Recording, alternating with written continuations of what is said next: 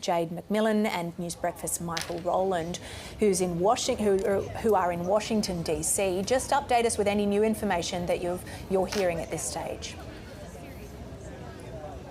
Well, at the moment, the Associated Press is quoting officials who say that this is being investigated as an attempted assassination of former US President Donald Trump. So we have seen that footage, we have heard those shots ringing out. We had a team member at that rally in Pennsylvania. She has described this confusion, this chaos in the immediate aftermath of this incident, crouching to the ground along with so many other people in the crowd as this unfolded.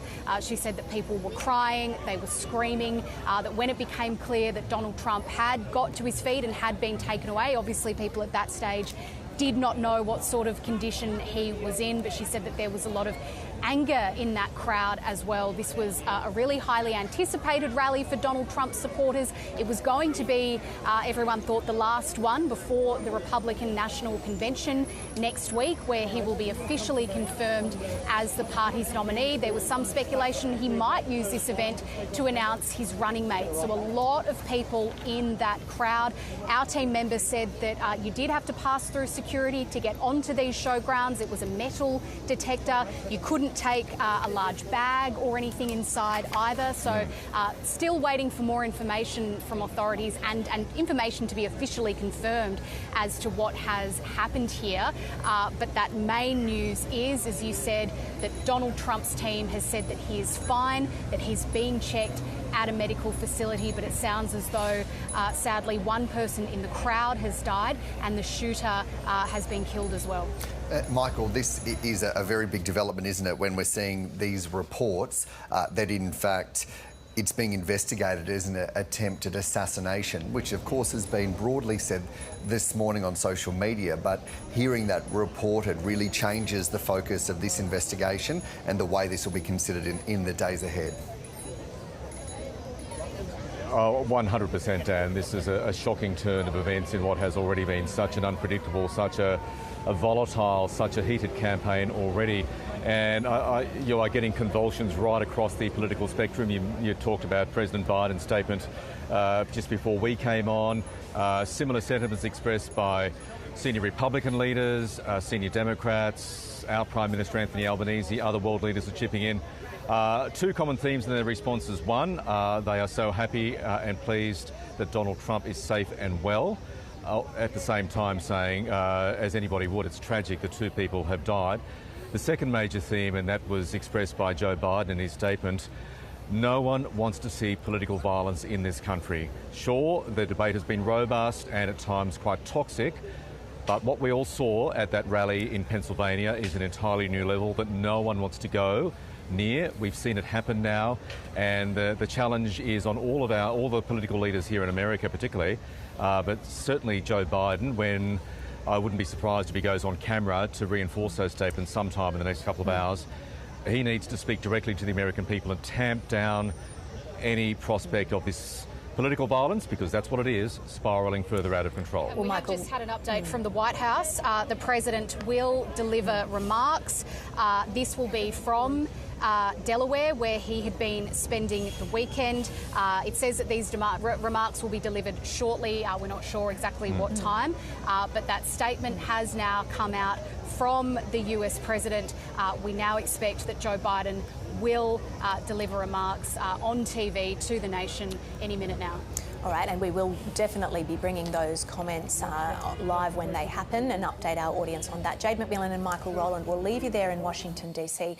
for now, and we can bring in Mike McMullen, a Trump Republican delegate who was actually at the rally. Mike, thanks so much for your time. Just describe to us what happened and what you saw there. Good evening or good morning. It's 8 o'clock here, Eastern Standard Time. I was to the left of the podium of the president. I was 20 feet away, next to our U.S. Senate candidate and two of our congressmen here in Pennsylvania. So I was about 20, 25 feet from the president.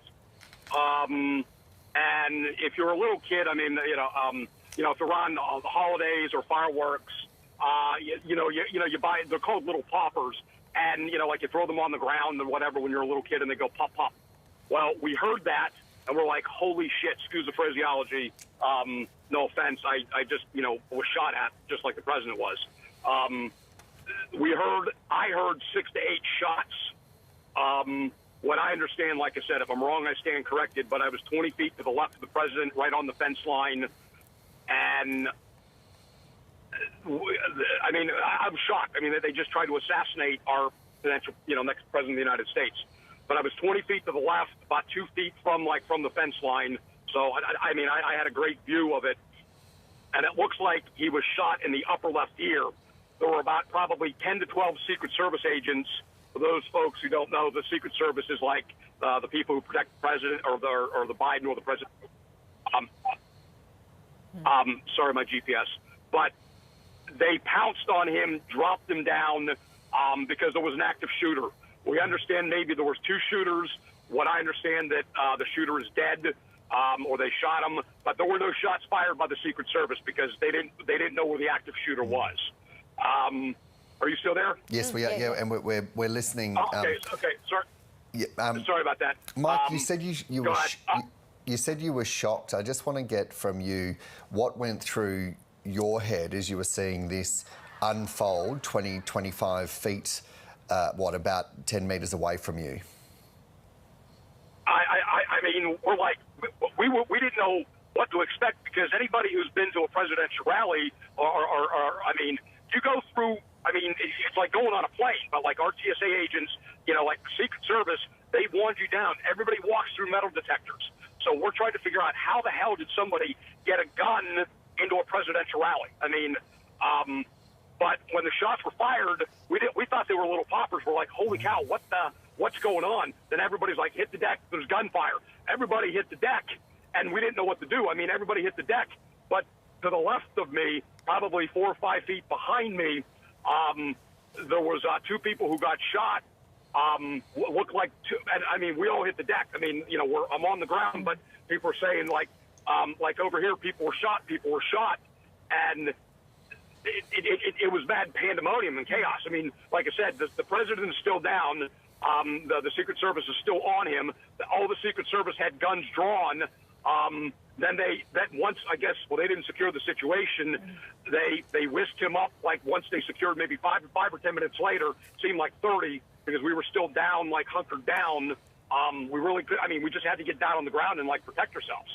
But they whisked him up right away, and like 5 or 6 like carried him out. But as he got up, like if you know, like he's like he does his little fist bump, and he gave a thumbs up, and they whisked him off. Now behind me, while we're still down on the ground. We're still down on the ground. We're all hunkered down to, you know, because we don't know where the active shooters are. We don't know where the shots. They understand. If I'm wrong, I stand corrected. But they say there are possibly 2 shooters, and the guns the guns were like crossfire. Were like, you know, coming like 2 different ways. But to the left of me, there was you know, like 4 or 5 feet directly behind me, there was an older gentleman and looked like a lady, but we were hunkered down that looked like took gunfire. Now, what their status is and condition, I have no idea. But after we were hunkered down, people were saying, hunker down, stay down, stay down, stay down. Then after that, it's called PSP or Pennsylvania State Police. They went over to tend to the couple people that were shot directly behind me to my left. And, you know, it was pandemonium. And, I mean, it's an active crime scene, but we don't know if there was an active shooter or whatever. But they're like saying, once they got the president out and they started tending these people, they said, everybody get out, start heading towards the exits. And that's what we did. And I escorted, I'm just old school, I escorted our congressman out, not my congressman, but the congressman to the north of me, and I walked him out just to make sure he got to his brother's house, which was, you know, right through, because I'm just old school, and I just want to make sure he got back safe and all that, because he didn't have any detail with him, or he didn't have any staffers with him, so I made sure he got out. Mike, Well, it sounds like a really dramatic and scary scene, what you're describing to us. When you say you question how someone could have brought a gun into this crowd, we know there are about 50,000 people, and we were speaking to our North America correspondent earlier saying that people had to pass through a metal detector, they couldn't take any large bags in. Talk to us about what you went through ahead and what the crowd went through ahead of this event when it comes to those security checks. Okay. Great question. So I'm a Trump delegate. I'll be flying out tomorrow morning at 5:30 a.m. tomorrow morning to Milwaukee, Wisconsin. What a delegate does, we nominate the president. And this is my 6th Republican National Convention going. But when you go to a rally, I have it's called VIP, very important person, which I'm not. I'm a Trump delegate, but we get special access. We don't have to stand in the general line. There were people lined up for like 7, 8, 9, 10 hours to go through the general line. But the VIPs like myself and elected officials, and it's called expedited entry, we go through like a special line, and then there's only like a couple hundred that get that. But when you go through these lines, whether the VIP or the expedited entry or the regular entry, it's like flying on an airplane. Like, I don't care if you're in Australia or the UK or the United States, you have to go through security. Like, you're walking through, like in the States, you got to go through the TSA pre-check, and you got to understand that, like, these aren't just like, Mike, we're just going to interrupt you, I'm afraid, because the US President Joe Biden is speaking now in Delaware. Let's listen in. I plan on doing well. I plan on talking to them shortly, I hope, when I get back to the telephone. Look, there's no place in America for this kind of violence. It's sick. It's sick. It's one of the reasons why we have to unite this country. We cannot allow for this to be happening. We cannot be like this. We cannot condone this. And I want to thank the Secret Service and all the agencies, including the state agencies, that have been engaged in making sure that the people and we have more detail to come relative to other people maybe injured in the audience. I don't have all that detail. We'll make that available to you. I may be able to come back a little later tonight, but we'll put out a statement if I'm not able to if it's not convenient for you all. But the bottom line is, the Trump rally was a rally that he should have been able to be conducted peacefully without any problem. But the idea that there's political violence or violence in America like this is just unheard of. It's just not appropriate. And everybody must condemn it. Everybody. I'll keep you informed, and if I am able to speak to Donald, I'll let you know that as well. But so far, it appears he's doing well, number one. Number two, that they're thoroughly investigating what happened to anyone else in the audience. We have some reports, but not final reports. And every agency in the federal government, I'm going back to my phone to speak with the federal agencies that are being put together again to give me an updated briefing. Has anything happened? They learned any more in the last couple hours. So thank you very much, and I hope I get to speak to them tonight, and I'll get back to you if I do. Okay? Mr. President, do you think this was an assassination attempt?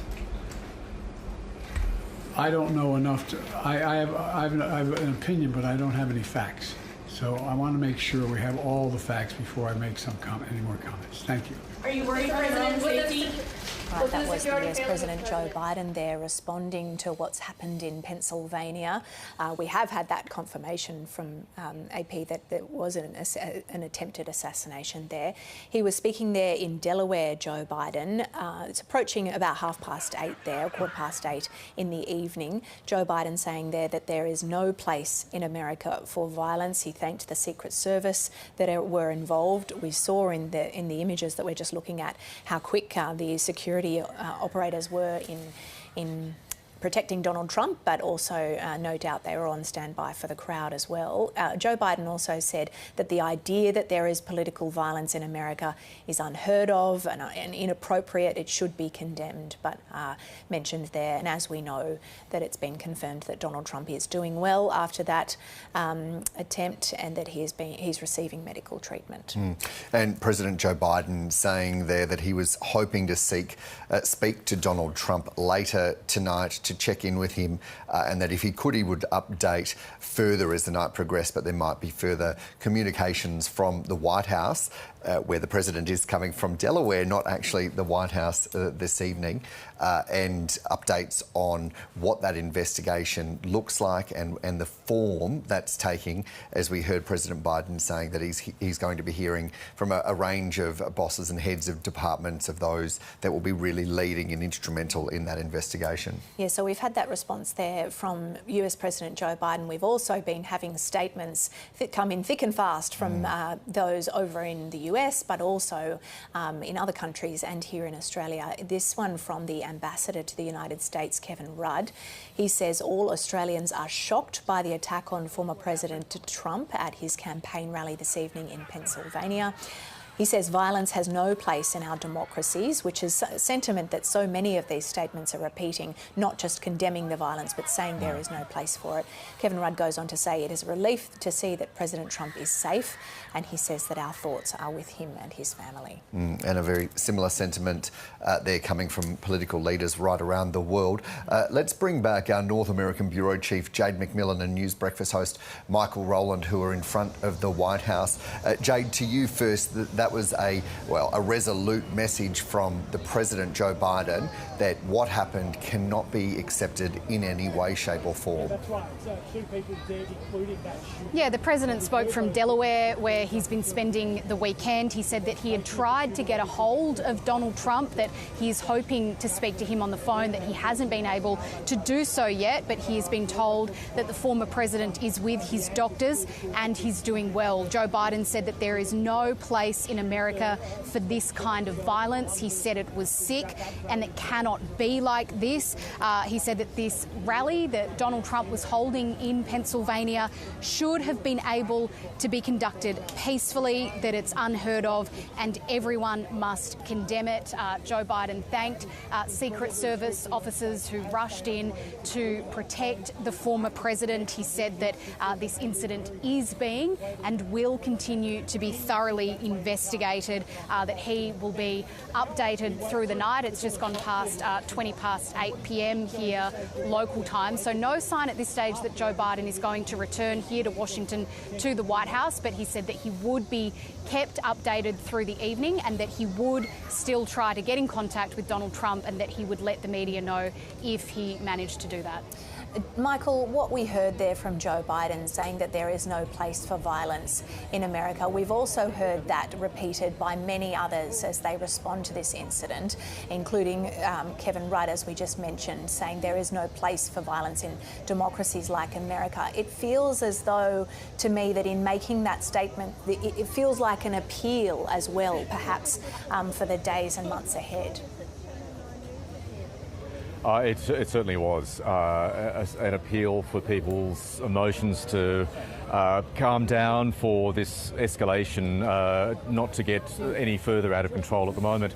Sadly, this country has a big history of political violence. I was just speaking to a gentleman behind the camera here just before coming on. He was wearing a Donald Trump hat. He's a supporter of the former president, and he said the first thing, he was clearly shocked, as we all are, as everybody is, the first thing that came to his mind was the attempted assassination of Ronald Reagan at the Washington Hilton Hotel, not too far from where we're standing here at the White House, back shortly after he assumed the office in early 1981. And of course, we saw the assassination of the Kennedy brothers in the 1960s, Martin Luther King in 1968 as well.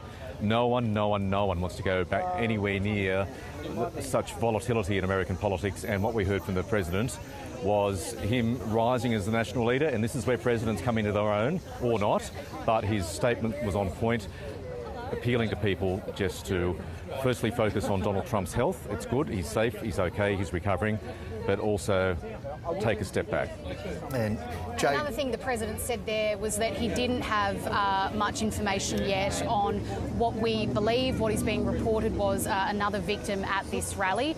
It is being reported that the shooter has been killed, but also one of the people who was in the crowd there. So Joe Biden said that he didn't have more information on that at that stage, but that everything was being investigated and that he would provide updates later. And Jade, there have already been questions asked about security at this particular event, how someone got a weapon into that, but also the lack of security, like in terms of screens, bulletproof screens around the former president and presumptive Republican nominee.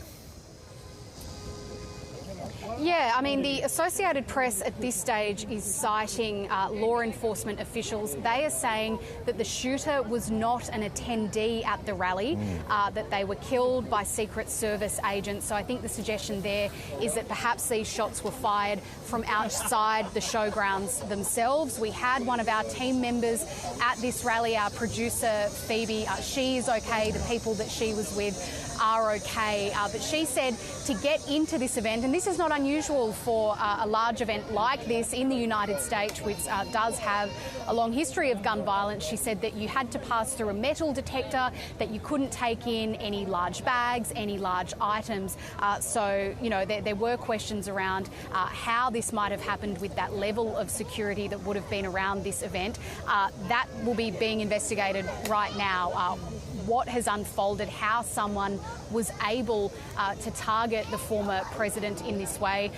Donald Trump is not just a candidate at this year's election, he's a former president, of course, so he does have Secret Service protection for life. We saw those officers springing into action seconds after these shots rang out, but I think they will be questions that are asked absolutely. What sort of security was there for him on the stage? I'm just not sure whether those arrangements differed to what might normally be there or not. They are all questions that will be asked and should be answered in the coming hours. Michael, as Jade was saying, America has a long history of gun violence, and of course we know assassinations and assassination attempts of presidents and presidential candidates. But we were speaking with Bill Wyman from the University of Sydney. He's also the former assistant managing editor of NPR in Washington, and he was saying for this one, this is the first social media era attempted political assassination.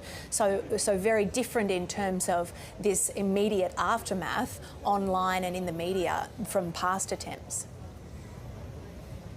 Indeed, and those horrible images of Donald Trump being shot and blood coming from one of his ears and being hustled off the stage have gone viral, as they do very quickly in the social media environment. So that is very different to these previous examples of political violence in America. What we can expect to see unfold in the next couple of days, first and foremost, all attention on Donald Trump's recovery. He is okay, he is safe, he's in hospital, as Jade mentioned. For the President Joe Biden hopes to speak to him tonight. That by far is the most important priority. I think we can expect to see, certainly from Donald Trump's perspective, because he's in hospital, a pause in campaigning. Do not expect to see any campaigning from Joe Biden as well, and he will spend as political leader and as the political leader of this country, Donald Trump, when he's in a position to speak, hopefully as well, will use every opportunity to try to get this election campaign back on a more civil and non-violent course. And Jade, we were speaking to you a little earlier, not too long after this unfolded, and you were much closer to the White House. That area was then evacuated, yourself included. Do we have any more information about whether that in fact was part of the response to this shooting towards Donald Trump? And do we know anything about broader security precautions that have been implemented? Yeah, look, we don't have any official word on what happened here. It's not unusual for this park right across the White House to be closed off. Usually it's when the president is coming or going, or he's having other world leaders coming for an event. People are often moved out to this spot where we are now. But it was quite remarkable. I was watching Donald Trump's rally on my phone, preparing to speak to the news channel about the upcoming election, about Joe Biden's political pressures. I, like so many people, saw it unfold right in front of my eyes, couldn't quite understand what was going on. The broadcasters that were carrying this rally live, you could hear the concern in their voices immediately, everybody trying to work out what had happened. And people that were here, news, as Michael said, this is the social media generation. News filtered through very quickly. There was a sense of confusion as everyone was moved out of this area. There were police at the end of the street here, and no one still has been allowed back in. So whether that was in some way to do with some kind of official protocol wouldn't surprise me, but I just don't know at this stage. And as I said, the President isn't here in Washington at the moment. He is in Delaware. But again, there are reports that the New York Mayor, Eric Adams, has said that out of an abundance of caution, the New York Police Department will increase its presence across the city, including at Trump Tower. Donald Trump doesn't live in New York anymore. He has moved to Florida, but he does have that very well-known, iconic premises in the city there. So Eric Adams saying that we are surging these resources, or a spokesperson for Eric Adams saying we are surging these resources. We want to be very clear that we see no nexus to New York City at this time, but the Mayor has been briefed. We're seeing live pictures at the moment of Pennsylvania where that rally took place and that assassination attempt happened. The area itself looks fairly deserted. We saw the live pictures in the moments after that attempt of the crowds being cleared out. There were a number of people there, obviously, about 50,000 people there, so it was quite an operation to clear that area.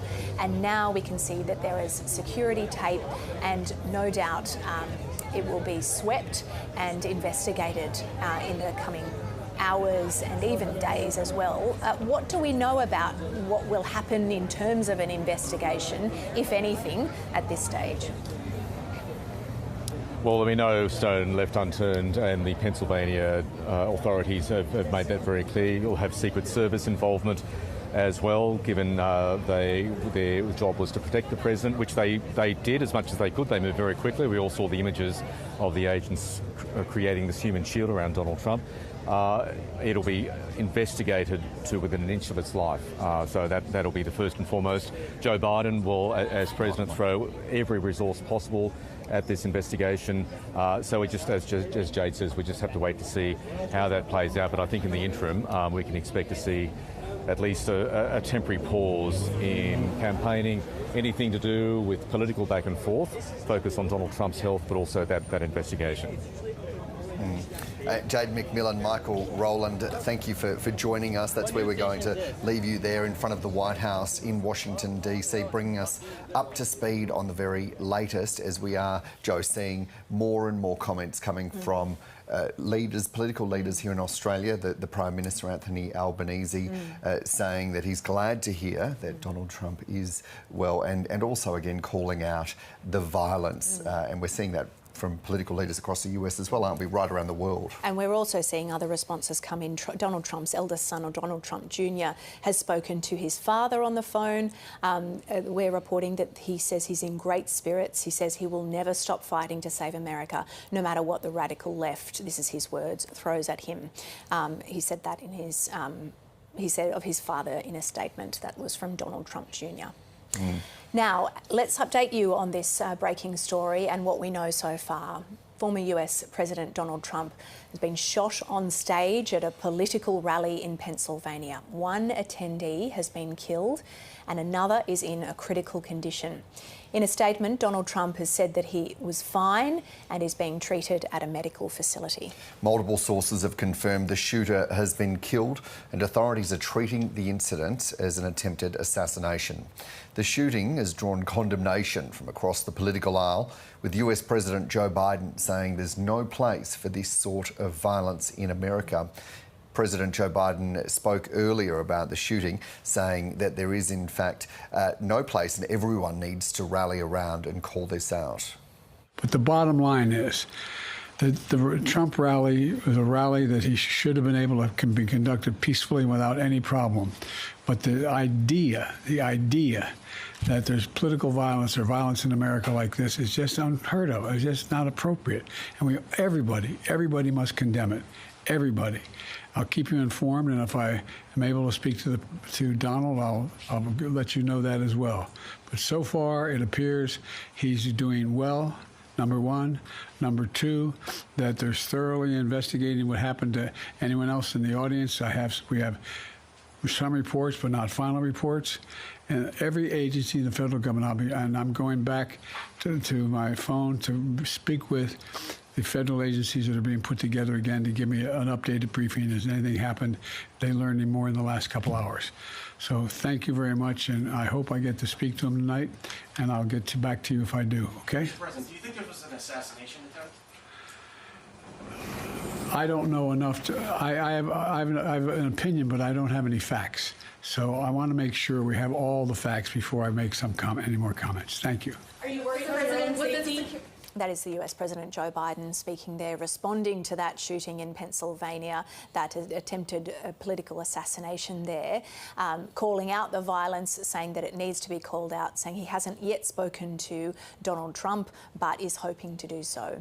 Now, Mark Willesee is an investigative journalist with Four Corners who has been speaking to Trump insiders for an upcoming episode of Four Corners. Interesting timing there for this Four Corners series. What do you make, given what you've done for this episode, what do you make of what's just happened? Well, for this double-headed episode that we're doing, this series, we actually went to a Trump rally in New Jersey, next door to Pennsylvania. And what was interesting was the level of security there. It was massive. And for something like this to happen, obviously there has to have been a security lapse where we were. We were at Wildwood, New Jersey, along the beach.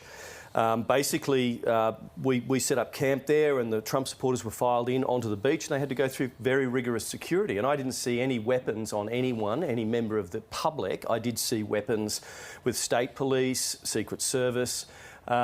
So, yeah, from what I saw at that Trump rally in New Jersey, security was very tight. They were on the lookout for weapons. They had the, metal detectors, people everywhere. And we did hear from our bureau chief in Washington, Jade McMillan, saying that some of the reporting in the US is that the shooter wasn't actually an attendee, but potentially from outside, which will raise questions about proximity, won't it? It would, and what's very interesting is that we didn't get inside the rally. We were on the outskirts of the rally, and there were pubs and restaurants with a view into it. In fact, one of the owners of the pub said, "Do you want to come up and film looking directly into the rally?" So we went up there, and it was a perfect sniper's line of fire. And, there were, I have to say, Secret Service agents on top of every building with oversight, but we could get up there. Now, we didn't have to go through any security at all to get to that vantage point. Wow. We're seeing aerial shots, it looks like, from a helicopter here just above Pennsylvania. It's interesting with these events in the United States and anywhere really, but particularly in the United States, the intense media coverage of these presidential campaigns. This was broadcast live. But when we're talking about security, what I've heard from so many of the statements responding to this event is people saying there is no place for violence, condemning the violence. It almost feels like an appeal for the weeks and months ahead in the lead up to November's election, because there are concerns that this could potentially spark other violent acts. That's right, and one of the themes that we found with our Four Corners, investigation going across America from California, Arizona, Georgia, all up the East Coast is there are people talking about violence. There is fear about violence, and in fact we spoke to people for the Four Corners series who say, depending on which way this election goes, there will be violence. So there is a sense in the United States that some people are talking about civil war. They're sort of on the extreme. But we spoke to a former Republican congressman who said, I'm not worried about civil war. I'm worried about civil disorder. Things really getting violent. Spoke to a very senior former FBI agent who was in charge of the Trump Russia investigation of Russian interference in the 2016 election. He said, I do worry about the propensity for violence by Trump supporters. Now, what's interesting about this, obviously, this was against Donald Trump. And having been to his rally in New Jersey next door, it is a very cult-like atmosphere. I saw two Biden protesters, people protesting on behalf or for Joe Biden against Donald Trump, and they were pretty well shut down by the pro-Trump supporters there. So, yes, there is an undercurrent in the United States that something could happen, and of course something has happened. And at that Trump rally, I did speak to one of the Biden supporters, and he said, look, I just hate the hatred that we the way we engage in political debate now. It's very violent language. And he was making the point that Trump engages in violent language. But now we're seeing someone who's targeted Donald Trump using more than language. Yeah, I want to get to, in a moment, the polarisation of the media and the echo chambers that has seemed to be something that epitomises this presidential race. But there was a moment when Donald Trump stood up after he had been shot, and you could see blood on the side of his head. He's surrounded by those security forces who are really like a shield around him. And he put his fist up in the air. It's being described as, I think you said, a sign, an indication of defiance, of strength. Here it is, this is that moment there. And we're seeing that being picked up by politicians of all stripes sharing that. This has become a major image from this event right now. What does that say to you? Well, Trump projects the idea of strength to his supporters, and that is directly at his supporters. And they will be saying, that's the man that we want as our president. He has just basically come within millimetres potentially of losing his life. He's got blood pouring from his ear. He's surrounded by Secret Service agents who want to shield him, but he's pushing his way out and pumping his fist. That will be an image that we will see right up to the polls in November. It's one that's a very powerful image that this man, this former president who knows all about imagery, it'll be wall to wall. It already is, and it possibly is the defining moment of this campaign. Well, Mark Willesee, thank you so much for coming in. All the best with the series that you've got coming out for Four Corners. Thanks for having me. And supporters of President Trump who were actually at the rally have told Reuters that the attempted assassination will only deepen division in the country. Let's hear from them. Horrifying. I mean, the shot, I mean, and the stuff was coming off the side. For people to do that, I don't know. It's just, it's stunning. It's absolutely stunning. It's just going to drive people to even be more for him. I mean, especially when that picture comes out. It's pretty upsetting, isn't it? I have a grandson. He just finished first week in boot camp. If he's not president, there's going to be a war around the world. If he's not the president, and my grandson, I mean, he's going to have to go. My daughter still cries. She's been gone a week. He's at Fort Benning. Yeah, it's very. He's doing this for us. I mean, hundreds of millions of dollars in legal fees. He doesn't have to do this, but he's fighting for us. I was on the left-hand side on the ground next to the fence. And no one on the ground here. I was standing there, and all of a sudden it sounds like firecrackers going off. But then I heard the shots, and then all of a sudden somebody hollers, "Get down on the ground," and everybody's going down on the ground as low as they can get. Then the Secret Service comes running up through and says, "Everybody out, get out of here now." And they ushered us out of the area. And we're not sure, I couldn't be sure where the shooter was or where the shots came from, but they sounded awful close. Yeah. You mentioned a firecracker sound and then shot sound. I heard that too. Yes. Sounded like different weapons, right? Yeah. Well, I think the first was probably the shooter shooting at the president, and then I think what I heard secondly would have possibly been the Secret Service or some other officer shooting at the person that was shooting at President Trump. I heard you just mention Butler Hospital. What do you know? I was just told by my granddaughter that Butler Hospital is on lockdown. So lockdown because of the Secret Service is what was said on the TV. So I don't know if that's because of someone that was injured other than the president, or if they did take the president there. I could not tell you. I do not know. Okay. What's your reaction to this whole situation? I'm very upset. I can't say for sure who's behind this, but I'll tell you what. It's only going to cause more division in this country because of the people that support President Trump.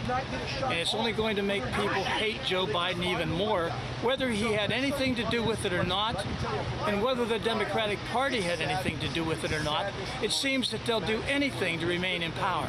And I'll tell you what, it's only going to cause more division in this country. And there's enough already. You're going to see more.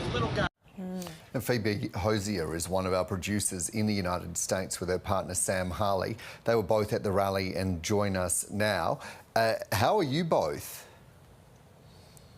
Okay, considering.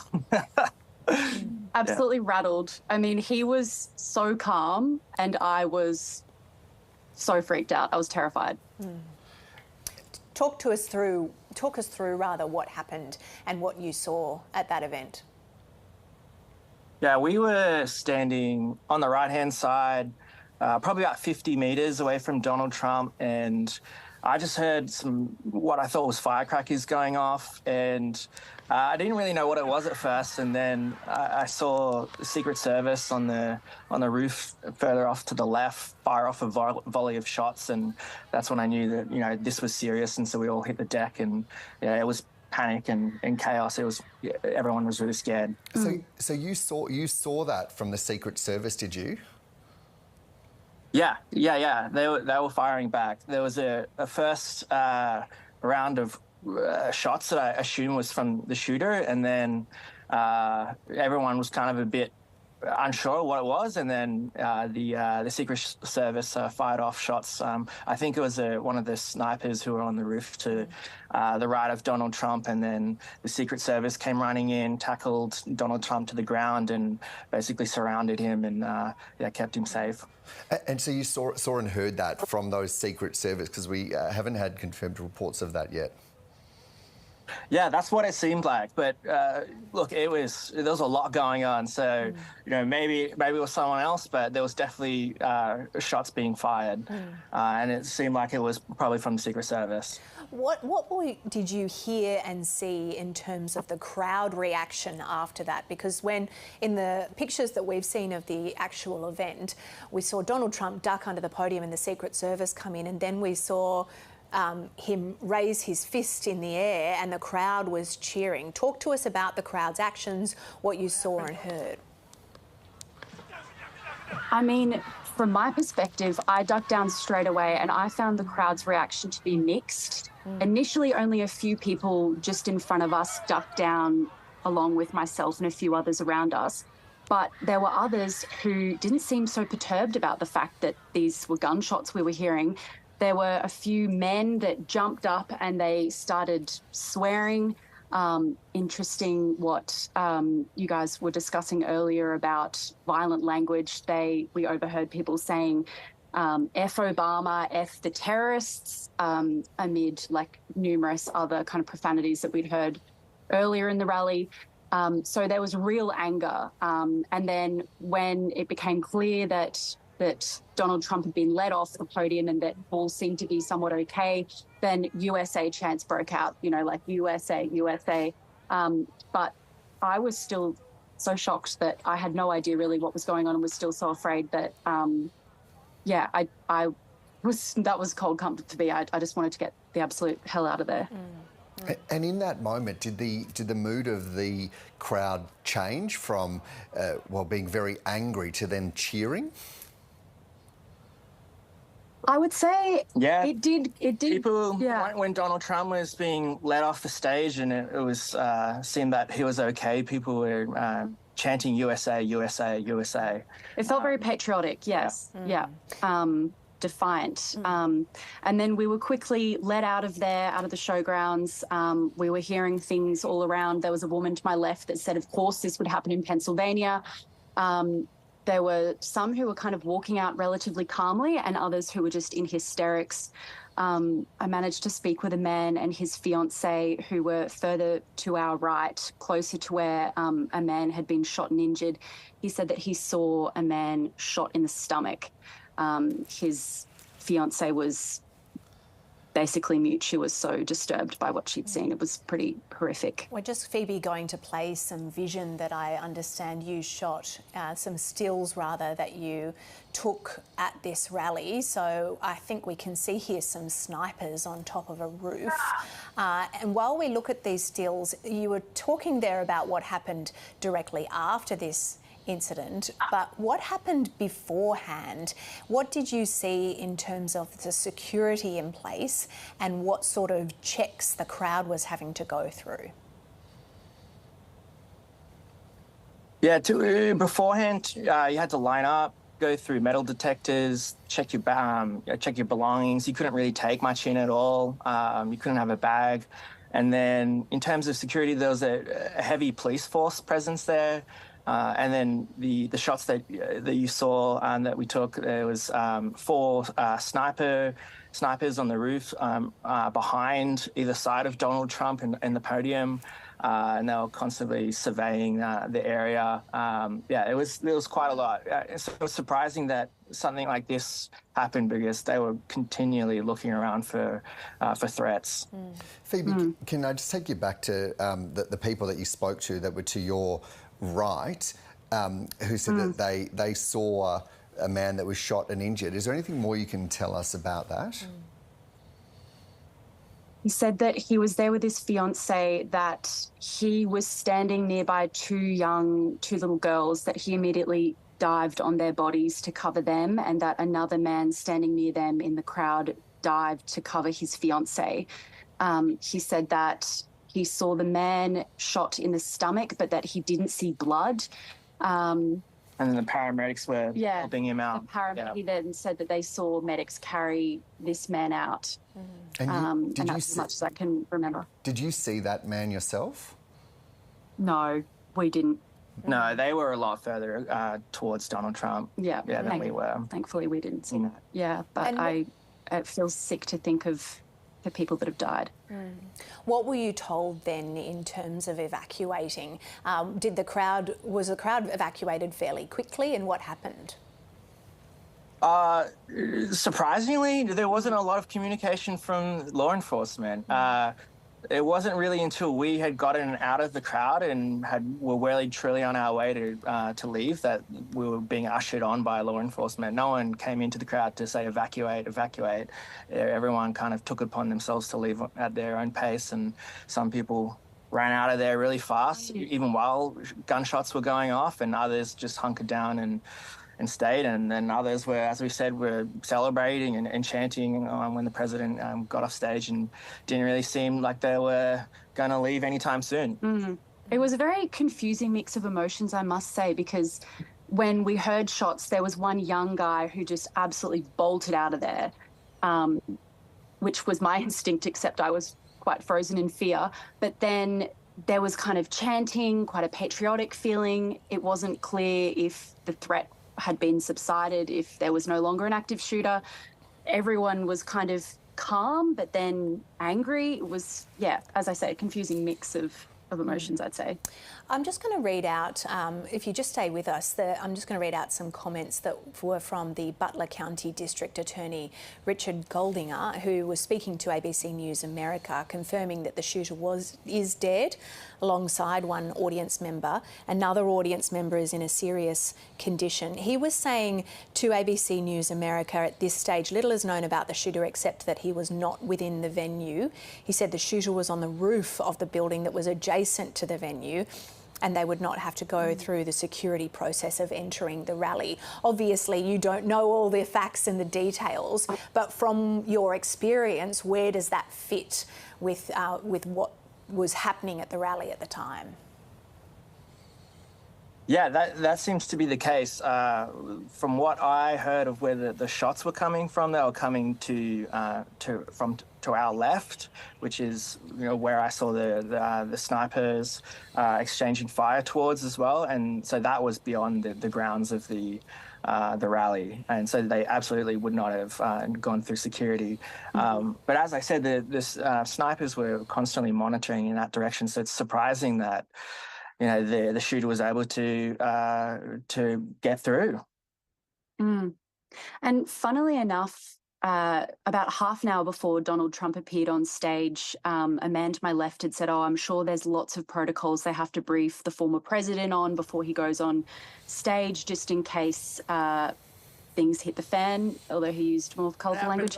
And in my head, I thought to myself, that would be true. But I imagine with, the fact that he's a former president, he would have such, thorough security and the Secret Service being there. It didn't really cross my mind that this would ever happen, an event like this. So it does make sense that someone was not within the venue where we all were screened, that they were in fact outside on a roof, as you say. That makes sense to me.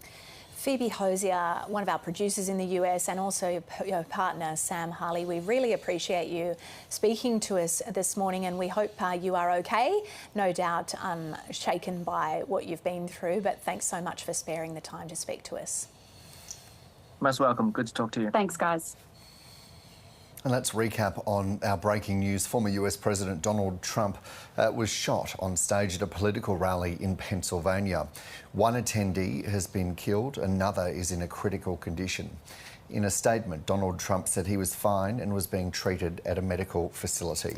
Now, multiple sources have confirmed that the shooter has been killed, and authorities are treating the incident as an attempted assassination. The shooting has drawn condemnation across the political aisle, with US President Joe Biden saying there is no place for this sort of violence in America, and those sentiments being echoed by many others as well. And the UK Prime Minister Keir Starmer says, quote, "I'm appalled by the shocking scenes at President Trump's rally, and we send him and his family our best wishes.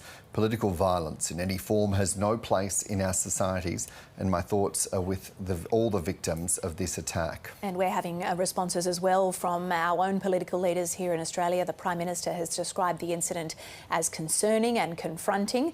In a statement, Anthony Albanese says the incident at former President Trump's campaign event in Pennsylvania today is concerning and confronting. There is no place, he says, for violence in the democratic process. Mr Albanese also expressed relief that former President Trump is safe. And President Joe Biden spoke earlier about the shooting, saying, in addition, that there's no place in America for this kind of violence. But the bottom line is that the Trump rally was a rally that he should have been able to be conducted peacefully without any problem. But the idea that there's political violence or violence in America like this is just unheard of. It's just not appropriate. And everybody must condemn it. Everybody. I'll keep you informed, and if I am able to speak to Donald, I'll let you know that as well.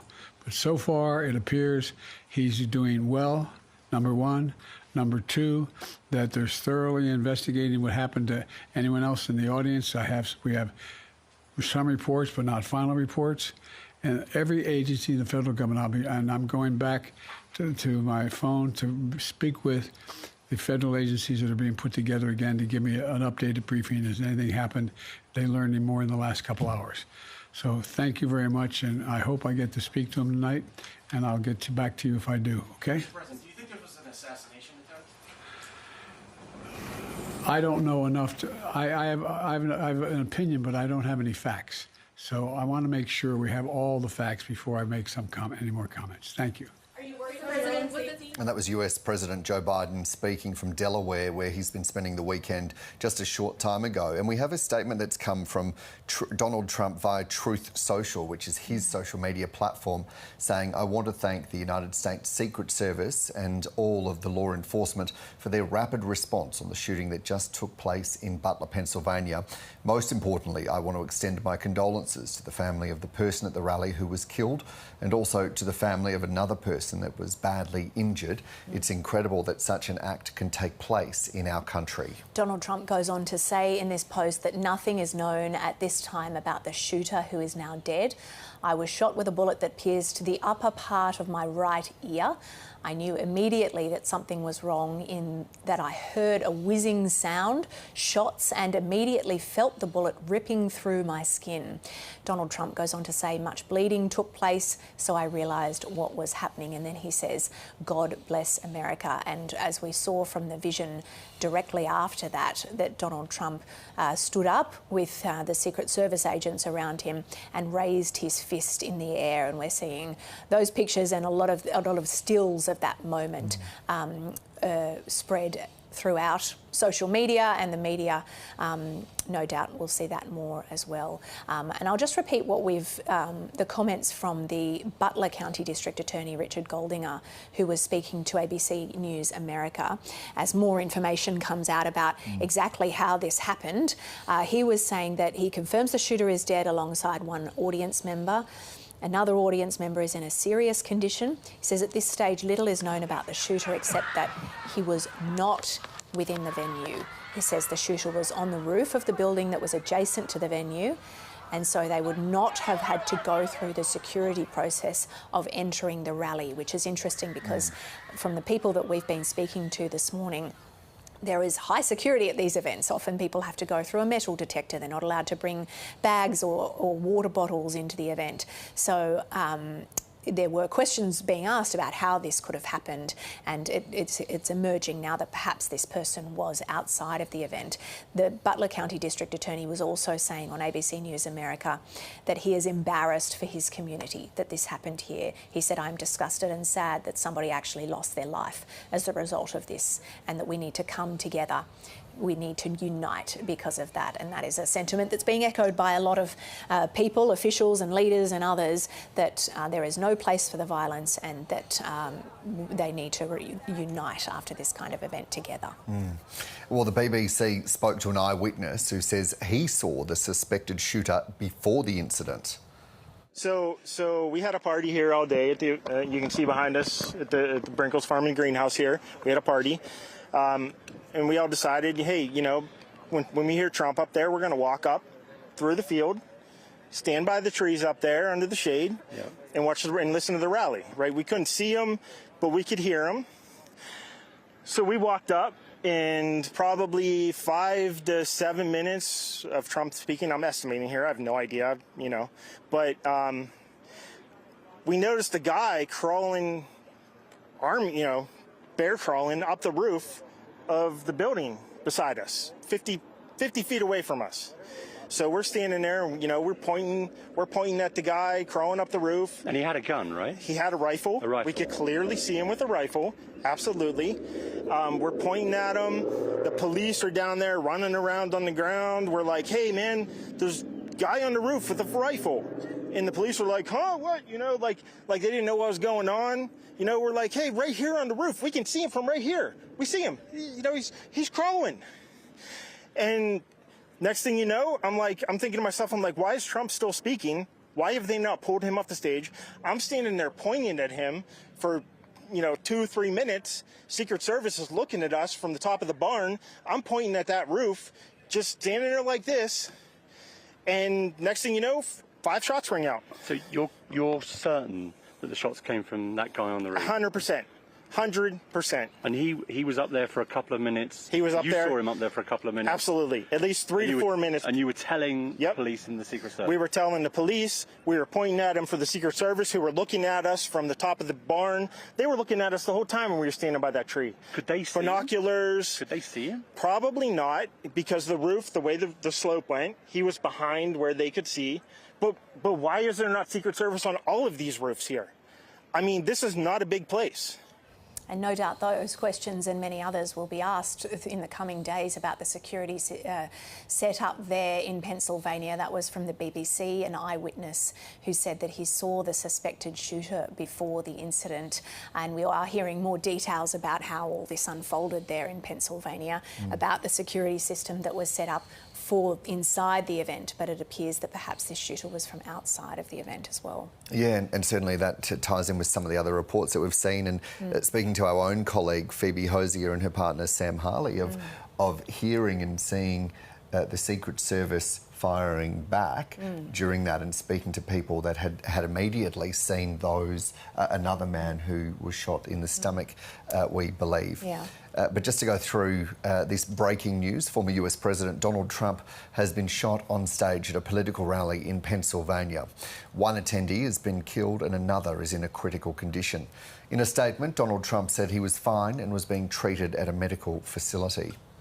Multiple sources have confirmed that the shooter has been killed, and authorities are treating the incident as an attempted assassination. The shooting has drawn condemnation across the political aisle, with US President Joe Biden saying there is no place for this sort of violence in America. Let's bring back in our North America Bureau Chief Jade McMillan and News Breakfast Michael Rowland, and we can see that it is getting dark there as it gets later into the evening. Do you have any updates from where you are there in Washington, DC? Well, we have received a statement from a spokesperson for the Secret Service. They have said that this suspected shooter fired multiple shots towards the stage from an elevated position outside of the rally venue. That reinforces that reporting we had heard earlier that this shooter was not at the showgrounds where the rally was taking place. It also helps to explain that reporting we had from our own Phoebe Hosier, who was there, who made the point that to get into this venue you did have to go through a metal detector, which is quite common for a large public event like this in the United States. You couldn't take any large bags or items in either. So it sounds as though somehow the shooter has been at some kind of vantage point and been able to target former President Donald Trump from outside the rally venue. This statement goes on to say that Secret Service quickly responded.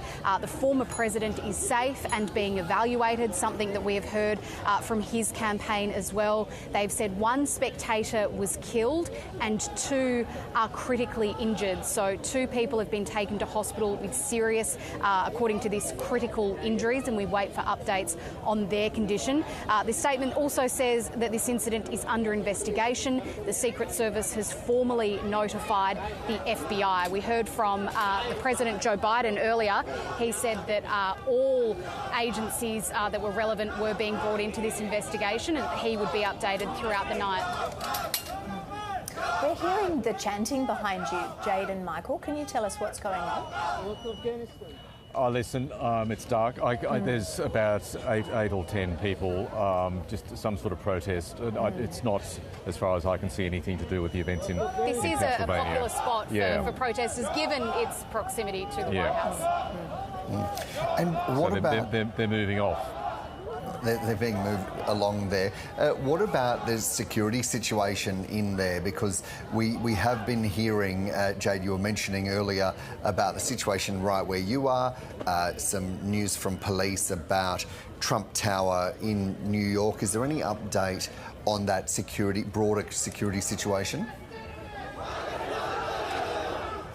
No, look, as we were speaking earlier, I think was when we were first moved out of this park. Again, that is not unusual for this public space to be cordoned off. It's usually when the president is travelling in and out of the White House or when he has foreign leaders over, for example. But it did feel as though that this was in the immediate aftermath of this incident at Donald Trump's rally taking place. They still have not opened it up. As you can see behind us, it is still blocked off. And we have heard from the New York City mayor that precautions are being taken there, particularly around Trump Tower. Donald Trump doesn't live in New York anymore, but of course it is where he spent so much of his life and really made his name. He now lives in Florida, but Trump Tower in Manhattan is such a well-known, such an iconic venue that the mayor said there that extra precautions were being taken as a matter of course. Michael, we've been hearing from some people who were at the rally at the time. There are about 50,000 people at the rally, and we've been hearing their accounts of what happened. But I understand that you've been speaking to people as well. Yes, here at the White House, people have flocked here over the course of the afternoon, and the universal response when I asked the Americans gathered here was shock. Absolute shock that this has happened. People of all ages, as you'll see, from all backgrounds and also from all political persuasions. Let's hear now from some of those Americans here at the White House roughly about an hour or so ago.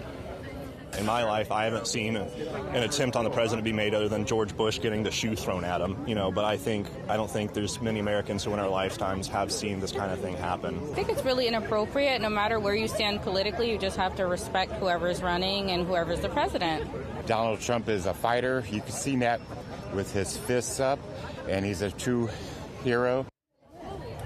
Yeah, so they were some of the Americans I spoke to, shocked, still processing the horrible news from Pennsylvania. That is what you'd expect any human, how they'd respond to it. And the political leaders in this country are reflecting that, aren't they, Jade? Across the spectrum, Republican, Democrat, firstly expressing their support and best wishes for Donald Trump.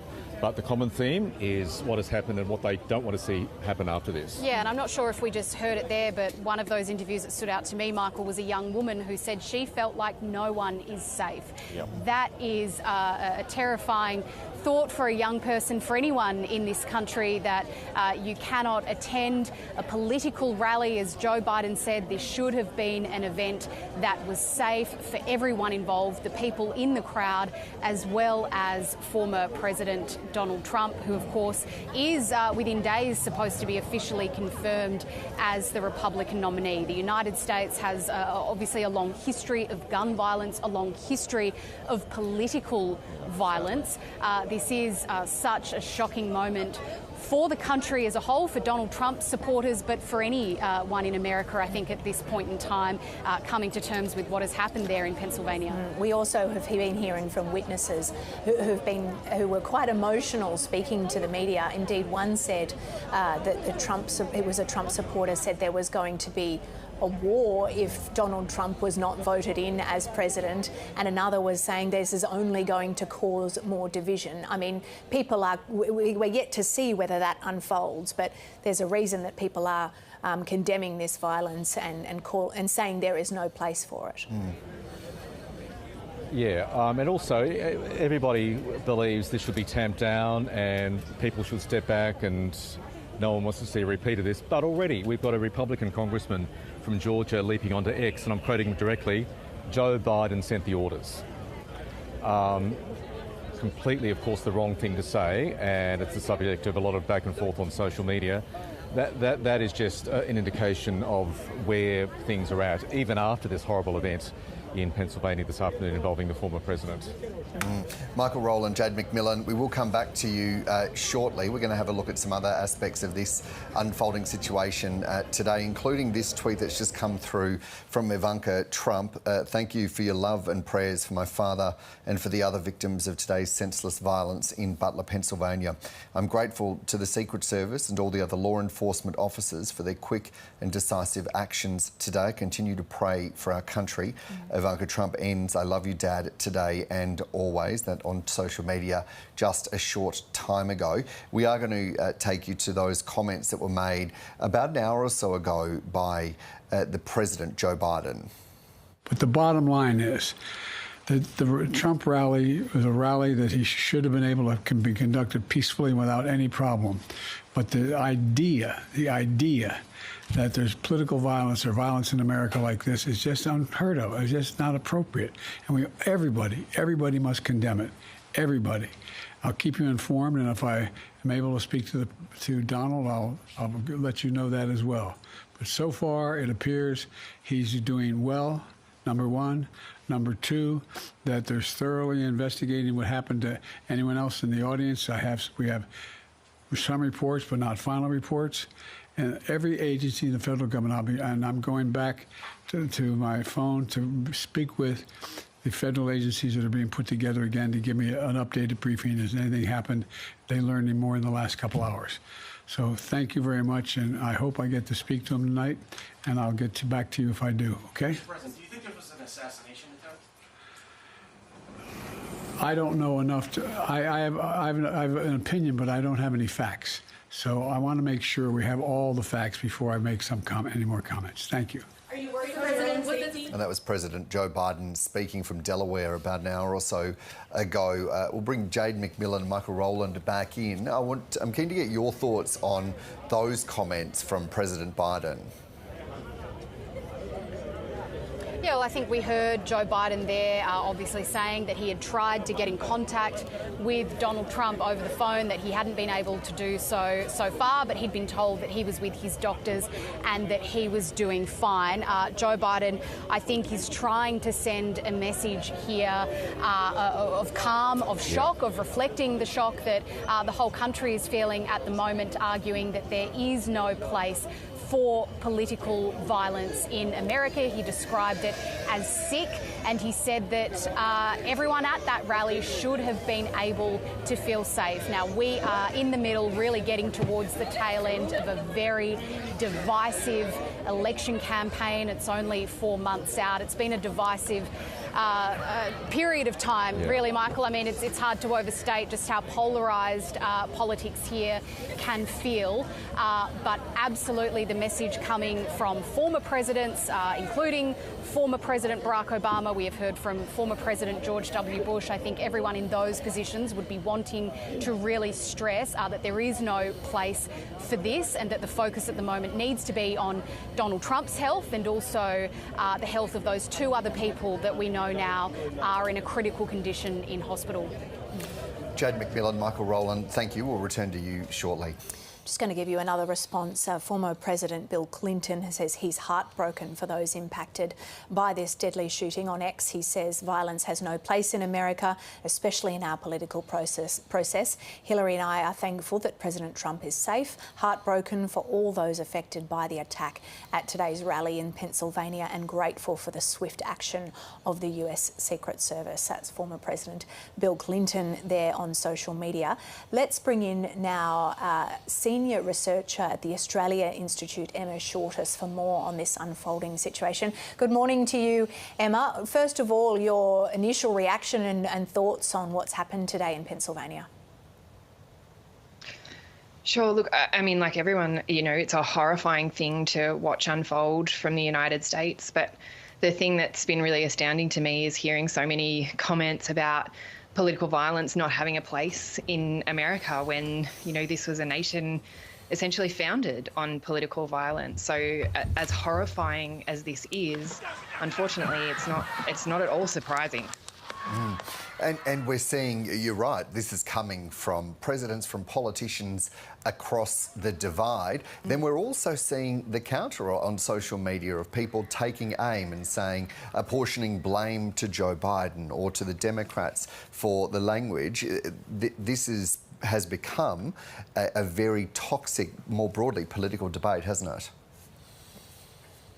It has. I think it's incredibly dangerous, Dan, you know, to see the conspiracies unfolding in real time on social media, given just how volatile American politics is at the moment. You know, political violence has been kind of simmering underneath everything for several years now in a really kind of frightening way. And so the potential, I think, for this situation to escalate, for political violence to be further normalised, is really deeply concerning. There are, of course, efforts by very high-profile people, including the president, to tamp this down and to ensure that it doesn't get out of control. But we can already see, you know, elements, particularly in Trump land, seeking to weaponise this in what is really quite a dangerous way, I think. We are seeing on social media that image of Donald Trump just after this, where he's got blood on the side of his face and he's pumping his fist in the air, which he did shortly after while the security agents were around him. How might this alter the campaign moving forward? Having that sort of an image spread around, how might it frame the election campaign? I think we can see that happening in real time, you know, with, again, high-profile figures on the right posting the image all over social media. And it does just show what a master of political visuals Donald Trump is, you know, that even in this situation, that was his instinct. I think it's too early to say how this will affect the campaign. You know, there's a lot we don't know. There's a lot to unfold. But certainly there is already, we can see, an effort to use this image to really frame Donald Trump, to make it central to his campaign. And I think there's real potential for that to be successful, especially given, you know, the Republican National Convention is next week. It's due to start on Tuesday, I think, at Australian time. And so it will be really important to watch how this is picked up by the campaign and how it's used. But I would also say, you know, today just shows things can change in an instant. So I don't think we should get ahead of ourselves in predicting, you know, what this will mean. Yeah, I wonder, Dr. Shortis, what you think is the impact of the polarisation of the media, echo chambers and the like, not to mention misinformation and disinformation, all of which have been traits of contemporary US politics, not just there, of course, around the world as well. Look, I mean, I'd also say not just contemporary US politics. Yes. Conspiracy is a thread that's run through American history for really since the foundation of the United States. Look, I think this is an extraordinary event that will mark this really what is already an extraordinary campaign. But again, you know, we have to be so careful about getting ahead of ourselves, but also I think contextualizing it in American history. You know, we talk a lot about the polarization of the United States, but that kind of implies there's a kind of equal level of extremism between left and right. That's certainly the narrative that Trump and his campaign and kind of Trump land more broadly are deploying about, you know, the extreme left. But the reality is that extremism in the United States is the kind of the domain really of the right. The right of America and the Republican Party in particular has shifted really to the far right. Donald Trump didn't create that. He's kind of facilitated and capitalized on it. But I think we need to be careful about the way we speak about division, because divisions aren't equal. And we know, for example, that the vast majority of Americans are in favour of gun control. For example, there isn't actually polarisation on that issue. It's just that there are very loud voices, very powerful voices who are interested in fostering those divisions. So I think we need to kind of take a step back when we talk about polarisation and division and recognise that what's actually not functioning in the United States is the institutions of American democracy. You know, it's not a case of equal division or a country being kind of equally pitted against itself. The vast majority of Americans abhor this kind of violence and want gun control, and I think that's really important to remember. And Dr. Emma Shorter, Senior Researcher at the Australia Institute, thank you very much for your company this morning.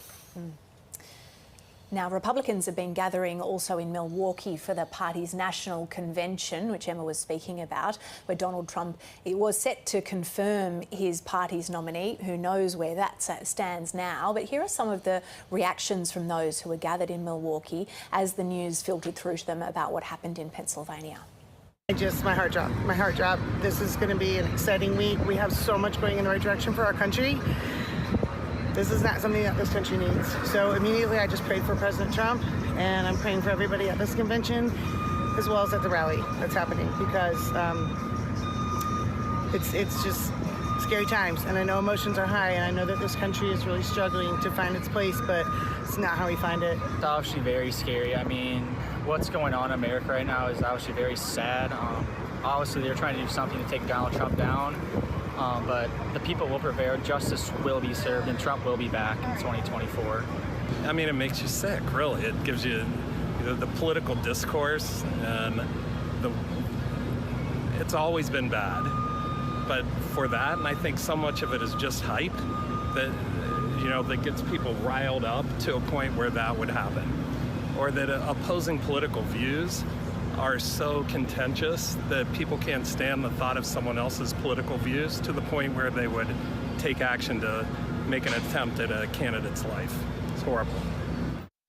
Some of the responses from people there in Milwaukee who are gathering there for the Republican National Convention. We don't know what's happening in regards to that convention because it was just a couple of days away, and this is a very fast-moving situation, including we've just had word that the Biden campaign will be pausing all of their ads. So the Associated Press is reporting that the Biden campaign is working to pull down all its television ads as quickly as possible following this shooting. And I think it was Michael Rowland who was saying to us earlier that he expects that there will be some sort of pause in campaigning. We're yet to hear confirmation on that, but it will no doubt, this event, affect the coming days in terms of how campaigning works. Yeah, indeed, it's going to have an enormous impact. I want to bring in Professor Ronald Sullivan, who's a professor of law at Harvard Law School and joins us now from Massachusetts. Good morning. Thank you for your company. What's your initial reaction?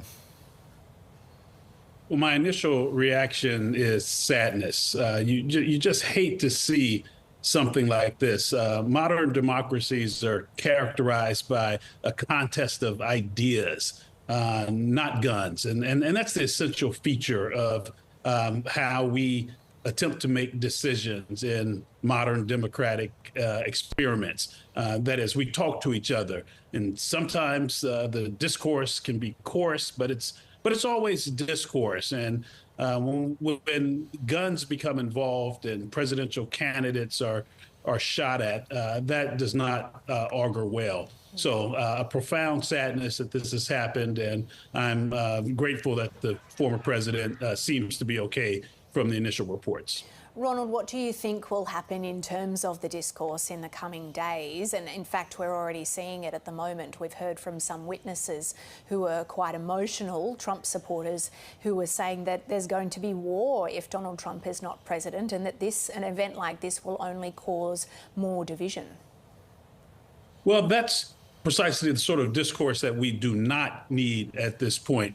And I think it's incumbent upon the people at the top of the ticket, former President Trump and President Biden, to set a tone that suggests to everybody, to all Americans, that the idea of America is bigger than any individual candidate, and that we have to do the sorts of things to keep our democracy healthy. So I just heard your report that President Biden is taking down his ads, and I just really hope that the leadership on both sides can take this as a sign that we need to sort of change the tenor.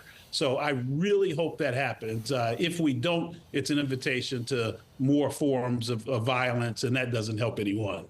And when you say change the tenor, what do you believe needs to happen here? Well, I think, as I said in the opening, the contest of ideas is one of the central premises to all modern democracies, but specifically the United States democracy. And if you think about it, the idea is as radical as it is powerful. If you go back to antiquity and march through history until very recent history, the people with the biggest guns were in charge. And here, if you have this notion that that ideas can carry the day, that people can talk and debate and vote, and really the power of an idea carries the day. It's a relatively new concept in world history, but it's the sort of thing that doesn't just happen all by itself. In other words, democratic institutions are not self-sustaining. We have to roll up our sleeves and work to maintain these democratic traditions. So if we don't do that, then things will not turn out too well. And that's my worry. So I think it's really, again, incumbent on people, the leadership, to remind the population that this idea is bigger than any party, than any candidate, and that we have to do and we have to behave in a way that's in service to this idea. Ronald, there will be wall-to-wall media coverage of this event. We've been on this rolling for quite some time now. In the United States, it's a different media landscape than we have in Australia. Just give us a sense of how this is being covered and how this will be covered by the US media. Well, it is wall-to-wall, as you say.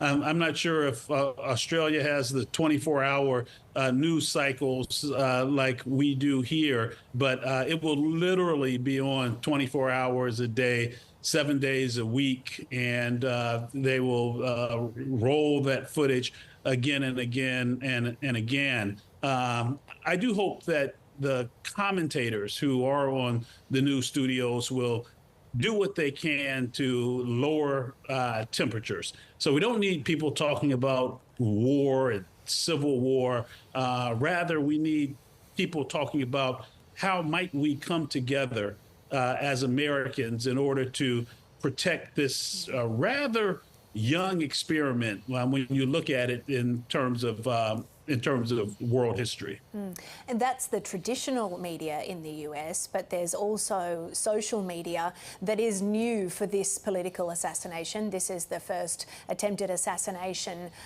since we've had the social media era. So what are your concerns about that side of, I guess, the media? That's an excellent point. And as you point out, it is untested at this point. Social media, in addition to being untested, is unbounded. That is, people can say anything they want and they can do it anonymously. So, you know, that is a tension in our political system here. So freedom of speech is an important value in the United States. But it also has its costs, and its cost is that people can say anything for the most part and rile people up unnecessarily. So the hope is that individuals will behave responsibly. You can't police it. You can't force people not to say certain things. But the notion is that citizens should behave responsibly. Now, that's a normative concept, and again, one that you can't police. But we'll have to see the ways in which the new sort of media responds to situations like this. As you point out, we haven't seen it before. So we're all going to learn a little something, and we're going to learn pretty quickly what happens. Right, Ronald Sullivan, a professor of law at Harvard Law School, joining us there from Massachusetts. We really thank you. We really appreciate your time. Thank you so much. Thank you so much. Well, Phoebe Hosier is an ABC producer in the United States with her partner Sam Harley. They were both at the rally and told us what they witnessed. We were standing on the right-hand side, probably about 50 metres away from Donald Trump, and I just heard what I thought was firecrackers going off, and I didn't really know what it was at first, and then I saw the Secret Service on the roof further off to the left fire off a volley of shots, and that's when I knew that, you know, this was serious, and so we all hit the deck, and yeah, it was panic and chaos. Everyone was really scared. I ducked down straight away, and I found the crowd's reaction to be mixed. Initially, only a few people just in front of us ducked down, along with myself and a few others around us. But there were others who didn't seem so perturbed about the fact that these were gunshots we were hearing. When Donald Trump was being led off the stage and it was seemed that he was okay, people were chanting USA, USA, USA. It felt very patriotic, yes. Yeah. Defiant. And then we were quickly led out of there, out of the showgrounds. We were hearing things all around. There was a woman to my left that said, of course, this would happen in Pennsylvania. There were some who were kind of walking out relatively calmly and others who were just in hysterics. I managed to speak with a man and his fiancée who were further to our right, closer to where a man had been shot and injured. He said that he saw a man shot in the stomach. His fiancée was basically mute. She was so disturbed by what she'd seen. It was pretty horrific. Beforehand, you had to line up, go through metal detectors, check your belongings. You couldn't really take much in at all. You couldn't have a bag. And then in terms of security, there was a heavy police force presence there. And then the shots that you saw that we took, there was 4 snipers on the roof behind either side of Donald Trump and the podium, and they were constantly surveying the area. It was quite a lot. So it was surprising that something like this happened because they were continually looking around for threats. That was Phoebe Hosier there, who's an ABC producer in the US, and also her partner, Sam Harley, who witnessed that event in Pennsylvania and were speaking about their shock. And I mean, it must have been a really unsettling event to witness, but they were talking about the crowd's reaction when it happened. They said it was a mixed reaction. You know, obviously there was a lot of shock, but then when Donald Trump, following that attack, raised his fist in the air, we heard a lot of people cheering as well. Yeah, shocked and afraid, and giving details about what they say they saw and heard from the Secret Service. They're responding and shooting at this shooter, and that was the first reports that we've heard today about the specifics around what exactly happened immediately after that moment right there. Donald Trump says that he was shot in the ear at the political rally, describing the buzzing sound and that whizzing sound and feeling a bullet ripping through skin, and has really thanked those first responders and paid his respects to those people that died there. Let's bring in News Breakfast Michael Rowland again. And Michael, we can still hear that there is, it sounds like that crowd there around you is getting louder. What's happening there? Listen, Dan, it's as much as I can hear, they are chanting Pakistan, Pakistan. So it's a protest clearly to do with Pakistan. It's got nothing to do with the events here. Right. And what more can you tell us there? We can see the White House off in the distance behind you of the reaction on the ground in the United States. Shock and convulsion about this horrible act of political violence that we saw unfold in Pennsylvania earlier today. As you mentioned, Donald Trump has said that he was shot by a bullet in the top right of his ear. We all saw those images of him collapsing to the ground behind the dais in front of the rally there at Butler, Pennsylvania. Secret Service agents leaping to the stage, getting him off stage. We've had confirmation of a few things. One, importantly, Donald Trump is safe and well. He is recovering in hospital. Two, that one spectator was killed. Two others were critically injured, and the shooter was killed as well. Really appalling scenes there we saw in Pennsylvania, and political leaders from right across the spectrum, Republican, Democrat, former presidents, have been united in firstly expressing their thoughts towards Donald Trump and wishing him a speedy recovery, but also saying uniformly that political violence, this attempted assassination, has absolutely no place in US politics.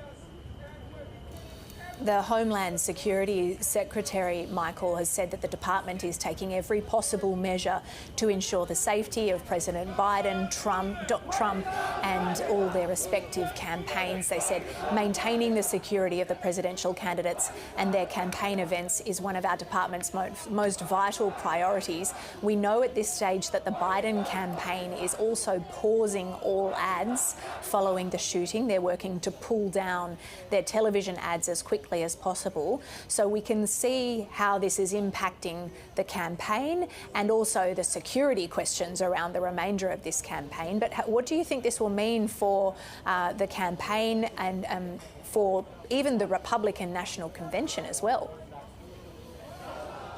Which was scheduled, and I use the word scheduled advisedly, to kick off on Monday. I'd be very surprised indeed if that kicked off on Monday, if it wasn't moved already. What you'll see is a cessation in campaigning, and we've seen that already with the Biden campaign, as you say, ceasing those TV ads with the focus squarely on the health of the former president.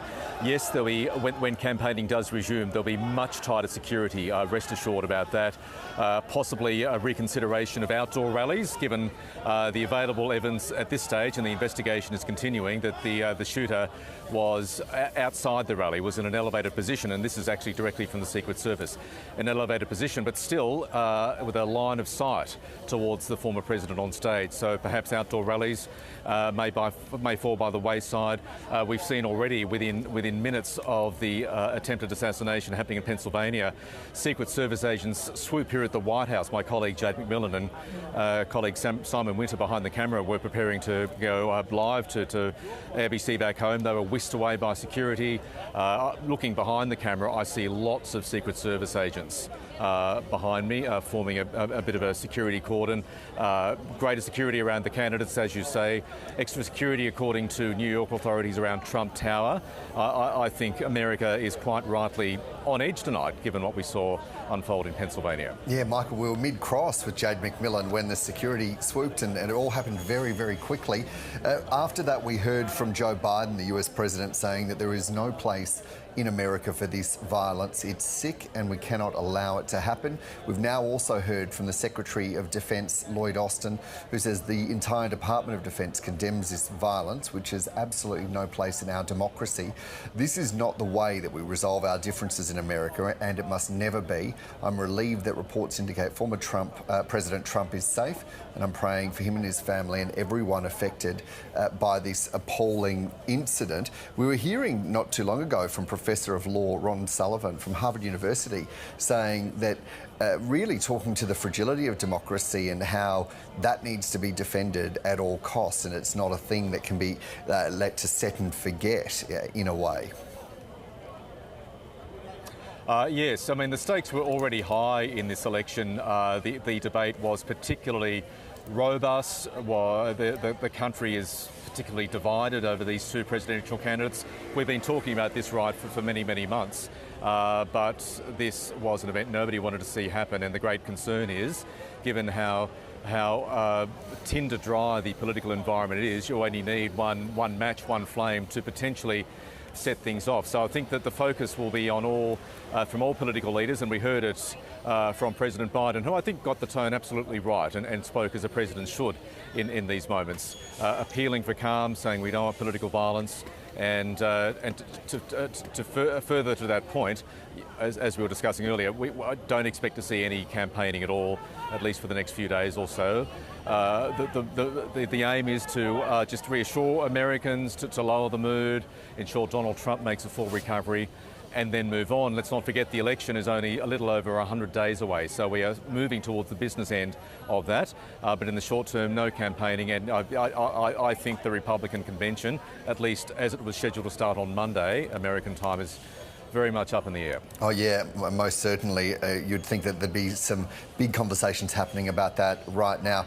Michael Rowland from News Breakfast there in Washington, DC. Thank you. We will come back to you a little later. Appreciate your insights and analysis there from the White House. Well, let's bring in election analyst Casey Briggs, who's with us in the studio. Good morning to you, Casey. What are you seeing in terms of the response and the reaction to what's happened in Pennsylvania? Yeah, well, Joe, obviously it's such a dramatic event, the kind of event we have not seen in the sort of modern 24-hour news, social media era.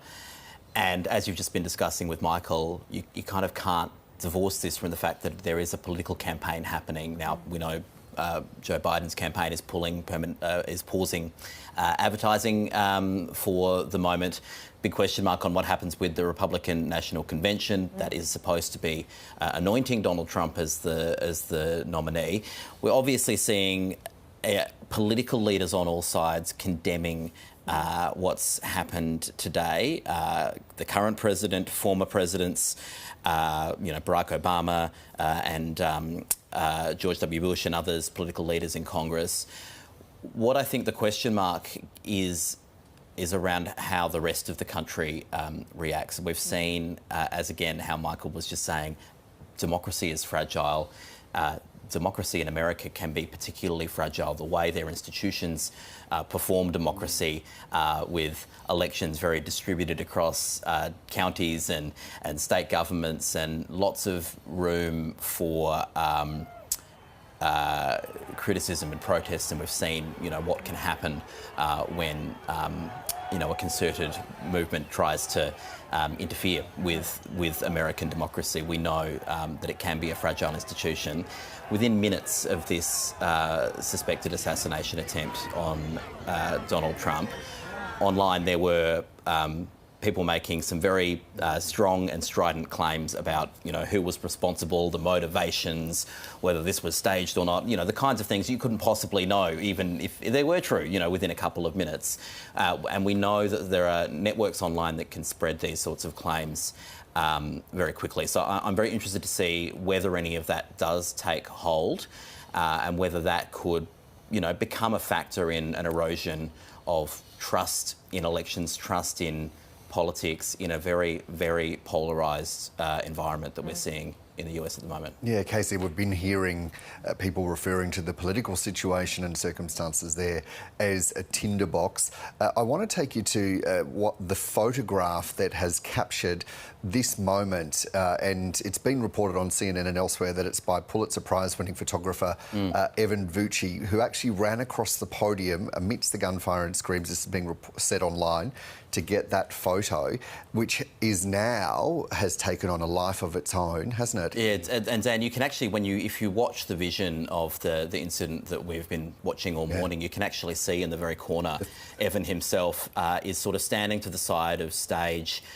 The moment that you hear that first pop of a bullet, he runs. He's sort of below the stage. You can't see him in that shot, but he runs to the right and snaps that photo within really just a matter of seconds. So actually an immense act of bravery by that photographer in running forward to snap that photo that I think is going to become, an iconic photo, one of those photos that will stick with us for some time to come. We'll talk to you in a moment about some of the reaction that we're seeing on social media, because as you say, this is the first time that we've had this sort of suspected assassination attempt in this modern social media era. But before we discuss that, we'll bring you this relevant information, which is some Republican politicians that have been assigning blame to the Biden campaign and to the Democrats for Donald Trump's suspected assassination attempt. Republican Senator J.D. Vance posted on X saying he believed the Biden campaign's rhetoric directly contributed to the shooting. He says the Democratic campaign pushed the notion that Donald Trump is an authoritarian fascist who must be stopped at all costs. Congressman Mike Collins squarely blamed US President Joe Biden, posting Joe Biden sent the orders, continuing on saying that the incendiary rhetoric must stop. And Republican House Majority Leader Steve Scalise criticised Democratic leaders, writing that they had been fueling ludicrous hysteria, that Trump's potential re-election would be the end of democracy in America. And Trump's advisor, Stephen Miller, echoed Scalise's comments, calling messages of the Democratic campaign a vile and monstrous lie that Trump is trying to end democracy. Continuing, this terrible hate and defamation must stop. Casey, we want to get your thoughts on those reactions and posts on social media. In light of people saying that violence has no place in America and calling for calm, what are your responses? Well, two things. First of all, we should just say those statements there, in context to those, we don't know the identity of the person that was responsible for this. We don't know what has motivated them. We may learn more as the investigation continues. So let's just put that very clearly on the table. There's a lot we don't know about this, and there are some politicians there, some very senior politicians there, casting aspersions and making some claims. The other piece of context is J.D. Vance, the first person that you shared the statement of there. There is speculation that he might be he might be the person that Donald Trump names as his running mate, which as his was vice due to president happen imminently. Imminently, could have been speculation that might have even happened today. Yes. If not, probably at the Republican National Convention, which again is due to take place in just a couple of days, or less than a couple of days. So we don't know who that vice presidential pick running mate will be just yet. J.D. Vance, though, was a name that was in the mix. He is very closely aligned with Donald Trump. He was a sort of Donald Trump pick when he was running in the midterms last election. So that's the other piece of context there is. So what we've got now is some is former presidents, leaders of the House, and sort of very senior members of Congress in the US saying this must be condemned. This was not okay. Political violence is not okay. Really not wanting to sheet blame at this point on anyone on both sides of politics. there we have a series of politicians that are more closely aligned with the Donald Trump camp saying something, a little bit different. Well, and the points that they're making is that on one hand, we've got to take the heat out of this, while on the other hand, being seen to be ratcheting that up with some of the words that they're using. It's certainly not going to help take the heat out, is it? It wouldn't appear that way. In a week where, again, yes, there's this massive event planned in Wisconsin. The Democrats are going to have their convention in a month. This election is heating up. It has been febrile. It has been very hotly contested. This is, I think, what many people would be worried about, thinking, is this going to become a flashpoint in, a bigger catalyst for something worse in terms of the conversation around America's democracy. The other real big test, as we see this play out on social media, is the spread of misinformation and disinformation. What are we seeing in terms of that, and the risks involved in that rapid spread of information, whether it be true or not, on social media? Yes, and misinformation spreads much faster than real information a lot of the time. So we've seen, all of these, I'm just trying to pull them up now, but we've seen a whole series of claims, and I won't repeat them all on the air because it is unverified misinformation and some of it is malicious, around, whether this was a staged event, whether this was, we've seen them from the statements there from leading politicians, whether, who was responsible, what the motivations were for this event. We know these things. This information can go viral very quickly.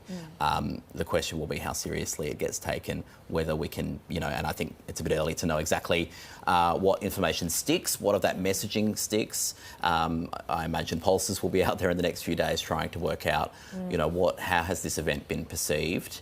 But as I say, we know so little at the moment. The Secret Service is still investigating alongside the FBI. We don't know who is responsible, and we don't know what their motivations are. So anything you see online at the moment that's claiming to know what the motivations are or who the person was, it's not verified.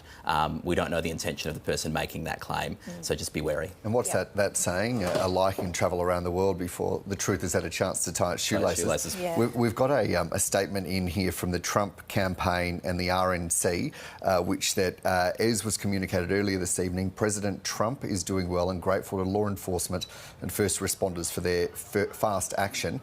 President Trump looks forward to joining you all in Milwaukee as we proceed with our convention to nominate him to serve as the 47th President of the United States. As our party's nominee, President Trump will continue to share his vision to make America great again. Sincerely, Donald J. Trump, and the Republican National Committee Chairman Michael Whatley and Co-Chairman Lara Trump there as well. So that would appear to indicate, Casey, that Milwaukee and this convention is still going ahead. Well, Donald Trump is never one to, he's always one to make the most of any event that comes his way.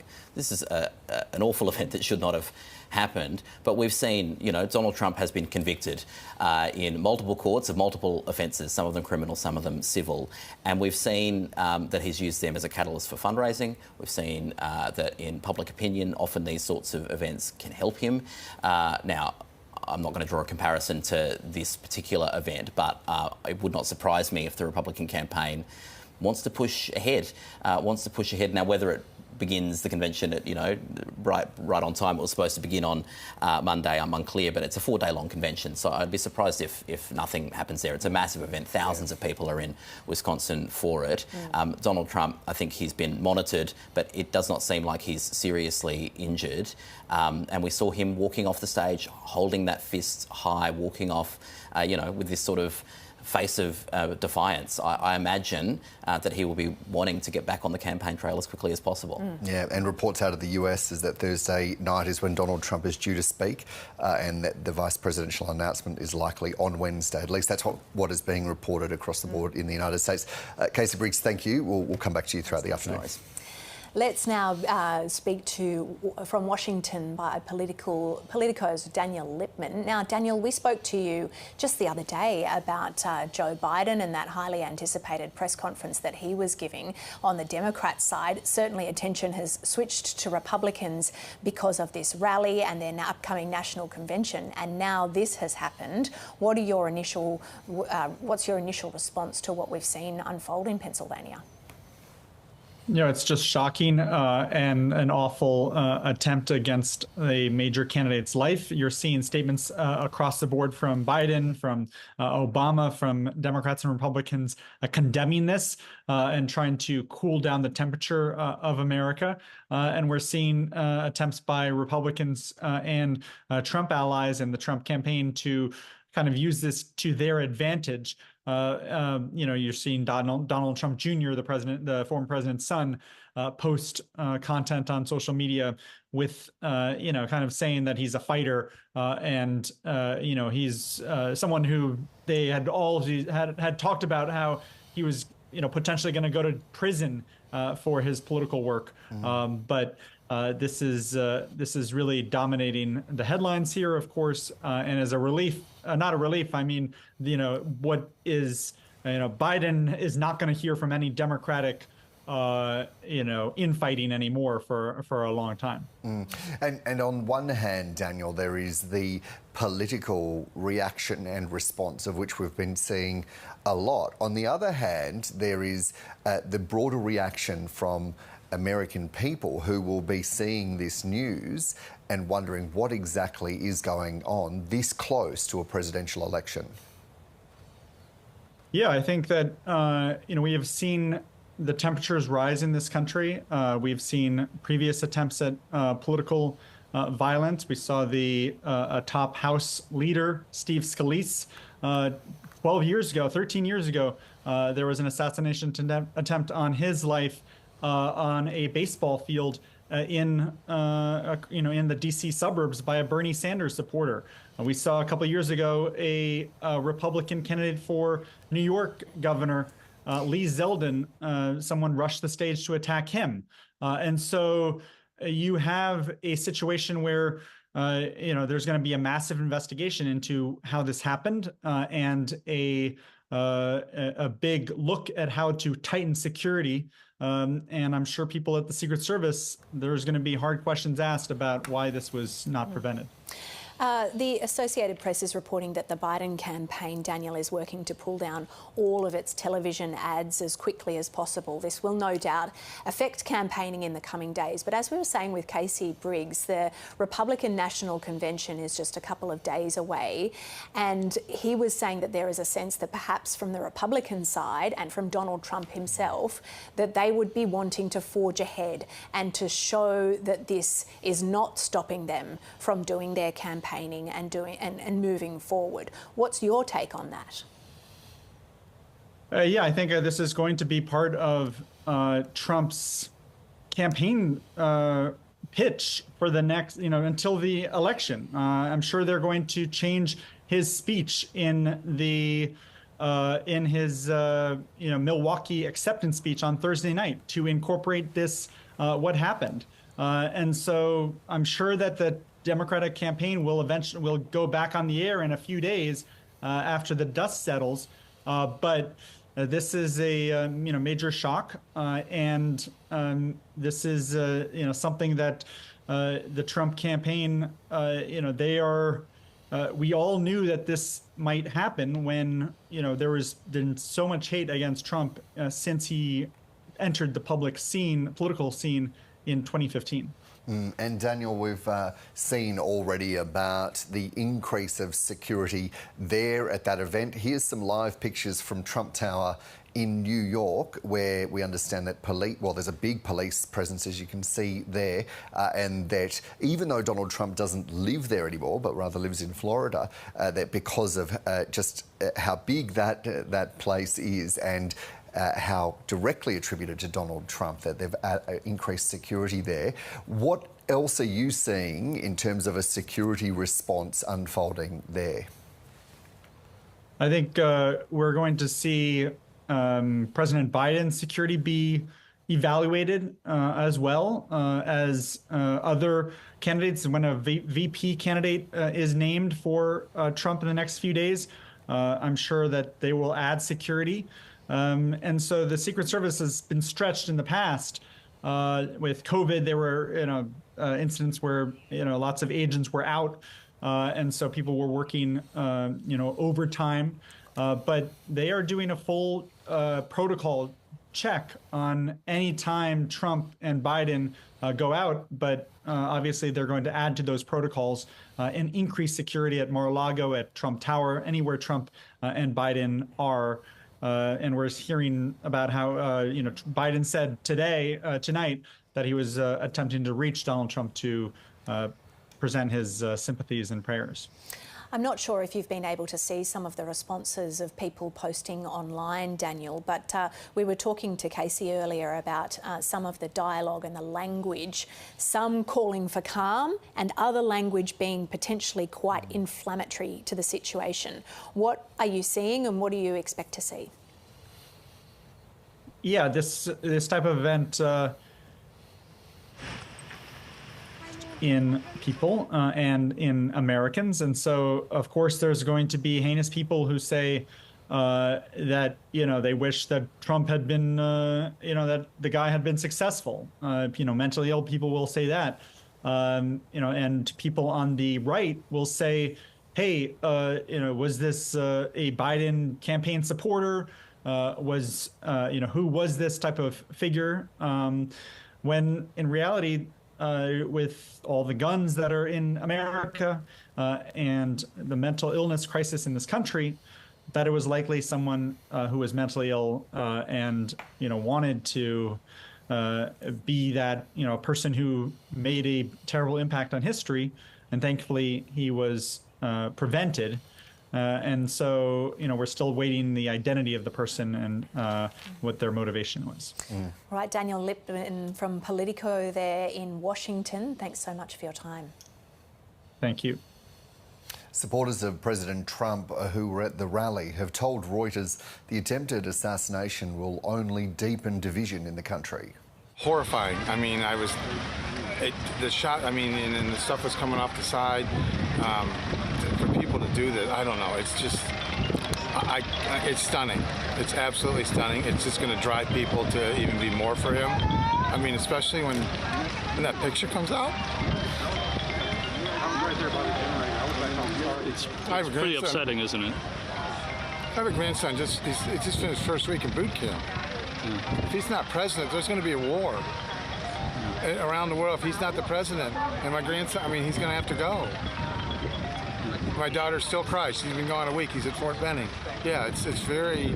He's doing this for us. Hundreds of millions of dollars in legal fees. He doesn't have to do this, but he's fighting for us. I was on the left-hand side on the ground next to the fence. And no one on the ground here. I was standing there, and all of a sudden it sounds like firecrackers going off.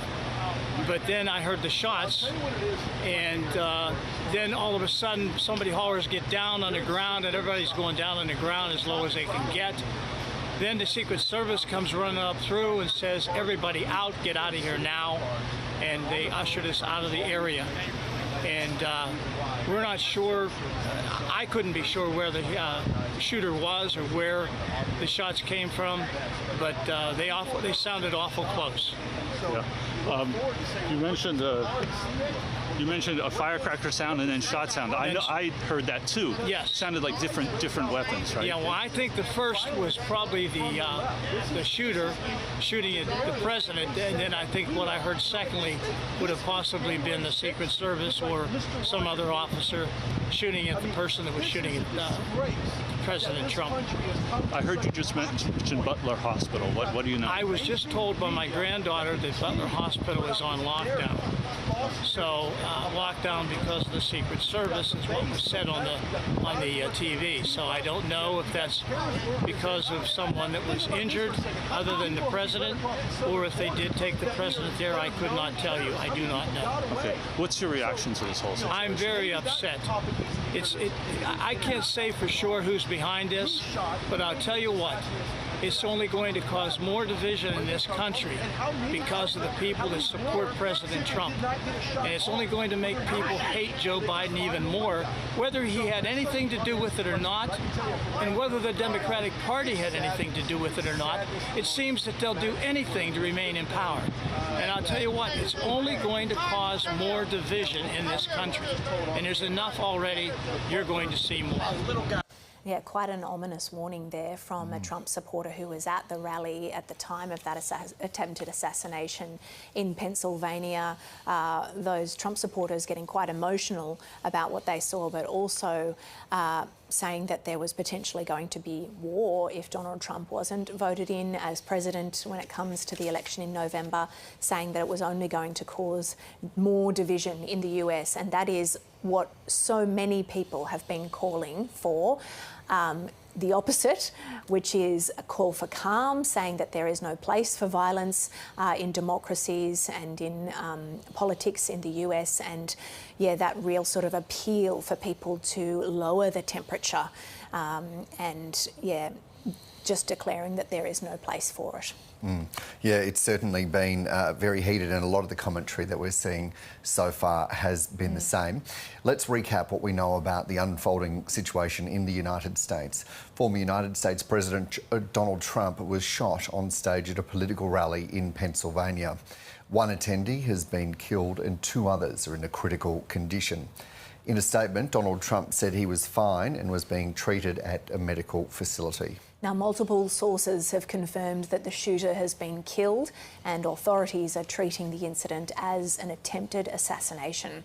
The shooting has drawn condemnation across the political aisle, with US President Joe Biden saying there's no place for this sort of violence in America.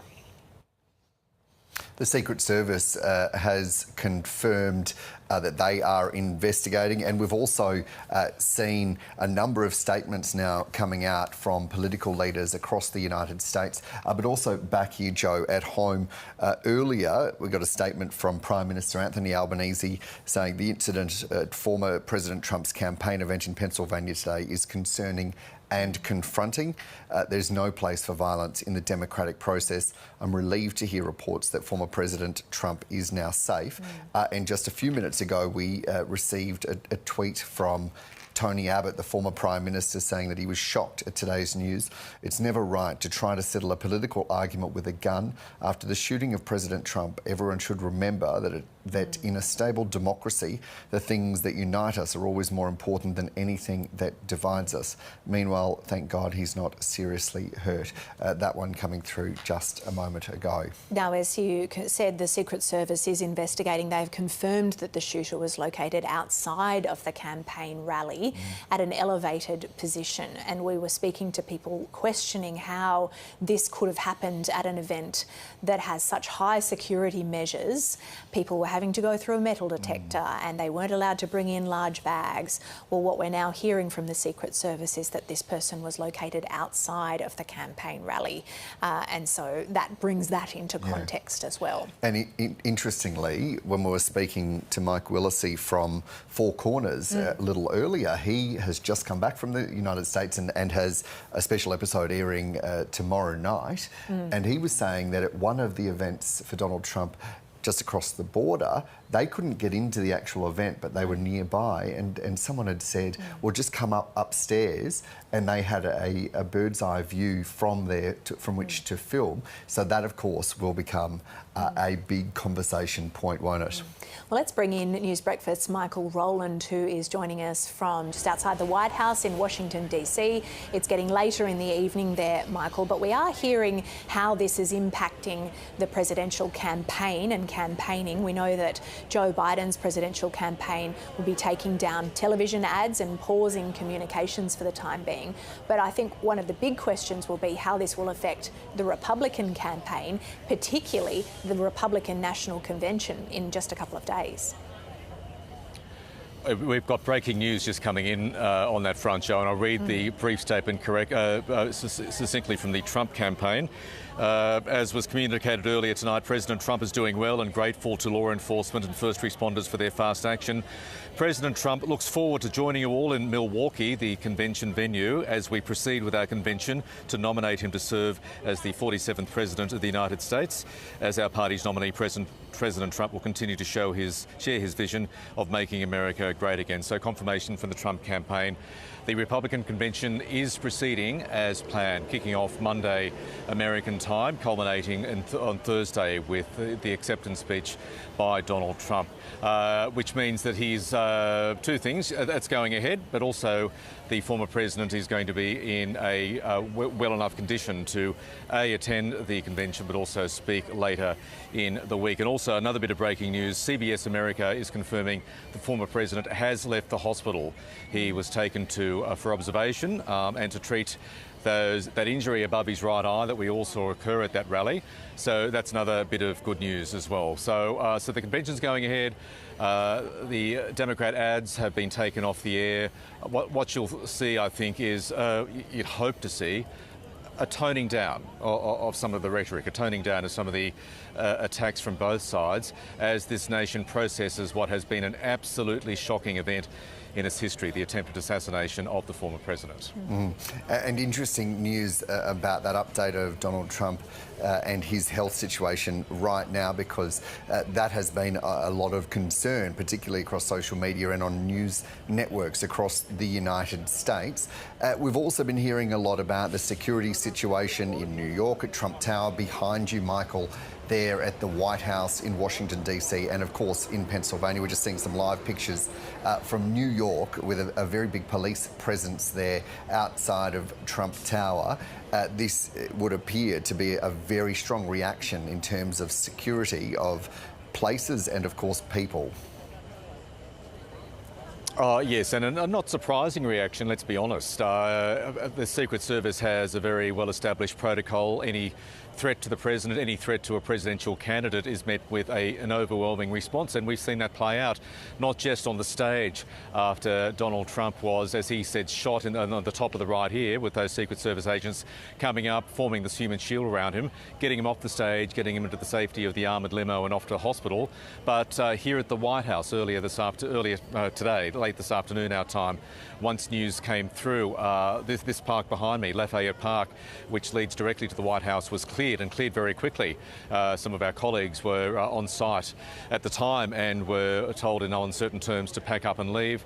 We've seen that as well, as you say, around Trump Tower in New York. And what I can expect to see, and again, it would be no surprise, once campaigning does get back on track, a massive increase in security and tighter security procedures for spectators at rallies for both Donald Trump and Joe Biden. We have entered, sadly, a new universe in this already sharply divided election campaign.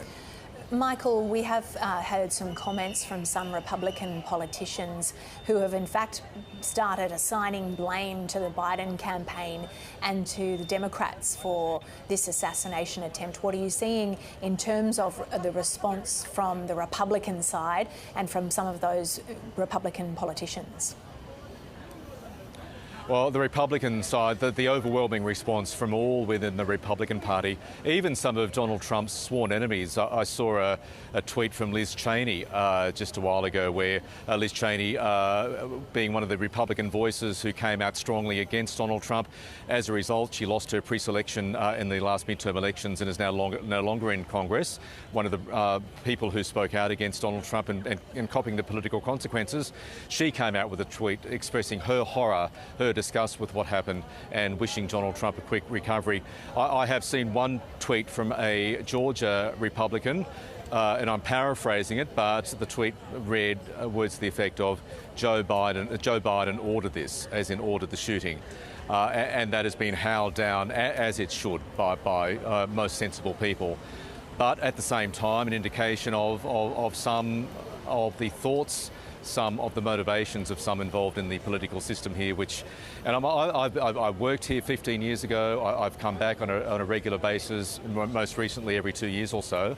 It's always been divided, Washington politics. I've never seen it as divided and as polarised in a nasty way as I have seen at the moment, certainly before what happened today. And we all saw where that sort of rhetoric and arguments can lead us. And Michael Rowland from News Breakfast, thank you.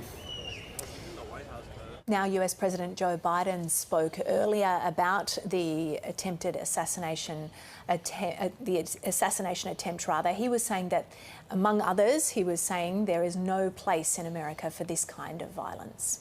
But the bottom line is that the Trump rally was a rally that he should have been able to can be conducted peacefully without any problem. But the idea that there's political violence or violence in America like this is just unheard of. It's just not appropriate. And everybody must condemn it. Everybody.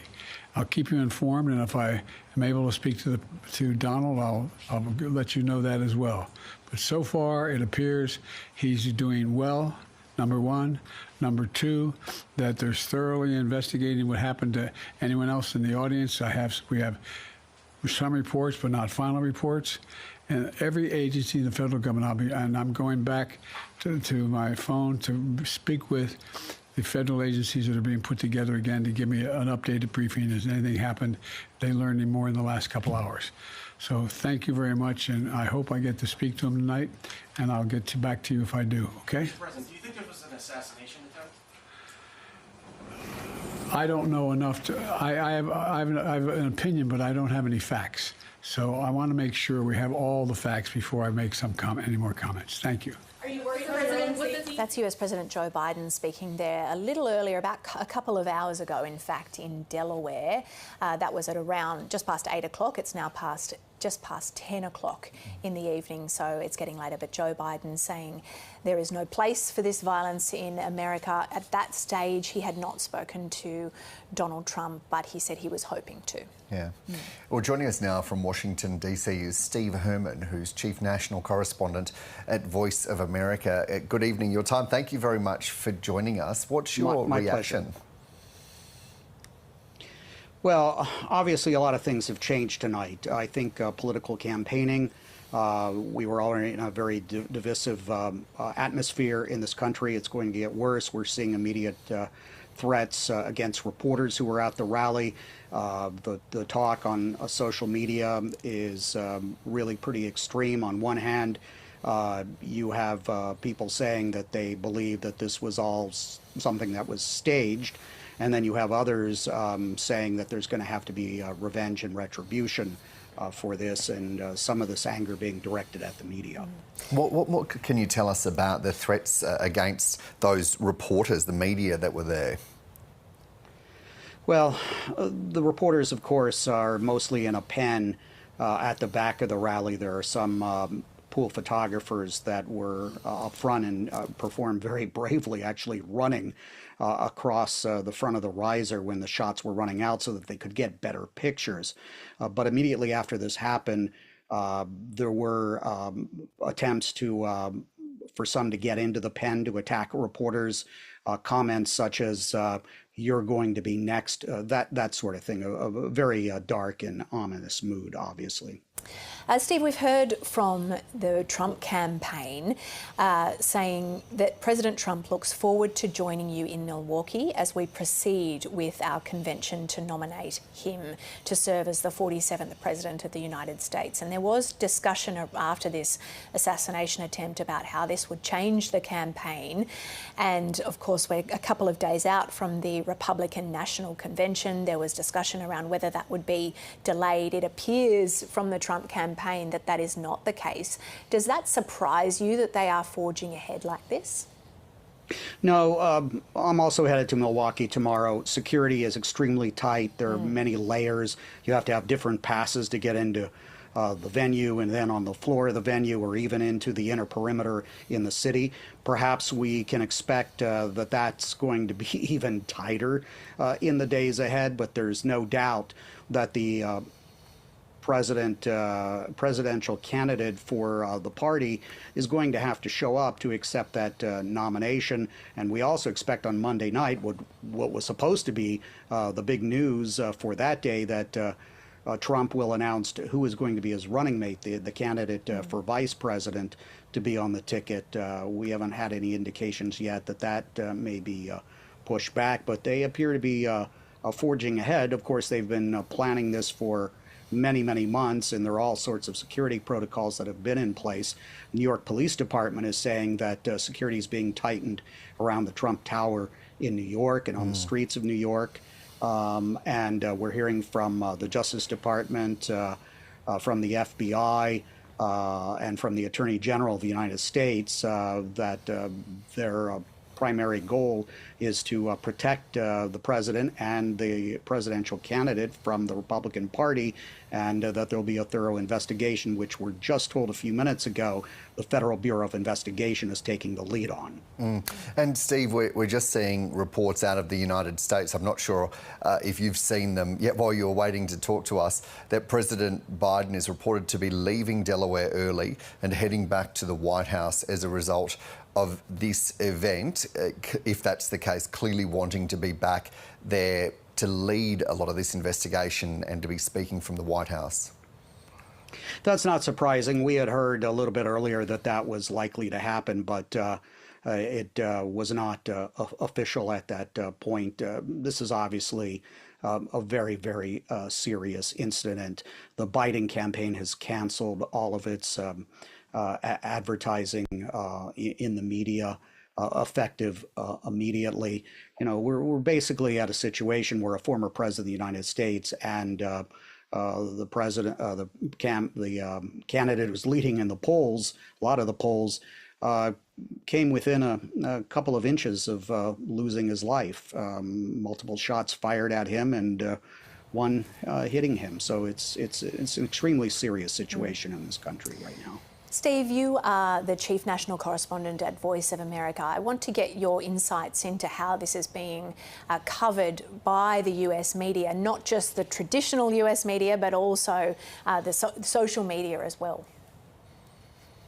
Well, as I mentioned, things are quite divisive on social media in the past couple of hours, and it's you know, I haven't had time to really pay attention to too much of it because I've been writing stories and going on the air about this, but especially on the platform formerly known as Twitter, now called X, it is really dark, although what we're seeing across the political spectrum from most of the politicians and former presidents of the United States and leaders around the world are really coming together, wishing Trump a speedy recovery and being very grateful that he was not seriously wounded, and saying flatly that there's no room for this type of political violence in America. We've heard that from Joe Biden this evening and just about everybody in his chain of command. And in amongst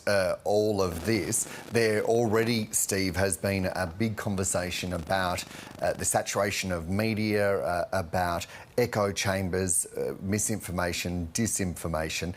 What's your observation of how all of that is playing into this global conversation we're having right now?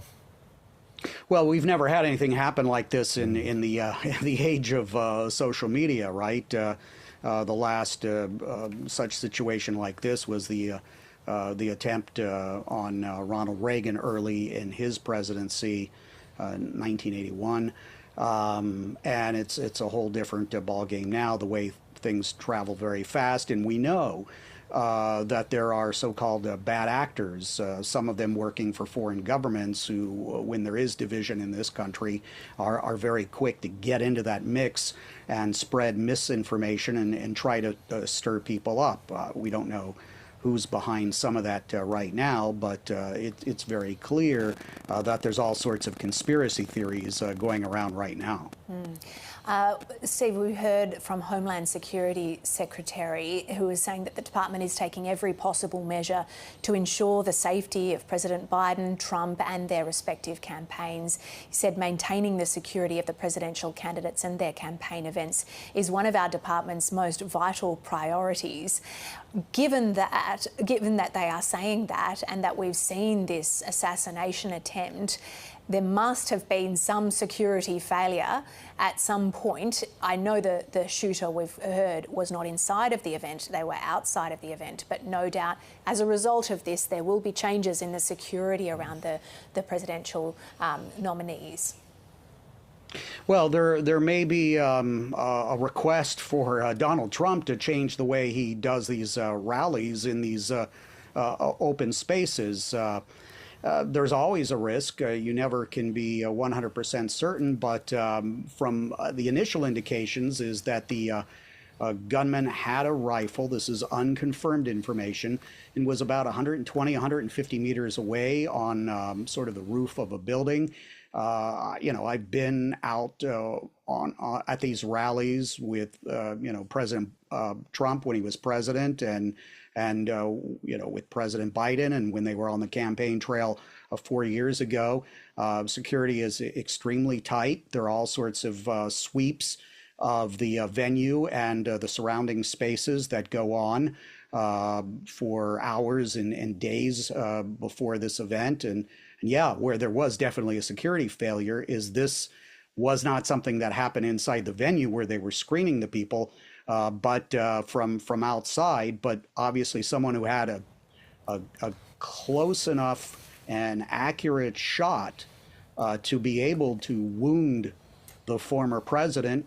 And unfortunately, we know that one spectator has died who was shot, and 2 others are reported to be in critical condition.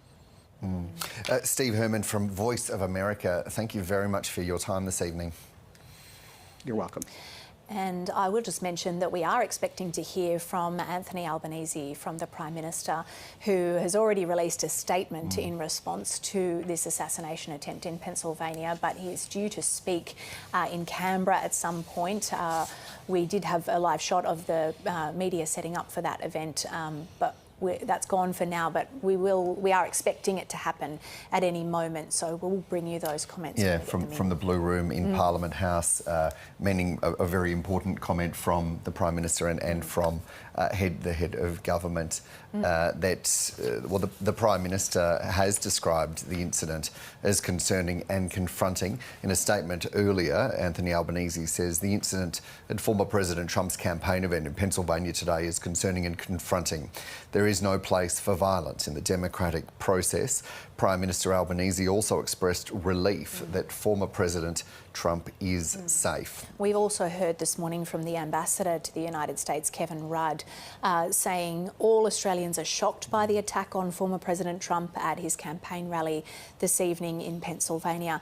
Violence has no place in our democracies. That's a sentiment that's been repeated by so many people today in response to this. Kevin Rudd goes on to say it's a relief to see that President Trump is safe, and our thoughts are with him and his family. Yeah, and we are seeing that live shot, and we'll bring you the comments from Prime Minister Anthony Albanese as soon as he stands up to speak. In the United States, Donald Trump's daughter has also posted to X saying, "Thank you for your love and prayers for my father and for the other victims of today's senseless violence in Butler, Pennsylvania. I'm grateful to the Secret Service and all the other law enforcement officers for their quick and decisive actions today." Ivanka continuing on, "I continue to pray for our country.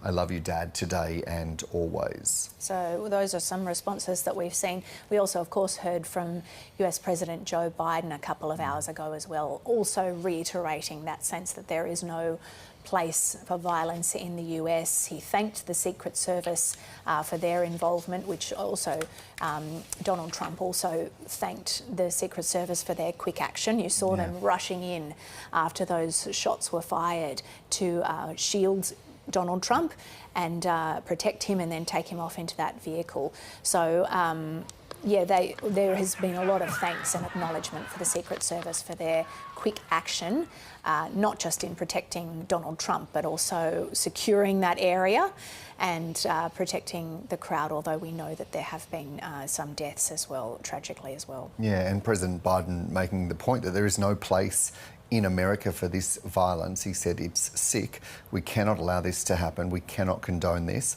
President Biden saying the Trump rally should have been able to be conducted peacefully without any problem. So that was the comments that we heard from the President, Joe Biden, a couple of hours ago, as you say, and had also made the point, Joe, that he had been trying to get in touch with Donald Trump just to check in on a one-to-one basis to say, are you okay? And was going to update later. Yes, and we do know that Donald Trump was receiving medical treatment but has been released and is doing fine. We heard from him. He posted on Truth Social, which is his social media channel. He's saying, "I want to thank the United States Secret Service and all the law enforcement for their rapid response on the shooting." He was also saying that nothing is known at this time about the shooter, who is now dead. He said, "I was shot with a bullet that pierced the upper part of my right ear.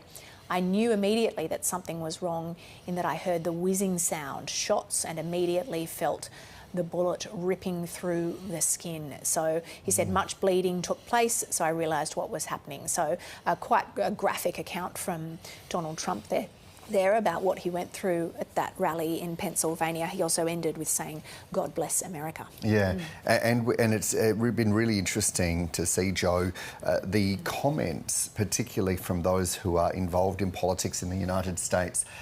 There are really two camps, aren't there? There are those who are saying we've got to take the heat right out of this, and we have to be changing the language and really shifting it so that it doesn't get to this point.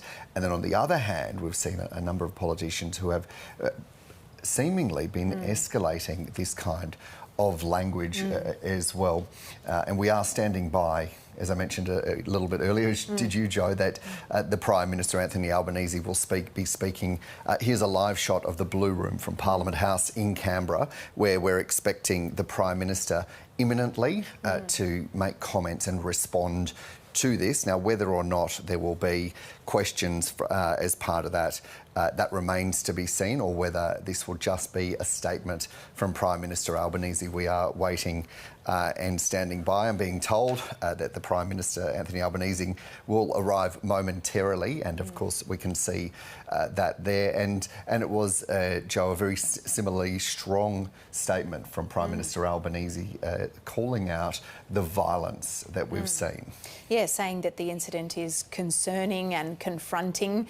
Again, as so many other leaders have said, there's no place for violence in the democratic process, almost feeling as though there is that appeal for calm in the coming days after a violent event has happened in the US, where we already had heightened tensions around the election leading up to November. There was already a heightened sense of tension in the country, and now after we have this violent event, there's a chorus of people who are calling for calm and for that declaring that there is no place for violence. Yeah, and one of those was former President Barack Obama, who says there's absolutely no place for political violence in our democracy. Although we don't all know exactly what happened, we should all be relieved that former President Trump wasn't seriously hurt, and use this moment to recommit ourselves to civility and respect in our politics. Michelle and I are wishing him a quick recovery. And on that security, the FBI has said that it will be leading the probe into the shooting. So the FBI has assumed the role of the lead federal law enforcement. And here's the Prime Minister, Anthony Albanese. Thanks for joining me. Along with all Australians, I was shocked by the terrible scenes at former President Trump's campaign event in Pennsylvania. I'm relieved by the news that the former president is safe and doing fine, and I wish him and his family well. I applaud the swift work of US security agencies. I'm also saddened by reports that a member of the audience has lost their life and other attendees have been injured, and I send my condolences on behalf of Australia to their loved ones in this time of grief. Let us be clear. The people at this event, the candidate, the crowd, the free press covering it, were all participating in the democratic process. In Australia, as in the United States, the essence and the purpose of our democracies is that we can express our views, debate our disagreements, and resolve our differences peacefully. We do so with respect for each other and in the spirit of a shared love of our country. Any act of violence is an affront to that and must be condemned unequivocally. This was an inexcusable attack on the democratic values that Australians and Americans share, and the freedom that we treasure. These values are ones that unite our two countries. It's the basis of our alliance, is those shared values between our peoples as great democratic nations. And all Australians stand with our friends in the United States at this difficult time. Happy to take a couple of questions. Hang on, whoa. You've spoken recently about the increased political vandalism and whether that would increase to violence. Do the actions of today increase your concern, and will there be any changes to security here? Well, the security agencies will examine these events. There's a great deal of cooperation as Five Eyes partners between Australia and the United States. And I'm sure that there will be lessons to be learnt. I say again, though, we must lower temperature of debate. There is nothing to be served by some of the escalation of rhetoric that we see in some of our political debate, political discourse in the democratic world. It's a phenomenon that's not unique to the United States. And I just say we should be able to have political discussion and disagreement, do it respectfully, and that is really important. Yeah, have you spoken to Ambassador Rudd? Have you been briefed by Ambassador Rudd? What insights has he shared with you, or what insights maybe do you have, or reflections on the impact of this on the race? Yeah, I have spoken to Ambassador Rudd this morning. He has conveyed his thoughts and concern very directly to the newly appointed chair of the Republican National Committee. He's received a response of appreciation for Australia's concern. Ambassador Rudd is due to attend the Republican National Convention. He'll attend both conventions as is appropriate.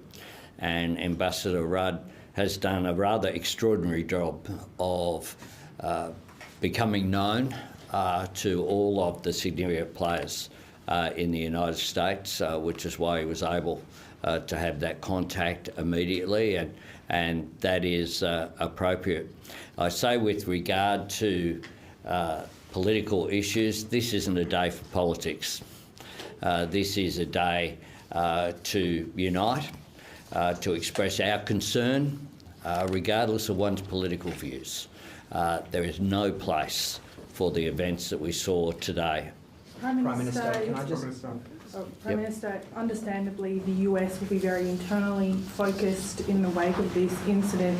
Do you have any insight or understanding as to how this might affect work already underway between Australia and the US? Is there going to be any impact in any of the areas we cooperate? Oh, look, we cooperate with each other on a day-by-day basis. Our security agencies, of course, are linked through the Five Eyes. Our defence forces cooperate, and the economic relationship that we have as well is very significant. This is a relationship not just between leaders, but between peoples. And today, that is why Australians' thoughts will go to our American friends. Prime Minister, do you think this is a result of the hyper-polarisation that we are seeing in the US? And you said it's not unique to just the United States. Are you worried about that flowing on in Australia as well? I've said very clearly that I'm concerned, not related to this incident. I've been talking for a long period of time about people having conflict fatigue in this country, about being able to have political discourse which is respectful. I think that's the essence of democracy. There's a lot of shouting going on. A point is not made more significant by it being done in capital letters. Social media is clearly having an impact as well. And, there there's still much that we don't know about the incident, can I say this? And there's nothing to be gained from speculating. We don't know motives, all of these issues. So I do urge, one of the things I urge everyone to do is to exercise caution when reading unverified reports of the events and to seek out credible news sources. We all need to be on guard against those seeking to use misinformation to create division. And this is a time for unity, it's a time for calm. It's a time for allowing the authorities in the United States to do their jobs. Prime Minister, a few weeks ago, experts warned a parliamentary committee into right-wing extremism movements that election-related violence in the US could have implications here in Australia. What exactly is your government doing to address that issue, and are you confident in the protocols that are in place for MP safety, given the heightened threats recently? Well, we continue to monitor these issues. I've expressed my concern that people who just dismiss actions outside electorate offices, these things can escalate, which is why they need to be called out unequivocally and opposed. The sort of incidents that we've seen outside some electorate offices are inappropriate. People can express their views democratically, whether that be in favour of issues or against issues. We have peaceful demonstrations are fine. Some of the incidents that we've seen certainly are not. They've crossed the line. Prime Minister, I just want to follow on from MP safety.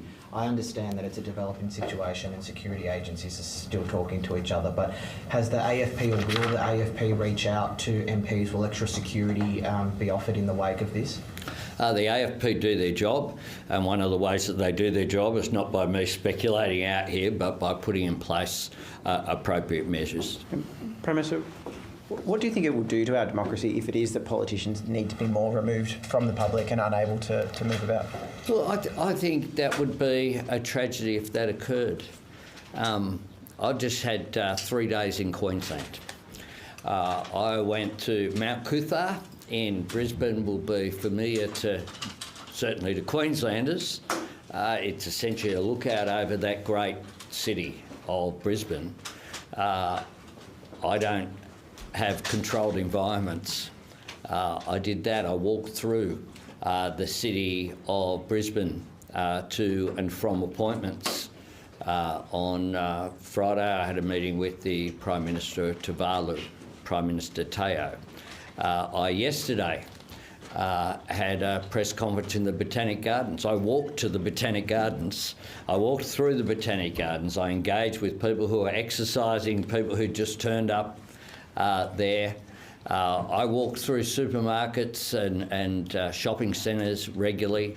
With Ali France, we went to a local coffee shop and area, shopping area, precinct in the electorate of Dixon the other morning. And as I said, in Ryan, I did at Mount Coot-tha. In Ford, we went to a TAFE and we mixed with a whole range of students and people in the community in Logan Lee. That's really important. It's really important that people be able to do that. One of the things that I find about our great democracy is the great privilege that it is of being able to chat with people who aren't expecting to see you. You get a different level of feedback because it's very real. It's not staged for the cameras. You get to engage, and here in this city of Canberra, people are a bit more relaxed, I've got to say. In Canberra, they expect to see the PM. People normally say hello to Toto before they say hello to me here. And that's a good thing that people can do that.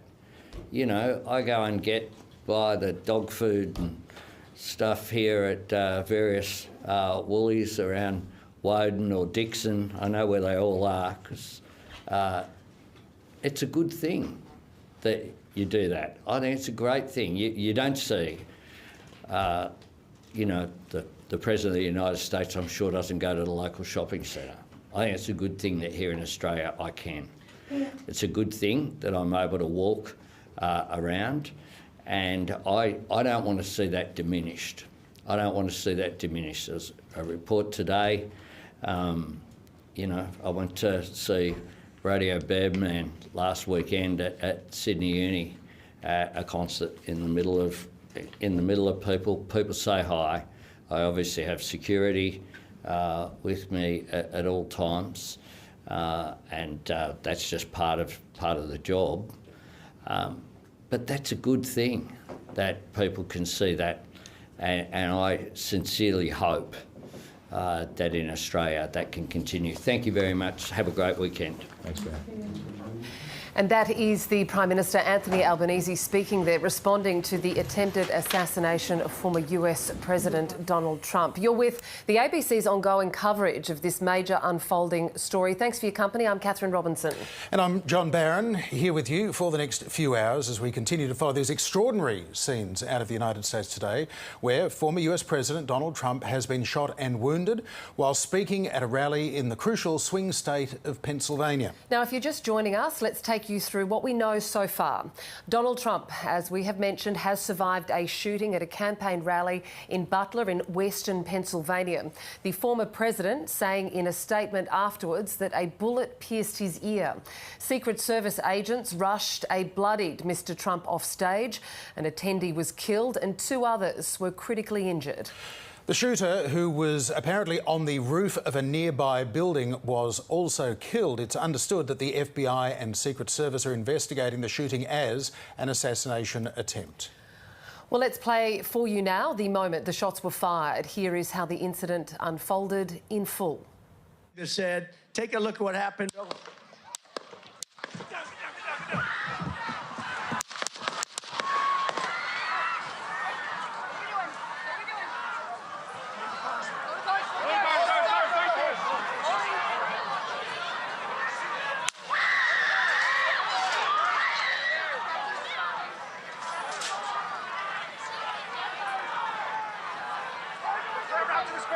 Move to spare. Hold. When you're ready. On you. Ready. Move. Up. Move. Go. Up. Hawkeye's here. Hawkeye's here. Move it to spare. Spare, get ready. Spare, get ready. We ready? Shooters down. Shooters down. Are we good? Shooters down. Shooters down. Are we good to move? Shooters down. We're good to move. We're clear. Let's move. Let's move. We're clear.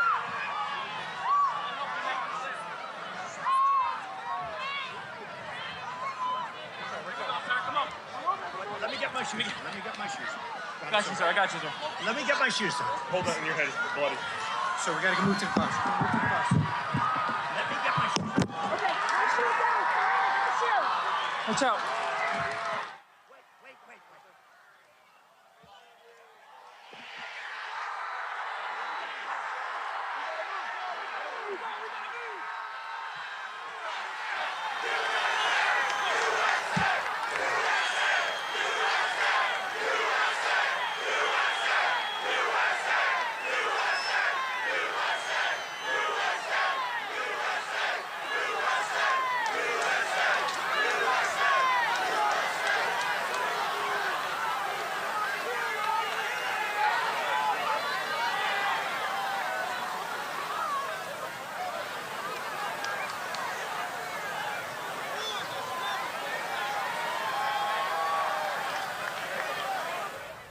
The attempted assassination of former US President Donald Trump as it unfolded just hours ago in Pennsylvania. And here is the statement from Donald Trump posted to his own social media platform, Truth Social. He says, "I want to thank the United States Secret Service and all of the law enforcement and their rapid response on that shooting that just took place in Butler, Pennsylvania. Most importantly, I want to extend my condolences to the family of the person at the rally who was killed and also to the family of another person that was badly injured." Mr. Trump says it is incredible that such an act can take place in our country. Nothing is known at this time about the shooter, who is now dead, he says. I was shot with a bullet that pierced the upper part of my right ear. I knew immediately that something was wrong in that I heard a whizzing sound, shots, and immediately felt the bullet ripping through the skin. Much bleeding took place, so I realised then what was happening. God bless America. Donald Trump's daughter has also posted to X, the former Twitter, this morning saying, "Thank you for your love and prayers for my father and for the other victims of today's senseless violence in Butler, Pennsylvania. I am grateful to the Secret Service and all other law enforcement officers for their quick and decisive actions today. I continue to pray for our country. I love you, Dad, today and always." And this is the US President Joe Biden speaking about those events a little earlier. But the bottom line is that the Trump rally was a rally that he should have been able to be conducted peacefully without any problem. But the idea that there's political violence or violence in America like this is just unheard of. It's just not appropriate. And everybody must condemn it. Everybody. I'll keep you informed, and if I am able to speak to Donald, I'll let you know that as well. But so far, it appears he's doing well. Number one. Number two, that they're thoroughly investigating what happened to anyone else in the audience. We have some reports, but not final reports. And every agency in the federal government, I'm going back to my phone to speak with the federal agencies that are being put together again to give me an updated briefing. Has anything happened? They learned any more in the last couple hours. So thank you very much, and I hope I get to speak to them tonight, and I'll get back to you if I do, okay? Mr. President, do you think there was an assassination attempt? I don't know enough to. I have an opinion, but I don't have any facts. So I want to make sure we have all the facts before I make any more comments. Thank you. Are you worried, President? And that was the US President speaking in the last few hours. Let's bring in ABC presenter Michael Rowland, who's in Washington. And Michael, since that media conference by Joe Biden there, we believe that he has spoken to Donald Trump. Do you have details around that? Yes, Catherine, confirmation just in the last few minutes that Joe Biden has spoken to former President Trump. The White House confirming that. He has also spoken to the Pennsylvania Governor Josh Shapiro and the local mayor covering the area where this rally happened and the attempted assassination took place. So the White House telegraphed that. Joe Biden said on those on-camera remarks he was hoping to speak to the former president, his political opponent tonight, and he clearly has. We're also learning that Joe Biden is, in fact, as we go to airborne. He has left his home in Delaware, flying back to the White House. He's expected to arrive here in Washington in a little over an hour's time. And Michael Rowland, when an incident such as this happens, there's often a major security response, not just around the target of this intended violence, but also around other significant figures, including President Biden. You're there on the streets of Washington, D.C. tonight. Is any of that in evidence? Oh yes, the reason the White House is more in the distance than you may have seen it on my news breakfast reports over the past week is that a security cordon quickly and quite forcefully was brought in once word of the attempted assassination got back here in Washington. So I'm looking behind the camera. There are Secret Service agents littered in the crowd here, quite a few people coming along to see the White House and what all the fuss is about. We've had similar reports from authorities in New York that security has been heightened at Trump Tower, and it'll be of absolutely no surprise that going forward, when the political campaigning gets back underway, whenever that is, you'll see a greater security cordon around both Joe Biden and Donald Trump after this shocking incident today. Yeah, we will be speaking to a national security expert after we speak with you, Michael. But with respect to the ongoing campaigns, we know that the Republican National Congress Committee, was going to start in 24 hours or so, Monday. What do you expect will be around that? Have we lost you, I can't hear Michael? you, I'm afraid. We are trying to... It seems that we might have lost Michael. We will try and return to him. He's in Washington there. But for the moment, as I just mentioned, we were going to speak to a national security expert. That is Claire Finkelstein. She's a professor of law at the University of Pennsylvania Law School, and she joins us now from New York. Claire, thank you very much for your time. Thanks for having me. If you can explore further, you might have heard our earlier interview there about the national security implications. What are the machinations that are going on right now at the White House in response to this incident? Well, first of all, President Biden gave his response, which was very presidential, extremely impressive. Reports are that he spoke with former President Trump, and of course we don't know what that conversation was, but he made known that he reached out to him, spoke with him, and he decried the political violence. This has been labeled an assassination attempt now officially by U.S. law enforcement, and of course their investigation will go forward on that assumption. They will be investigating who was responsible for this. They know who the shooter was because the shooter was killed in the incident, but they will be announcing the results of their investigation after trying to figure out more about what his motive was in engaging in this act of political violence. Professor, there's still much, obviously, we don't know about the specific circumstances of the shooting. The reports, though, suggest that the would-be assassin was shooting from outside the rally, in an elevated position from a building, was then taken down by the Secret Service. But this does, even though thankfully former President Trump is not seriously injured, represent a massive security failure. They were millimetres away from having a dead presidential candidate. That's right. It was a very close assassination attempt, as we know now. The shooter was shooting from the right-hand side at an elevated position. It is possible to secure the area of the rally very extensively and to search for weapons. No weapons should get into the immediate area given the searches that they do and the equipment that they have for searching for weapons, but it's very difficult to control in an outdoor area all of the positions from which a shooter could fire with a long gun.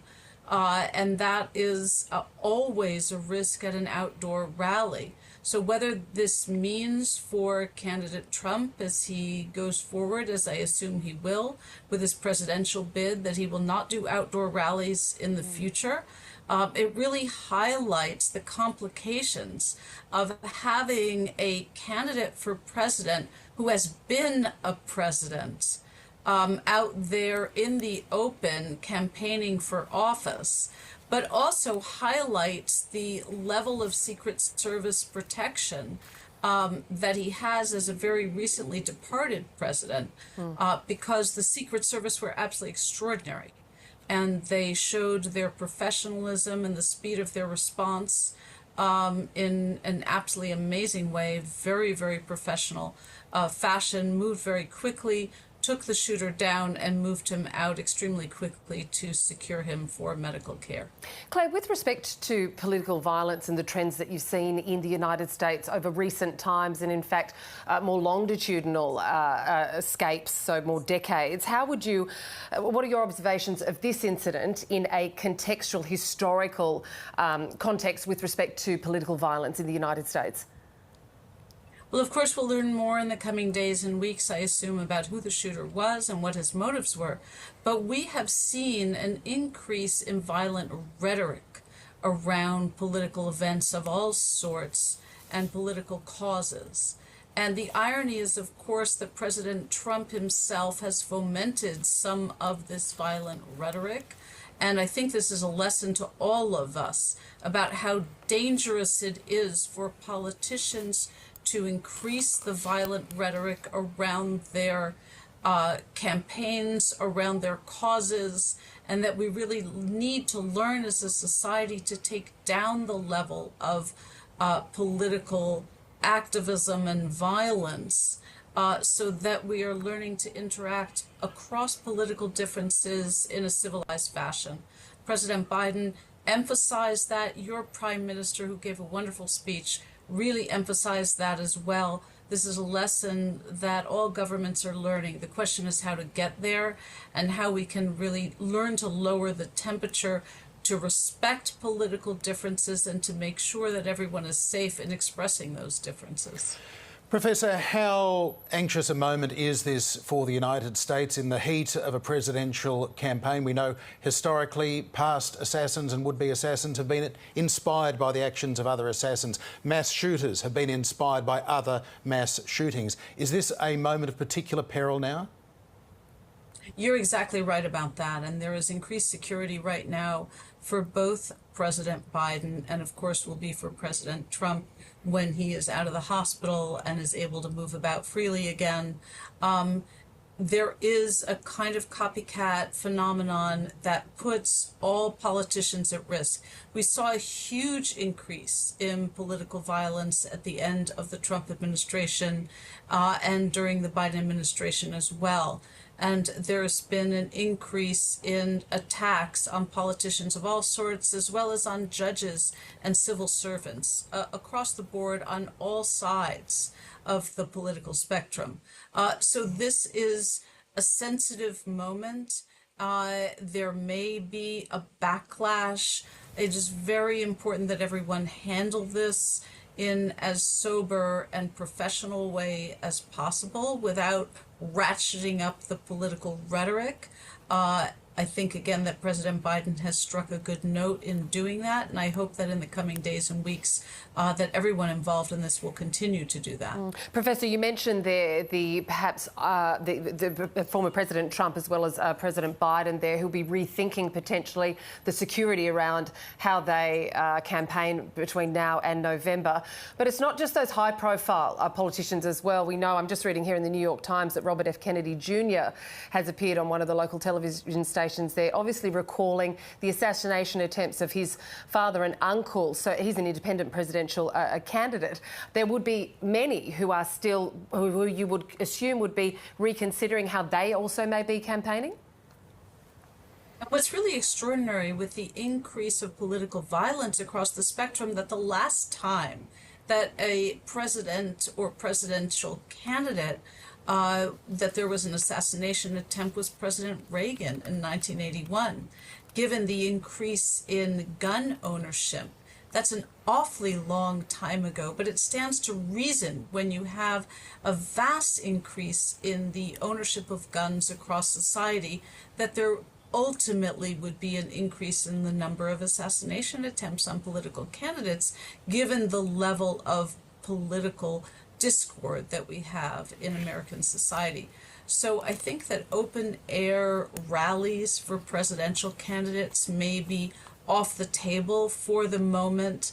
They may be much more scripted, much less sort of popular engagement, and much more environments that really can be controlled. And of course, Robert Kennedy was famously killed in an open air circumstance in some similar way from somebody at an elevated position on a building at a lookout site. That is always a point of vulnerability. It is very, very difficult to control for those circumstances. So when you are out of doors, when you are in an open air situation, security is very tenuous at best, and that may simply be off the table at some point now.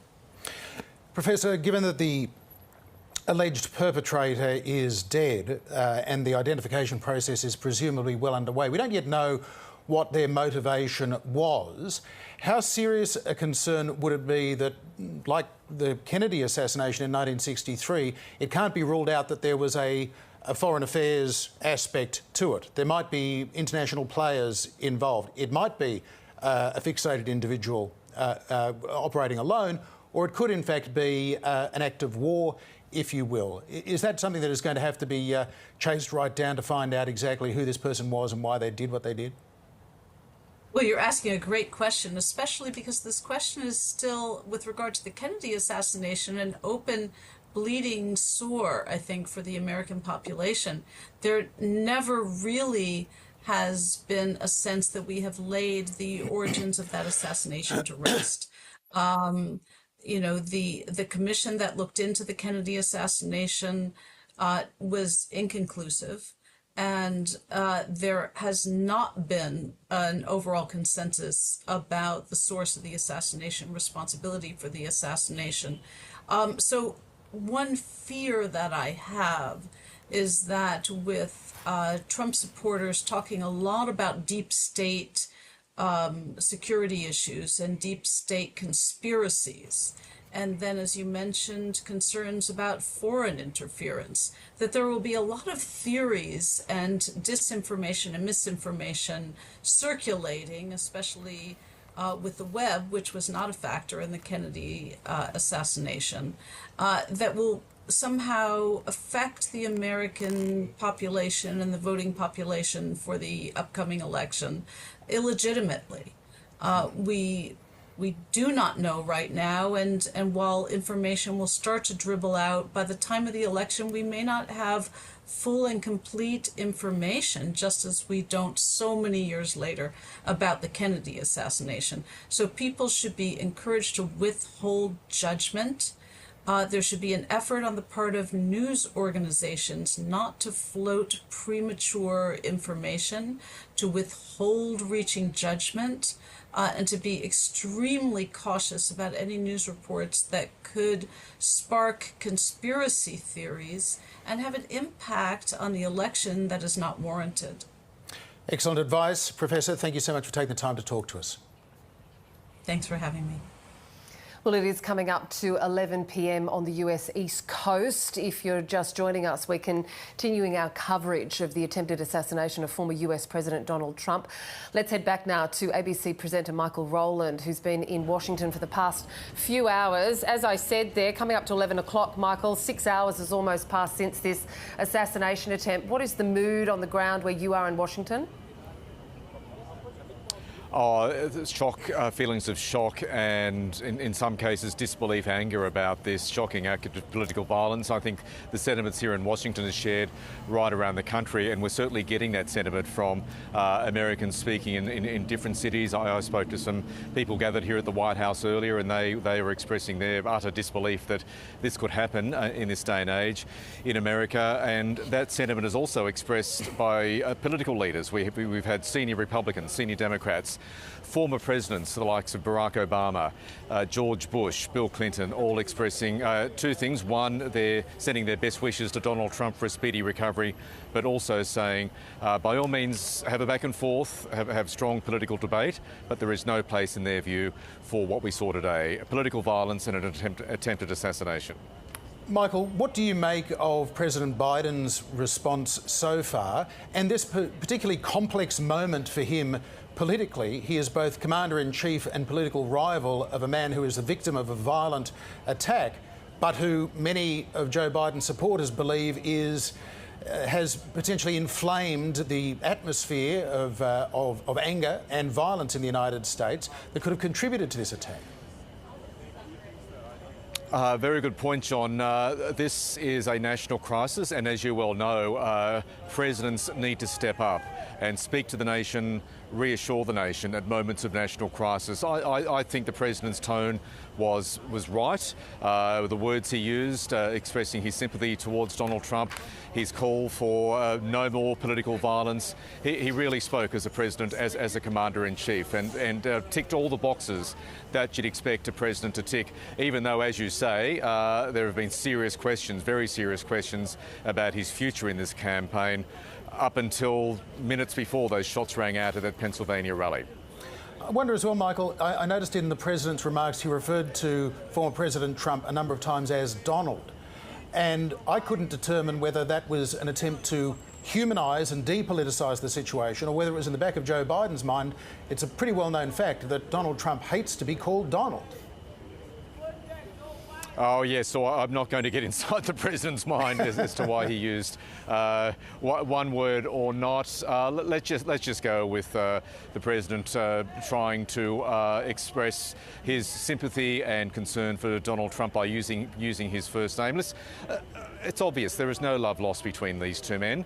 It's been very clear from the election campaign. That debate, that disastrous debate for Joe Biden, was the first time they'd actually spoken to each other since the last debate 4 years ago. So they are not best buddies, that's clear. But again, Joe Biden spoke tonight, our time, not as a presidential candidate, not as a political combatant, but as a president of a nation. And I think he rose to that occasion. Michael, as you mentioned there, the political rivalry is very well known and well documented. The campaign has been fierce to date, as we know. How do you expect this will frame both the Republicans and the Democrats going forward? I think, Catherine, this will upend an already volatile election campaign. No two ways about it. We have the Democrats at least ceasing their campaign advertisements, not wanting to be seen to be attacking Donald Trump while he recovers from an assassination attempt. That's politics 101, so they've done that. It remains to be seen how the Republicans handle it. We have confirmation, there were some doubts earlier, of course, whether Donald Trump would go to the Republican convention, which will coronate him as the Republicans' nominee. That'll happen in Milwaukee, Wisconsin, starting in a day or so's time. Donald Trump has confirmed he will be going and he will be making his acceptance speech later in the week. But this shocking act of political violence will have an impact on this campaign. It will reverberate right through in terms of tighter security at key political events and we hope a tamping down in some of the more violent, robust rhetoric we're seeing across the political spectrum. So I think the political campaign for the presidency in November 2024 was a very different one, again, in the seconds before those shots rang out. I think we have entered a completely new campaign. Michael, for the last fortnight, as you know only too well, the focus of media attention, the campaign, has centred on Joe Biden's performance in that first debate. This now takes that off the front pages, but it also guarantees an extended round of sympathetic coverage of former President Trump as he heads into that nominating convention. Those polls that were already shifting towards Donald Trump in the last fortnight, Joe Biden supporters, as concerned as they must be about what has happened to their rival, must also be concerned that this could seal Joe Biden's electoral fate. Yes, and that would be a very deep fear by the Democrats. Members of the Trump team are already weaponising those dramatic photos we've all seen now of Donald Trump at that rally being hustled off by Secret Service under the American flag, blood dripping from his right ear. Eric Trump, one of Donald Trump's sons, has gone to X, formerly Twitter, put that photo up and said, "This is the fighter America needs." So based on that, you can expect to see the Republican or the Trump campaign use this once the president recovers to their advantage. And I think it could very well, there'll be, as you say, just a flow of support, and that's understandable and expected for Donald Trump in the next week or so. But it does make Joe Biden's task, already an uphill task, that much more challenging. Michael Rowland, we'll leave it there for now. Thank you. Okay. And now let's replay that moment where shots were first heard at Donald Trump's rally earlier today. Said, take a look at what happened.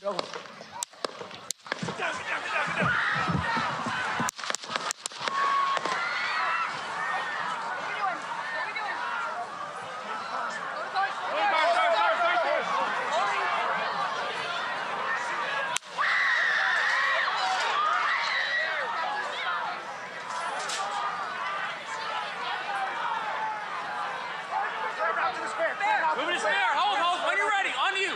Ready. Move. Up. Move. Go. Up. Hawkeye's here. Hawkeye's here. Moving to spare. Spare, get ready. Spare, get ready. We ready? Down. Shooter's down. Are we good? Shooter's down. Shooter's down. Are we good to move? We're good to move. We're clear. We're clear. Let's move. We're clear.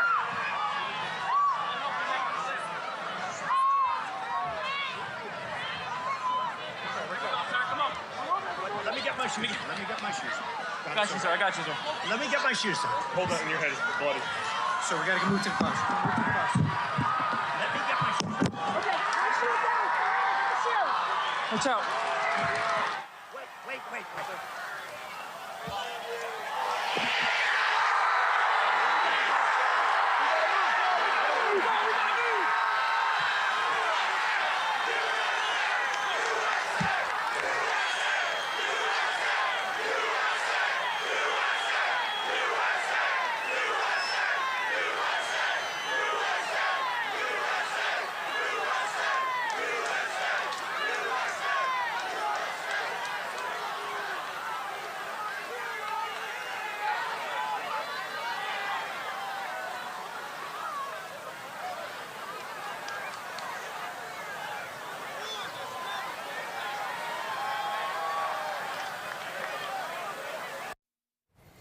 Those extraordinary moments earlier today in Pennsylvania, the shooting and wounding of former President Donald Trump by a presumed attempted assassin. And we now have this verified vision coming through of the shooter. It was posted to the social media platform X. The shooter in camouflage on a rooftop near the Trump rally, who was then killed by Secret Service officers, we understand. Well, someone who was at the rally, Brian Brzezowski, was at Donald Trump's rally in Pennsylvania, and he joins us now. Thank you very much for your time, Brian. We just saw the 2 minutes of that unfold, the assassination attempt that began with confusion and chaos and ended, with Donald Trump being whisked off into a car to get his medical treatment. What was it like for you? Where were you in the crowd? How did it play out? Thank you very much for having me. I understand my last name's a bit of a mouthful, so I appreciate you trying, and you did succeed after the second try, so you're fine. But in adjacence to the crowd, so there was a set of bleachers with the flag above it, and then there was a set of bleachers to the left of that if you were facing it. We were to the right, right by the farming equipment, and actually the shooting happened right behind us. So what happened, at least what was perceived to happen, I'm just going to give you the play-by-play, basically. So we were listening to him talk. I think it was about 8 or 10 minutes into him speaking. And then there were 3 consecutive shots, boom, boom, boom. And everybody looked around immediately. I heard somebody scream. I saw Trump go down. And then everybody else just started yelling, "Get down, get down." 2 people, 2 grown men jumped on my fiance to protect her. One of them was very nice and said, "Listen, I'm a father. I'd rather let them shoot me first than shoot you." And then I jumped on 2 little girls, one age, I'm assuming 6, and another one 8, to help protect them. And I was trying to help them and make sure that they were okay. But after the shots stopped, after the first 3, we saw about 6 to 8 cops running, gun in hand, towards where we heard the firing come from. And then after that, we heard 8 to probably 10 consecutive shots after that. And after all the shots stopped, people started standing up, looking around. People opened the gate behind us, and then we immediately started fleeing the scene. We had people yelling, "Stop running," and thankfully people listened. No one got trampled, at least to my knowledge, that I saw, and everybody was calmly leaving the premises, at least as calm as they could after such a terrible thing happened. But we witnessed somebody laying on the ground, and after my fiance and I looked, I saw a man laying on the ground holding a stomach, what I could only assume to be another shooter. I'm not too sure if there was more than one, but I didn't see anybody else that was outside of the crowd get shot by a shooter. So we were assuming that there was probably enough, but that's just speculation at the time. Obviously, I'm not professional whatsoever. Indeed. I'm not going to. Yeah, and we have no information around that possibility, Brian. But let me ask you what you do know and what you did see there. Give us a sense of the security heading into this Trump rally, the screening that may have taken place. How aware were you of Secret Service and military personnel who were also there to provide security for the event? So the security was anything but loose. It was, let me tell you. So we walked through, one of the first sites that we saw was a heavily armored vehicle with several, what I could only understand to be police officers or maybe SWAT around it. We walked in, we saw that, and then as we walked into the legitimate event, we walked through not only just a metal detector, but there were 3 cops at each metal detector, 3 police officers, and one of which had a metal detecting wand. They made us remove everything from our pockets, take everything off that we were wearing, like hats, glasses, etc. And as we walked in, we were also met by, you could see, I can't even count the amount of men in ties with earpieces that I saw with sunglasses that looked all professional. I could have only assumed those were Secret Service or people who were walking around armed. And as we, like probably half an hour before Donald Trump arrived, we saw about 10 to 15 police on motorcycles come. Everybody was taking pictures and stuff, but they came. We had the sheriff sitting right by, we had one of the sheriffs sitting right by us. And then we also had about 5 police cruisers that pulled up as well with them with their lights on. But it was very secure. I don't think I've ever felt safer until that one moment. And tell me, Brian, about the mood of the crowd before that moment. The mood of the crowd before that moment? Yeah, before the attempted assassination. They were excited. They were extremely excited. They were cheering. They were booing at something that he was saying because he was talking about the opposition and what they're doing to our country at the moment. But they were ecstatic. I don't think I've ever seen a crowd more explosive with energy. Just the feeling in there, the camaraderie of the people that I was talking to. I mean, my fiance and I, we made some legitimate friends. People that I could consider seeing in the future, but obviously we never got names and stuff due to the terrible circumstances. But the crowd was electric. As we saw in the 2 minutes that we just broadcast from when the former president was hit with the bullet in the side of his ear and then whisked away by the Secret Service and his security detail. Can you explain that 2 minutes? Because it started off looking quite chaotic and confusing, but at the end the crowd was chanting. Yeah, so I wasn't quite sure what they were chanting because my fiance and I, we were very shaken up the shooting was about 40 yards from where we were standing. So we were insanely scared, as you can understand. So we started walking away. But after that, I think the people just realized, I think what they want from us is to be afraid. They don't want us to attend these rallies. They don't want us to rouse our support. And I believe that the people realized that they had enough after something so terrible happened that they started chanting. I didn't hear what they were saying, but I can only assume it was something to the lines of USA or something like that, because they were attempting to be patriotic after such a terrible thing happened. Brian, I appreciate that recounting difficult and traumatic moments is not easy. You've witnessed an act of violence and people have died. In those moments, though, 20 or 30 seconds where former President Trump is out of sight, he's beneath that podium, what were your thoughts at that moment before you saw that his injuries were not serious? How concerned were you? At the moment, I can't say that my biggest worry was Donald Trump. My fiance, who I will be marrying in October, I don't know what was going through my mind, except I don't want to lose her. Yes, there was some inkling that I was hoping that he wasn't dead. And I'm glad that he's fine and in good health now and hopefully getting to a good recovery. But I was just staring at my fiance as she was being protected by these two men that I thanked profusely afterward. Brian, you're an eligible voting American. How does this change the campaign for you, for voters, for those who choose to vote in America? I honestly do think that the people who were there, I know where they were voting already. I don't think it changes their mind one bit. All it does is reinforce what they previously thought.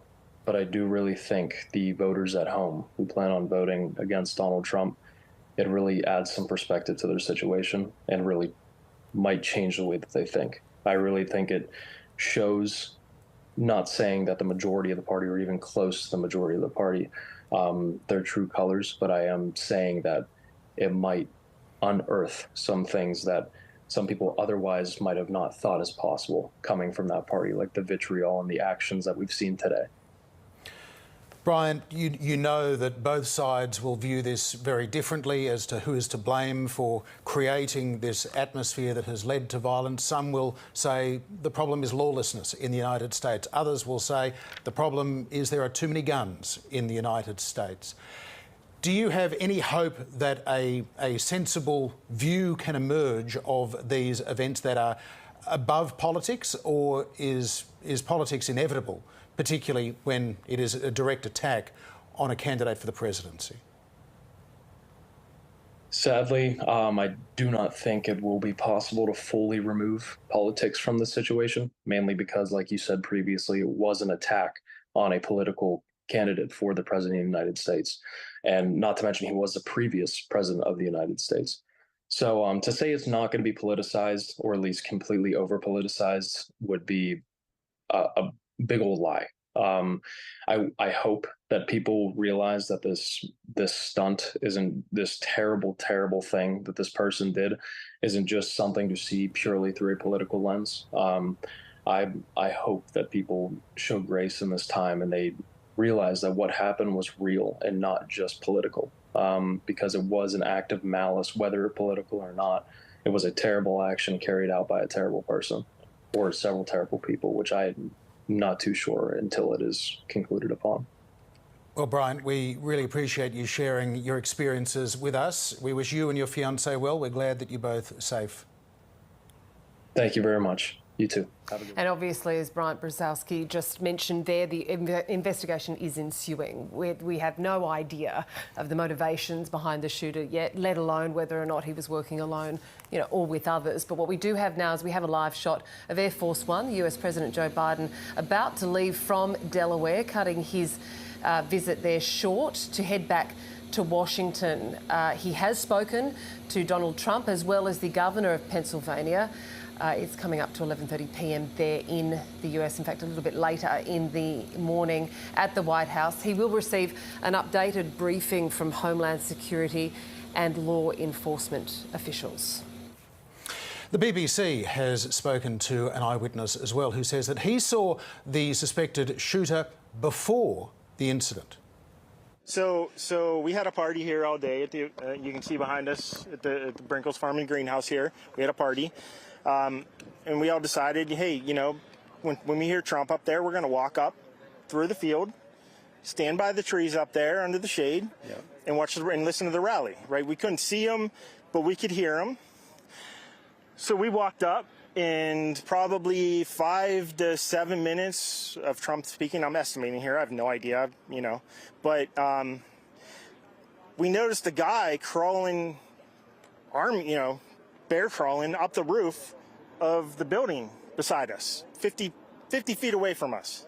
So we're standing there, and we're pointing at the guy crawling up the roof. And he had a gun, right? He had a rifle. A rifle. We could clearly see him with a rifle. Absolutely. We're pointing at him. The police are down there running around on the ground. We're like, hey man, there's a guy on the roof with a rifle. And the police were like, huh, what? Like they didn't know what was going on. We're like, hey, right here on the roof, we can see him from right here. We see him. He's crawling. And next thing you know, I'm thinking to myself, why is Trump still speaking? Why have they not pulled him off the stage? I'm standing there pointing at him for, 2-3 minutes. Secret Service is looking at us from the top of the barn. I'm pointing at that roof, just standing there like this. And next thing you know, 5 shots ring out. So you're certain that the shots came from that guy on the roof? 100%. 100%. And he was up there for a couple of minutes? He was up there. You saw him up there for a couple of minutes? Absolutely. At least 3 to 4 minutes. And you were telling police and the Secret Service? We were telling the police. We were pointing at him for the Secret Service, who were looking at us from the top of the barn. They were looking at us the whole time when we were standing by that tree. Could they see binoculars? Could they see him? Probably not, because the roof, the way the slope went, he was behind where they could see. But why is there not Secret Service on all of these roofs here? This is not a big place. And that was an eyewitness to that shooting speaking to the BBC. John, you are an expert in US politics. You've been covering politics for decades, elections for decades.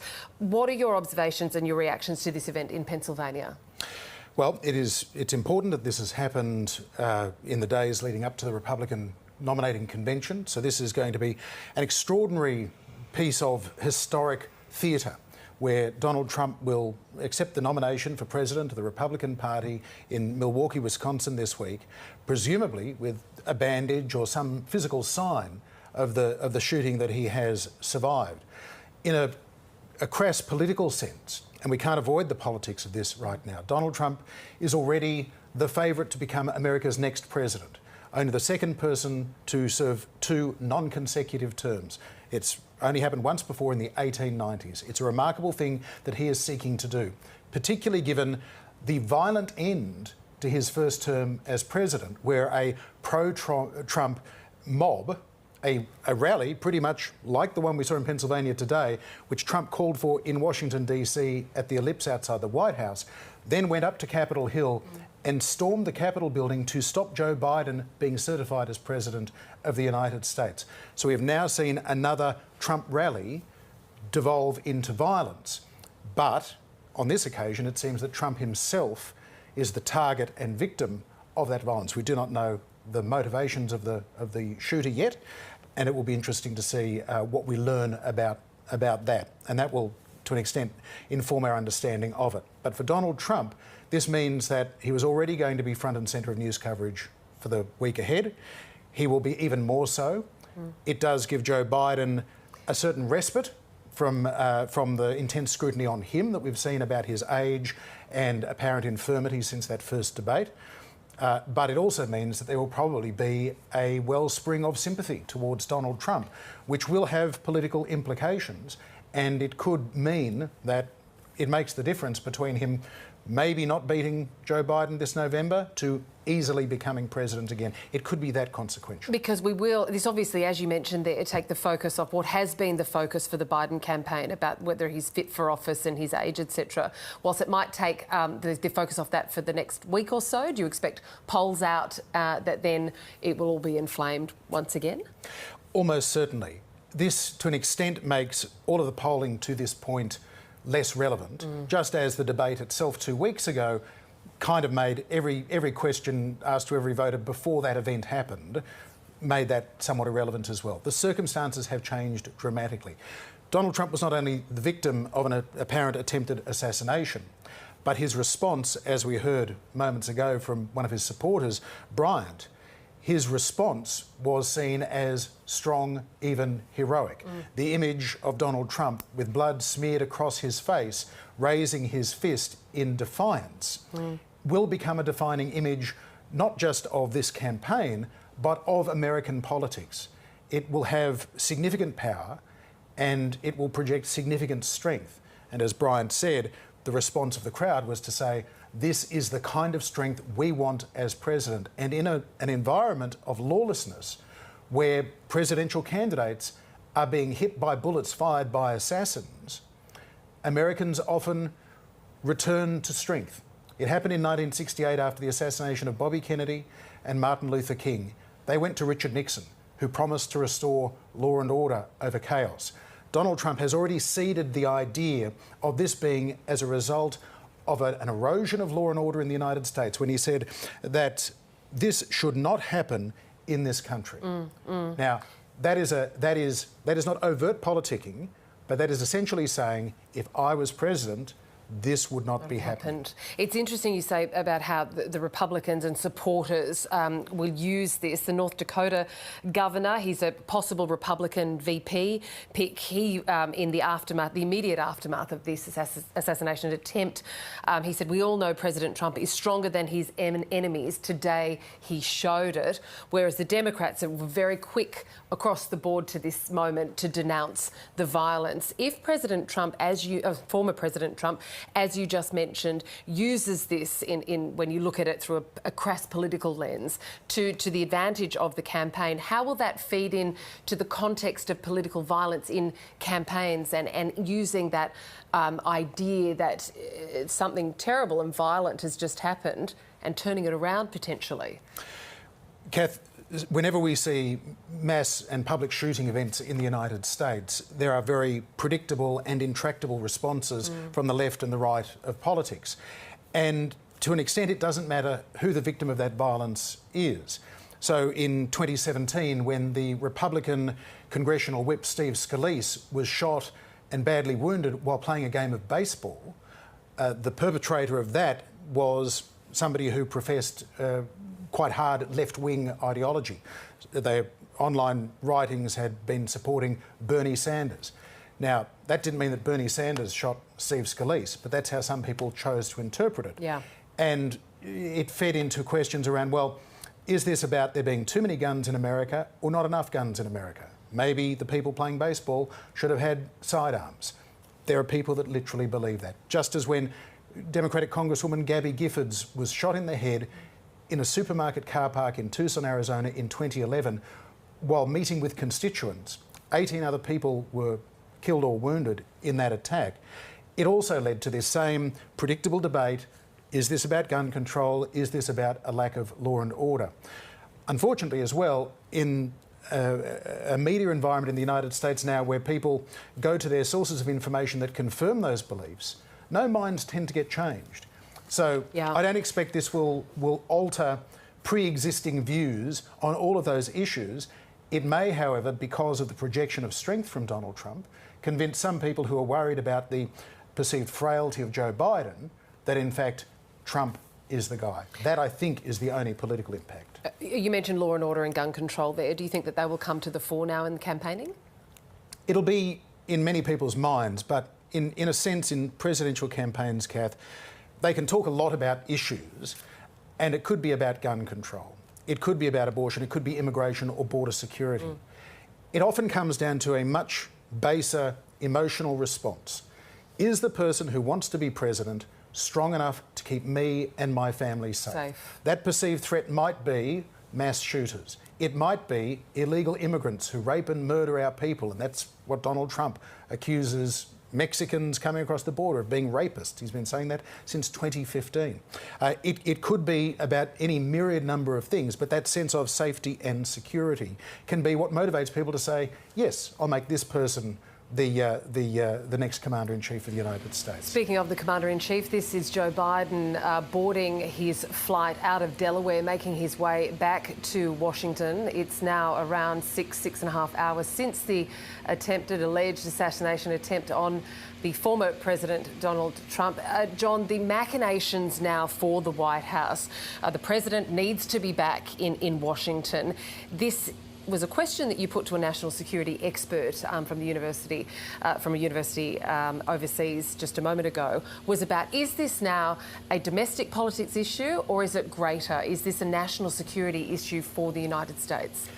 Until we know the identity and the motivations of the perpetrator of this act, we don't know, and national security experts in the United States don't yet know, what are the wider implications. The Secret Service and the CIA often war game scenarios where an attack on the United States, such as the 9/11 attack, might be preceded by acts of political violence because it sows chaos, confusion, fear and also can lead to a breakdown in chains of command. So they will be looking at that as a possibility. Is this a form of election interference? It may be somebody who is a unstable person who just has fixated on Donald Trump and hates him and wanted to kill him. Could be as simple as that.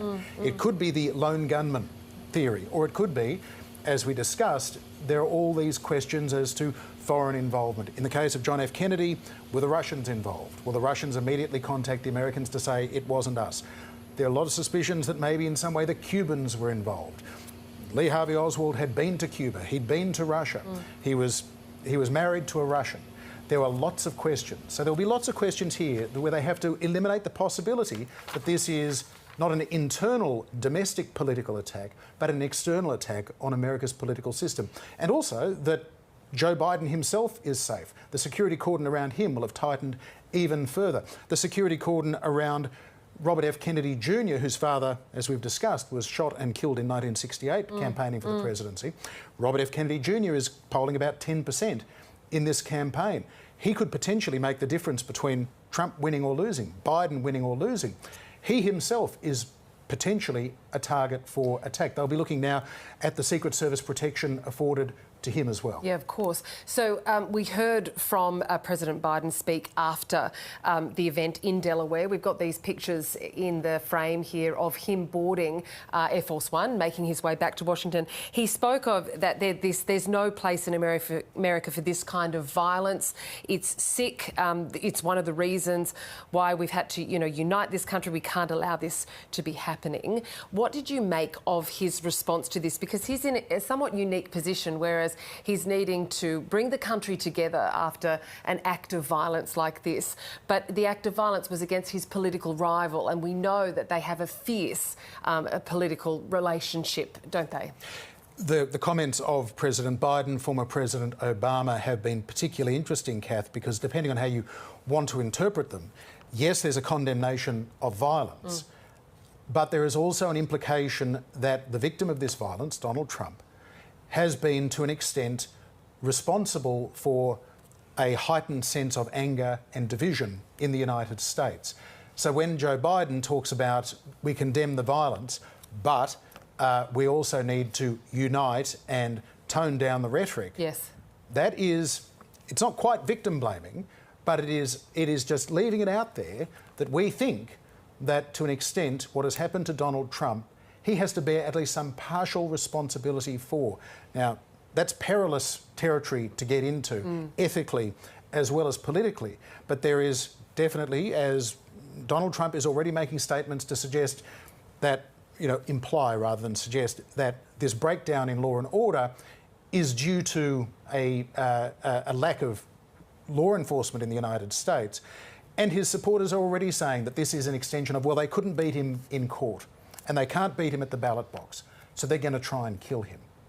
People's minds are going to these predictable lines of thought based on their firmly held beliefs and their ideologies. It's a shame that we can't see a nation unite around a common set of values and standards to say, this is unacceptable, we need to find out exactly what's happened and why before we fit it into our existing ideological template and blame the other side. And the international reaction has been swift and fierce, with the general theme of keeping that toning down the rhetoric. We heard earlier from the Prime Minister of Australia, Anthony Albanese, responding to the shooting. Along with all Australians, I was shocked by the terrible scenes at former President Trump's campaign event in Pennsylvania. I'm relieved by the news that the former president is safe and doing fine, and I wish him and his family well. I applaud the swift work of US security agencies. I'm also saddened by reports that a member of the audience has lost their life and other attendees have been injured, and I send my condolences on behalf of Australia to their loved ones in this time of grief. Let us be clear.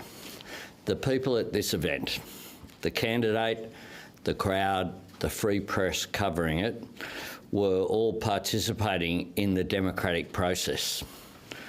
In Australia, as in the United States, the essence and the purpose of our democracies is that we can express our views, debate our disagreements, and resolve our differences peacefully. We do so with respect for each other and in the spirit of a shared love of our country. Any act of violence is an affront to that and must be condemned unequivocally.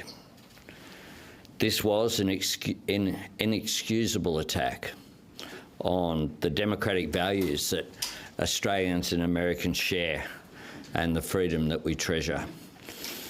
These values are ones that unite our two countries. It's the basis of our alliance, is those shared values between our peoples as great democratic nations. And all Australians stand with our friends in the United States at this difficult time. Prime Minister Anthony Albanese a little earlier today. And we do have this continuing live shot coming through of the President's Air Force One jet. US President Joe Biden is about to depart from his home in the state of Delaware, cutting short a visit home there, heading back to Washington, D.C., a very short trip. We do understand that the President and former President have spoken now on the phone. Donald Trump recuperating in hospital after being nicked, it seems, by an attempted assassin's bullet on his right ear.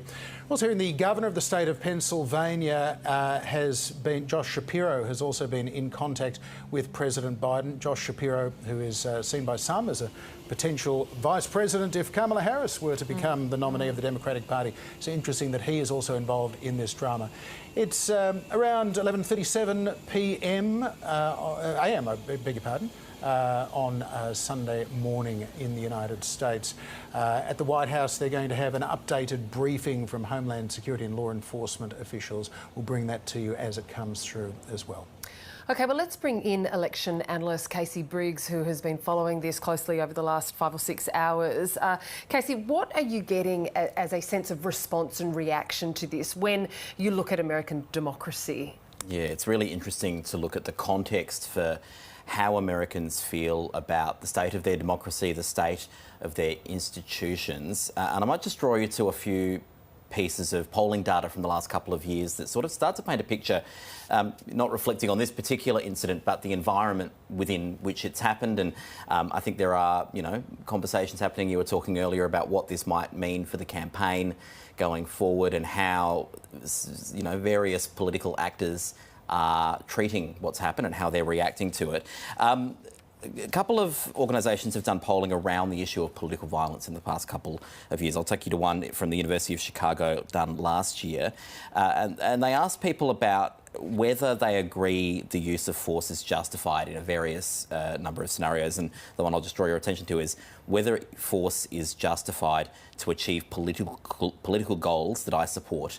And it's a minority of Americans that say yes to that, but it's perhaps a larger number than you would think, 13.9% of Americans saying, yeah, use of force can be justified to achieve political goals that I support. There's another study out of the UC Davis Violence Prevention Research Program, which again suggested the same sort of thing. And this one, the numbers are actually a little bit higher depending on what you're looking at. 32.8% considered violence to be usually or always justified to advance at least one of 17 political objectives, and there were a range of objectives, whether it was preventing discrimination or stopping an election from being stolen or stopping voter fraud.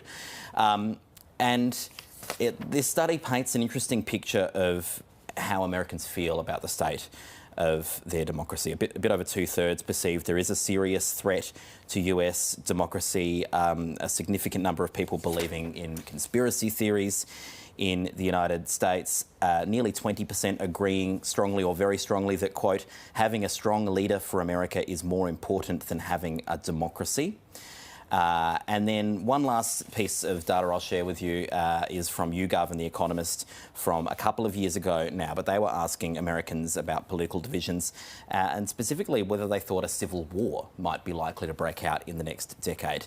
2 in 5 Americans either agreed or strongly agreed that, yes, a civil war is likely in the United States. So I guess what is the definition of a civil war? Because there's civil unrest and there's civil war. Yeah, and I don't have the full question detail right in front of me, but it is a survey. There's still a heightened anxiety. Heightened anxiety 2 in 5 over violence, conflict, political conflict within the country. This survey also asked people, whether the country is becoming more politically divided. 66% yes.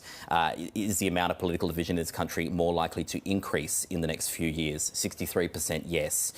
Do you think political violence in this country since the beginning of 2021 has increased? 65% yes. Will it continue to increase? 62% yes. So there's not a lot of optimism in the United States around the state of political violence. There are a surprisingly large minority of Americans who think it can be justifiable. And then you couple that with, as you've been discussing, the sort of fragility of democracy worldwide, but in particular, as we've seen in the United States, the fragility of some of these institutions where there's all of these avenues where you can, as we've seen candidates try in the past, challenge elections in the courts and pull all manner of tactics to try and influence the way that democratic institutions function. It sort of paints a picture of a people that are not that confident in their own democratic future, and that is not reflecting on this particular incident. As we've been saying over and over again, we do not know who the person that's responsible for this attempted assassination is. We do not know what motivates them. I'm sure we'll learn more about that in the days ahead. But it does maybe give you just some context for the conversations and how people are reacting to this into the future, and how people might respond as this incredibly volatile and emotive election campaign, which is, got about 100 and something days left to run, is only going to continue to ratchet up in intensity. Is there any way to know, Casey, when people talk about democracy being under threat, and an act such as this can be interpreted as an attack on democracy as well, attacking a political candidate, a possible future president of the United States, how people feel about American democracy? It's one thing to say, in a rhetorical sense, we support democracy, but then some polls have suggested, particularly Trump supporters, are not at all concerned if he says, I'm going to be a dictator, at least for a day, that they believe, in fact, that a strong leader who abandons the Constitution, who abandons democracy to get things done that they believe should be done, is not such a bad idea. So I wonder, do you have a sense whether Americans are that concerned about threats to democracy? If the democracy is sometimes in the hands of the people they disagree with, they might like to get rid of it altogether. And we've seen that with multiple sort of social science pieces of work around views to democracy and whether it's the best system, and you know, repeated studies that have found younger Americans are less likely to think that. What was the number I shared with you before? 18.9% agreed strongly or very strongly that having a strong leader is more important than having a democracy. So that is a held view. I'm not going to say by a majority of Americans, but 18.9% is about 1 in 5 Americans. And so I will be very interested in the wake of what we've seen today. I'm sure that there is going to be a swathe of research coming out in the next few weeks. I'd be surprised if there aren't fielding polls already to get at how people are viewing what's happened today and how that segments out to the different political camps, to different age groups who we know think about democracy in different ways. Younger voters were not alive for 1981 when the attempted assassination of Reagan occurred. This is the first act of violence like this that many American voters would have seen and experienced. It's also the first one we've seen in this environment of a 24-hour news cycle. Yeah. And social media. Social media is spreading all sorts of rumours, all sorts of directions, and spreading them very quickly, even before we kind of know that anything's happened. So it will be very interesting to see if this incident changes the political context and the way that Americans view their democracy. I've been speculating that I assume, at least, and it's always perilous to make assumptions, particularly on television, but my assumption has been that this will lead to a wave of support for President Trump, who will then add to that increased interest by conducting the Republican convention this week. It should be a very good week for Donald Trump after an awful thing that has happened. He's a victim of violence. There's no doubt about that. Do you see this as all political upside for him? Do you believe that the American electorate that you see in that data is likely to say, Donald Trump, yes, I'm more likely to vote for him today than I was yesterday? John, like you, I do not like to make assumptions on live television, but maybe let's look back at you know, what's happened. Certainly nothing like this has happened in the past, but, you know, Donald Trump has been convicted of felonies, which would ordinarily be a very bad news for a political candidate. Now, that has seemed to give him a boost in public support, at least among his base. His campaign is claiming that day was a record day of fundraising. You know, you would anticipate that the Republican National Convention is a week of very good fundraising for the Republican Party. Whether that, you know, will increase beyond expectations this week, we don't know. You know, we're seeing that the Biden campaign is pausing its campaign activity today, pulling advertising, not sending any sort of communications around the campaign itself. So we're seeing a brief reprieve, at least, on the Democratic side. But the indications on the Republican side, at least, are that this is not going to last all that long. We've seen statements from politicians like J.D. Vance, the Ohio senator that Trump endorsed and is very well aligned with Donald Trump, pointing the finger at Joe Biden, you know, sort of inspiring this attack. He said, the central premise of the Biden campaign is that President Donald Trump's an authoritarian fascist who must be stopped at all costs. That rhetoric led directly to President Trump's attempted assassination. Those comments were shared by Donald Trump's super PAC, a fundraising campaign group that works not directly for Donald Trump, but on Donald Trump's behalf.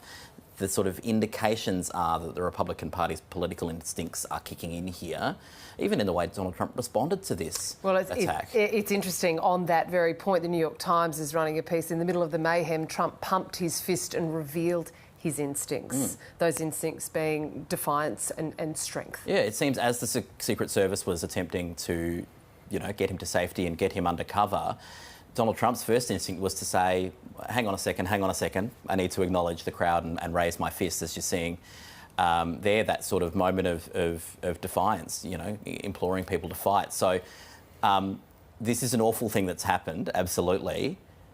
The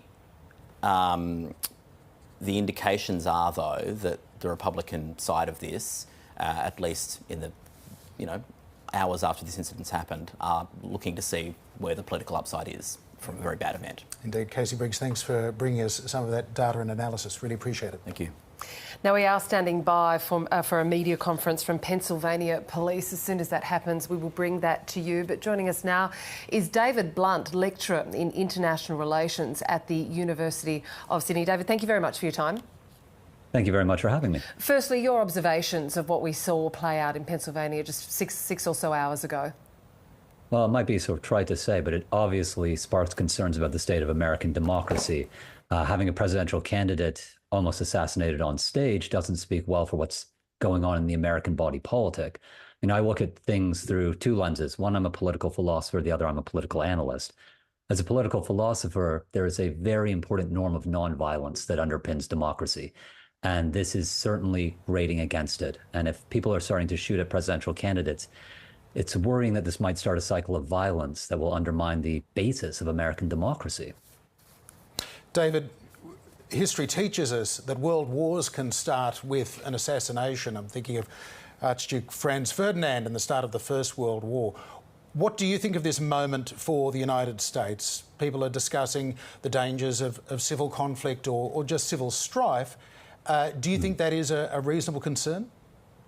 I think there is certainly a possibility that this could be the start of a spiral of political violence. We know that President Trump has not been shy of demonizing and castigating his opponents as not just political rivals, but as bad human beings. It might be that some more extreme supporters of President Trump might take a pop at Biden, perhaps, or another Democratic politician. It's not out of the realm of possibility that this is how things start. As you say, a small act like the assassination of an archduke can start a world war. An attempted assassination of a president might start further political unrest in the United States, certainly among the more conspiracy-minded portions of the population. David, we were speaking before with Casey Briggs, our election analyst, on some of the polling that had been done on political violence, etc. And there was a number out, and it got us talking about civil unrest versus civil war. As a result, they're two very distinct, different things. How bad can this get? I think it was 2 in 5 that Casey was saying, was suggesting that.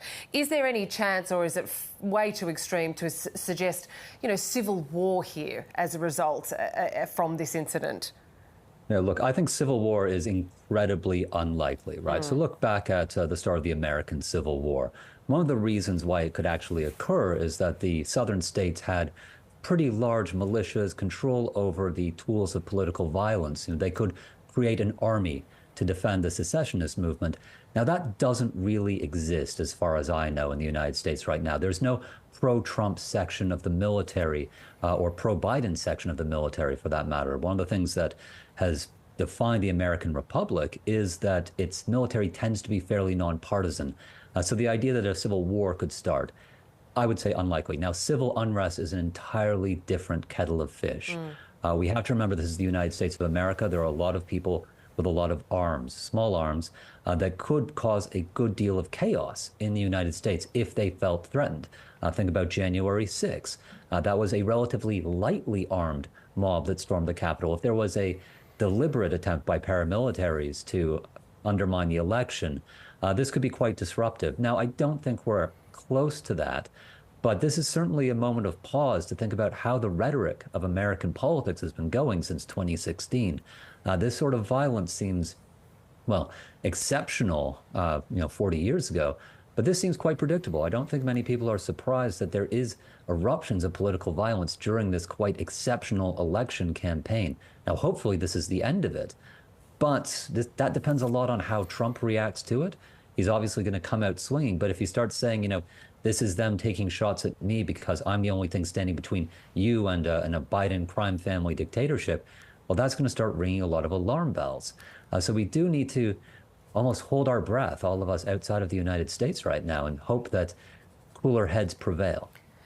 David Blunt, thank you very much indeed for joining us. We'll try and get back to you a little later on. We're just getting a briefing now through from authorities in the state of Pennsylvania where this attempted assassination took place, hopefully to give us some more details as to what we've all seen unfold on our TV screens in the last few hours.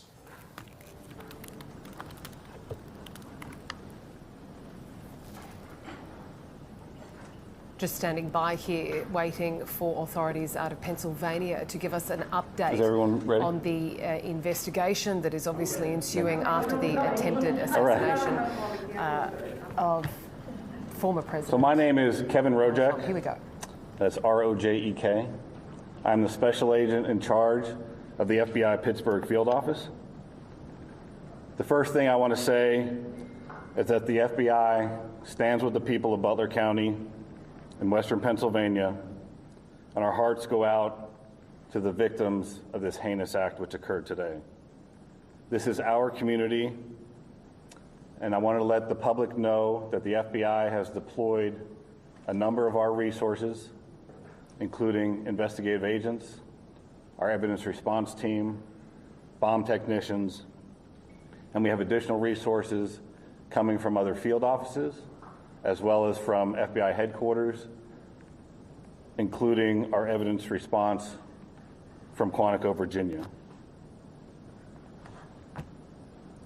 We have intelligence analysts as well, working from our field office in Pittsburgh, working feverishly to attempt to identify the individual who did this and any motives behind why this was done. Right now, we need the public's help.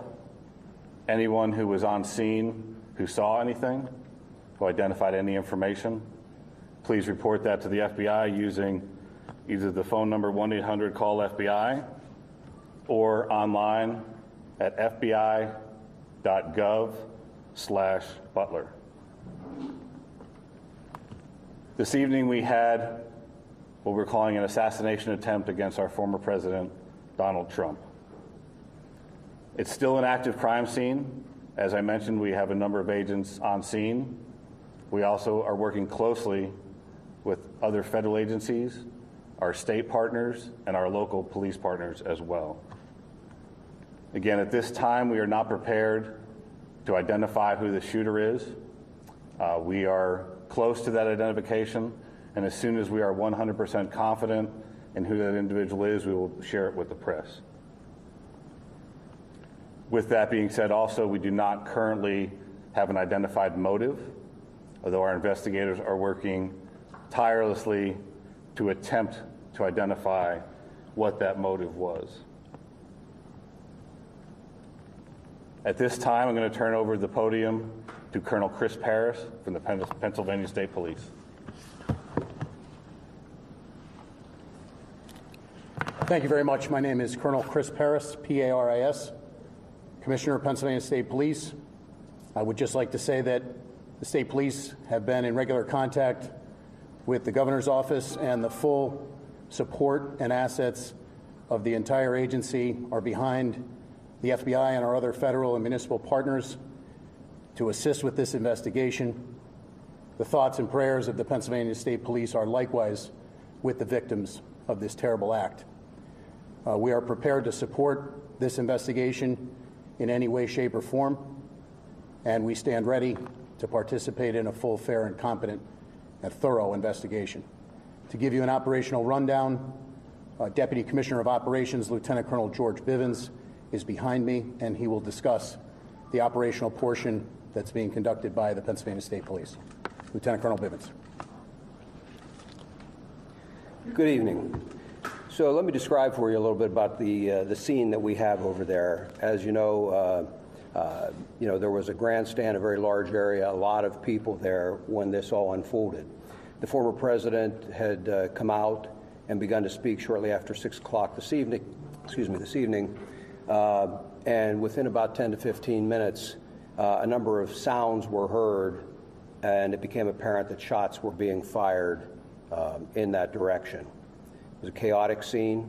Law enforcement, I believe, acted heroically, quickly identifying and neutralizing the threat, as well as responding to assist the various victims. PSP had a significant presence on the scene along with all of our federal partners at the time of the shooting. We have since enhanced that presence significantly, bringing in resources from all over the Commonwealth to ensure that we have a speedy, thorough investigation. We are working very closely with the FBI as we work through this. As you can imagine, because of the variety of crimes that have been committed, some are under federal jurisdiction, some are under state jurisdiction. And so, we're working through all of that, not an issue at all. We work seamlessly. But the FBI has maintained the lead on the attempted assassination. PSP will take the lead on the homicide and the shootings of the other individuals in the grandstand area. And so there are a lot of witnesses to be interviewed, a lot of things to be processed. There were some complicators that hopefully the next time we speak we can describe for you, but some complicators that slowed down some of the processing and the positive identification of the shooter. But know that at this time we have no reason to believe that there is any other existing threat out there. We are doing everything we can to make sure that this is thoroughly investigated, and that if there is any information developed that anyone else was involved, that between PSP and the FBI, that will very quickly be followed up on. So I think at this time we would open it up to questions from all of you. Was this a lone wolf attack? Again, I think it's too early to say that. We have one shooter tentatively identified, but we're not stopping there. We're following up on a lot of information. It will be some time until we can conclusively say or answer that question, I think. How long do you think that gun was hiking up there? I mean, we saw the snipers up there, as the crowd kind of rolling in. It looked like they had a pretty good viewpoint to check everyone out. How long could that guy have been up there? Again, that will all be part of the investigation, but Can you come up to the mic? that will all be part of the investigation. But I can tell you that preliminarily it appears everything unfolded very quickly. So, again, we'll have more information on that, but it's just too early to start definitively saying this happened at this exact time. And But it wasn't that he's inside the security perimeter, right? That building was outside of it? That's correct. How far outside of it? We'll have that information for you. It was some distance outside of the Colonel, security can you perimeter. comment on reports that there were people who saw someone on the roof and tried to alert authorities? We're following up on those. I will tell you that I am aware of those, and I am aware that law enforcement had responded to a number of reports of suspicious activity. The specific response to this will be all part of the after action, but yes, law enforcement was responding to check on several suspicious occurrences. What were the other suspicious occurrences? That will all be part of the investigation. We seem to have lost that media conference there by Pennsylvania police as well. They were joined by the FBI field office. Oh, we've got it back. We'll head back. So again, we're not prepared at this time to provide the identity. I don't think we'll persevere with that for now, but the bulk that came out there of that media conference from authorities there, we were joined by Special Agent Rojek, who is in charge of the FBI field office there, speaking about it's an active investigation. There's been a number of resources that have been deployed, but the thrust of that was that there is no active threat in the area at the moment. They have not identified the motive, nor has there been an identification of the alleged shooter at this point that they're willing to share with the media. They certainly made it clear that they were close to an identification, because the gunman was shot and killed, or the alleged gunman was shot and killed on the rooftop overlooking the Trump rally in Pennsylvania. They said they're not 100% sure, but they are close to making that identification. Similarly, with identifying a motive, they have confirmed the language that we have been using, other officials have been using, that it was an assassination attempt against former President Trump. But obviously this is a multi-agency response with the FBI as well as state police and the Secret Service all involved in this. They will be examining why this has happened, how it's happened, who the perpetrator was, what their motivation was, and also how it was able to happen that this was a failure of the protection detail around the former President of the United States that he so very closely came. Yeah. We can now take you back in towards that briefing now, see if we can get some more information for you. Service who was on site, but also the state and local partners who were there on site and were able to react immediately when the incident occurred. Do you know how many officers fired their weapons? I do not. I understand that it's very early and there's still going to be a lot of questions, but I mean, at this point, I'm going to make that assessment. There's an active investigation. A lot of things need to occur investigatively to make those determinations of what, if any, failures there were. So we can't comment on that at this time. So you can't say if Secret Service had checked those buildings or were keeping a close eye or... Really have to defer to Secret Service for those questions. Was there any law enforcement at the AGR property prior to the event?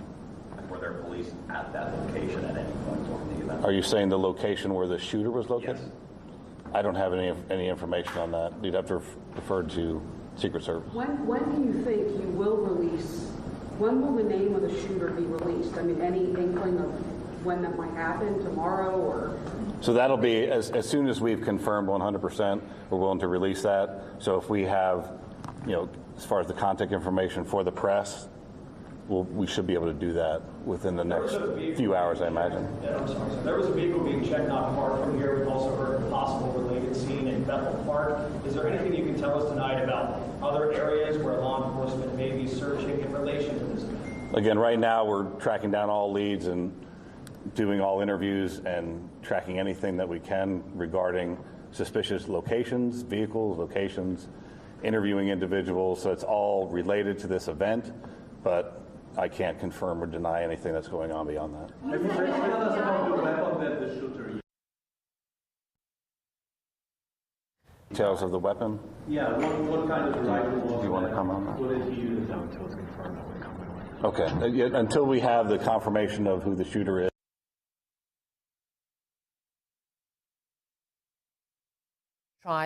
We're going to try and stick with this. We'll bring it back to you when we get the live feed. Here it is.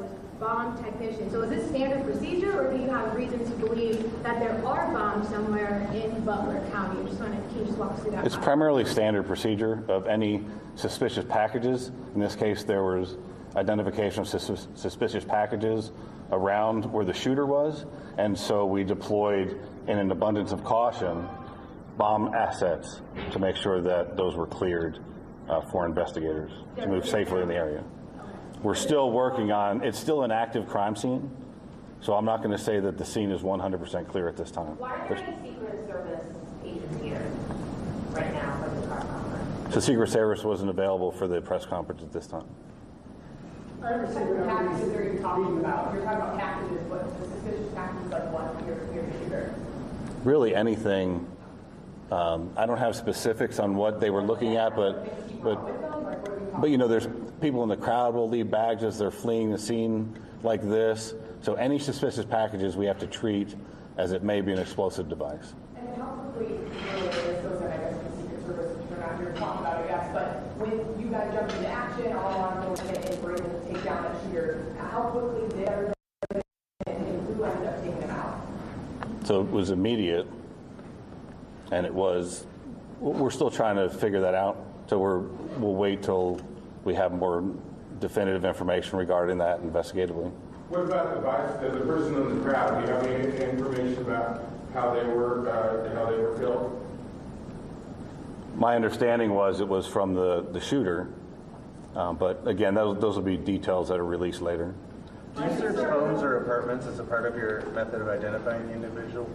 So if that's where the leads take us, absolutely.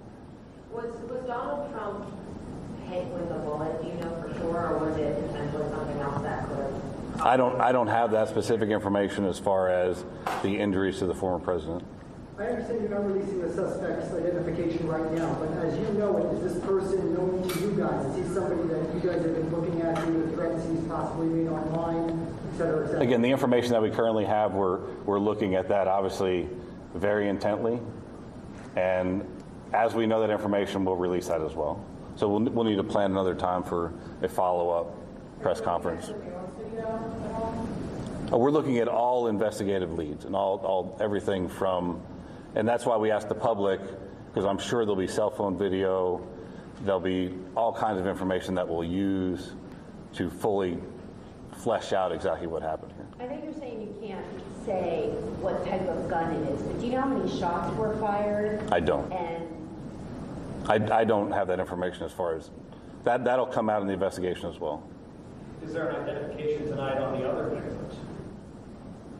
As far as the civilians, the civilians that were injured and killed? Yeah.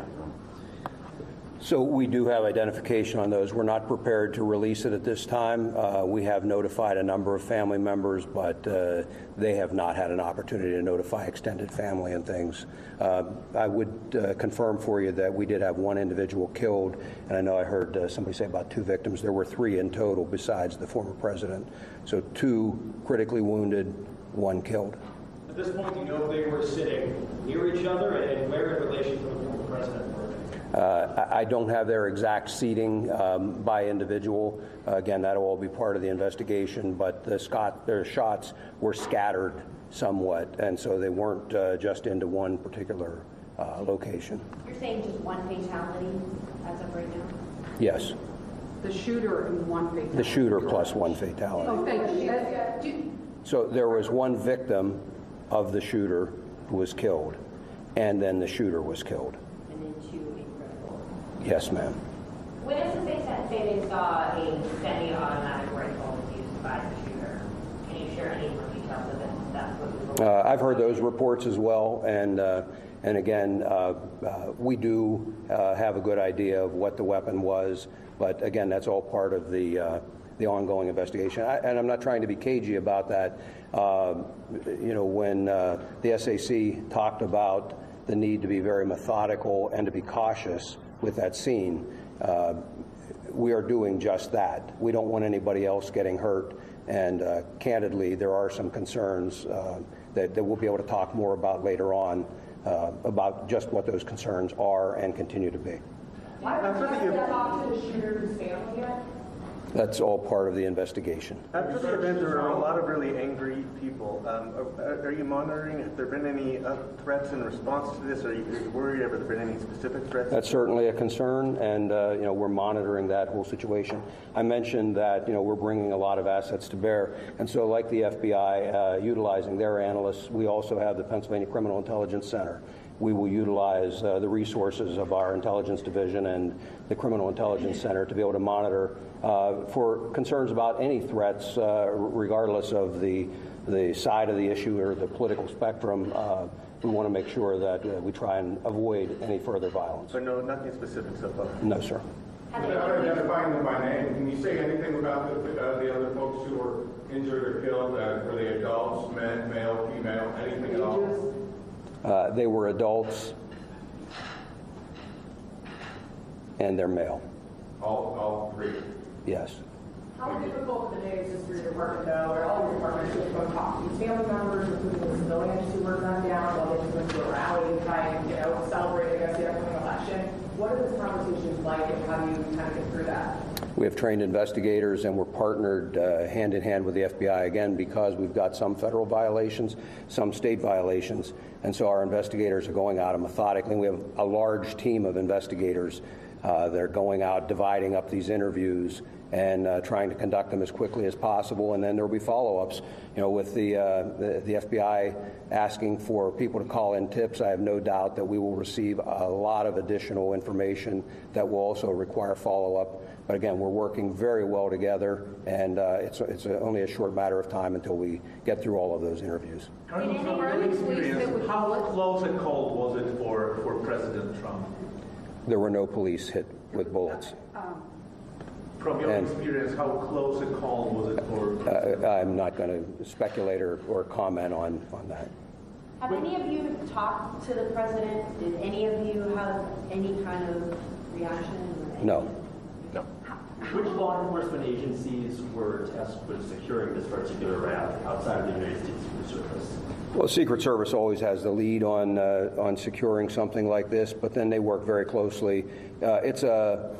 And I hate to use the word routine, but it is a fairly routine matter for all of our agencies to work jointly with the Secret Service. And it really depends on the venue, on what information is out there, what number of resources are devoted to it, and we work with them to provide whatever is requested by the Secret Service, but they're the lead in that security. Was there anything about this venue that made it particularly difficult to secure? You know, I would defer to the Secret Service to answer that. They would have done the initial assessment. Was the rooftop part of what was being secured? Was the rooftop, given its proximity to the event, part of that process? It's my understanding that was outside of the perimeter. Did this shooter have any previous criminal history? We're not going to comment on anything about the Did shooter. any agency deny Trump's team extra security? Any of the agencies that are up there? Not that I'm aware of. If Trump had been the nominee already, would he have had additional security for this event? There again, Secret Service has the lead, and I'm not going to comment or speculate on what may or may not be provided at any given point, depending on their status as a candidate. What I will tell you is that, in my experience, the Secret Service does an excellent job of maintaining security on protectees. They're very cautious. They don't hesitate to ask for resources, and candidly, we don't hesitate to supply those resources. Colonel, you're asking for the public's help. Can you elaborate and be more specific about what you would really like to see from the public? If it's videos, photos, personal accounts? I think the videos and photos would be very helpful, and I think that once the shooter is identified, anyone that has specific information on that shooter, that would be very helpful as well to help us assess motive. And again, as I mentioned earlier, we are absolutely not taking for granted that this was a lone wolf attack, and so we would be looking for any additional information that might point us toward anybody else that may have had a hand in this. Sir, at this point, what is the main focus of the investigation? What's the most important thing for you right now, a few hours? Well, there's not any one single focus. I mean, certainly the immediate focus was life safety, getting the former president out of there and to care, getting care to the other victims, and trying to secure the scene as quickly as possible. It shifted then from a life safety priority to then an investigative priority. And so I guess if I had to point to where we are right now, the single greatest priority would be to identifying a motive and whether there was anyone else involved. We're just beginning the political season. Are you guys concerned with all of these rallies that happen and how they're set up? Is this going to change maybe the venues? Again, I would refer you to the Secret Service in terms of what they work out with the campaigns. We will continue to supply resources, as I'm sure the FBI will, and local partners as well. When this was announced, it was, there was quite a few days of a heads up that people were getting ready to come to this Trump rally. From a law enforcement perspective, when you announce a big event like this, all that time in advance, like a week out, does it give people more time to plan something like this? Well, I suppose, but there's a balance, I would think, that any of the campaigns on either side try to weigh. I mean, the point of them announcing it, I suspect, is because they want the crowd, and so it's not up to us in law enforcement to tell them when they should announce or how they should announce or how they should conduct it. We offer our best advice. Again, working hand in hand with the Secret Service, offer our best advice of how best to secure and protect that venue. Sir, considering how many people were there, and you have packed in there, and you have somebody in an elevated position with potentially a high-powered rifle, how lucky is it that we were only talking about a couple of victims, as sad and tragic as that is? Well, we're certainly grateful that we don't have even more victims. And again, in terms of how this could have occurred, that will be part of this after-action report and an investigation that occurs so that we can hopefully ensure that something like this doesn't happen again. Has an autopsy been conducted yet, or is it scheduled? It has not been conducted yet. Do you have an estimate on how many people were at the rally? I do not. If somebody has a video or their photo, where should they send it?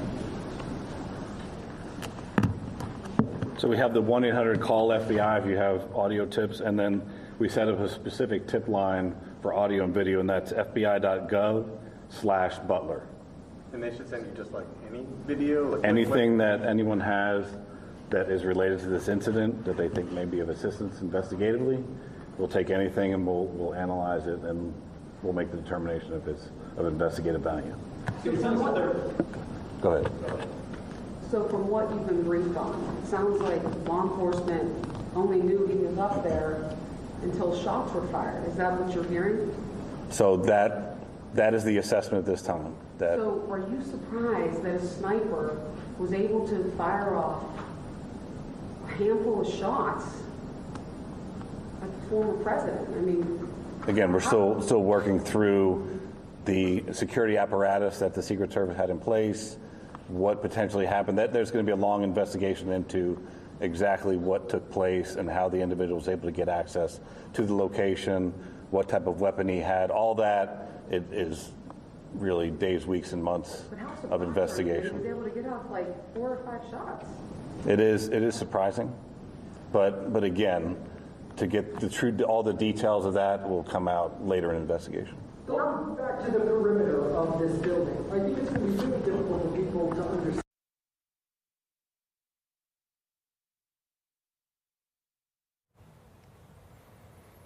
Still experiencing 1 or 2 issues with a satellite connection to Pennsylvania as that press briefing continues from federal and state authorities. We'll stay with that vision in the hope that it reboots and returns to us.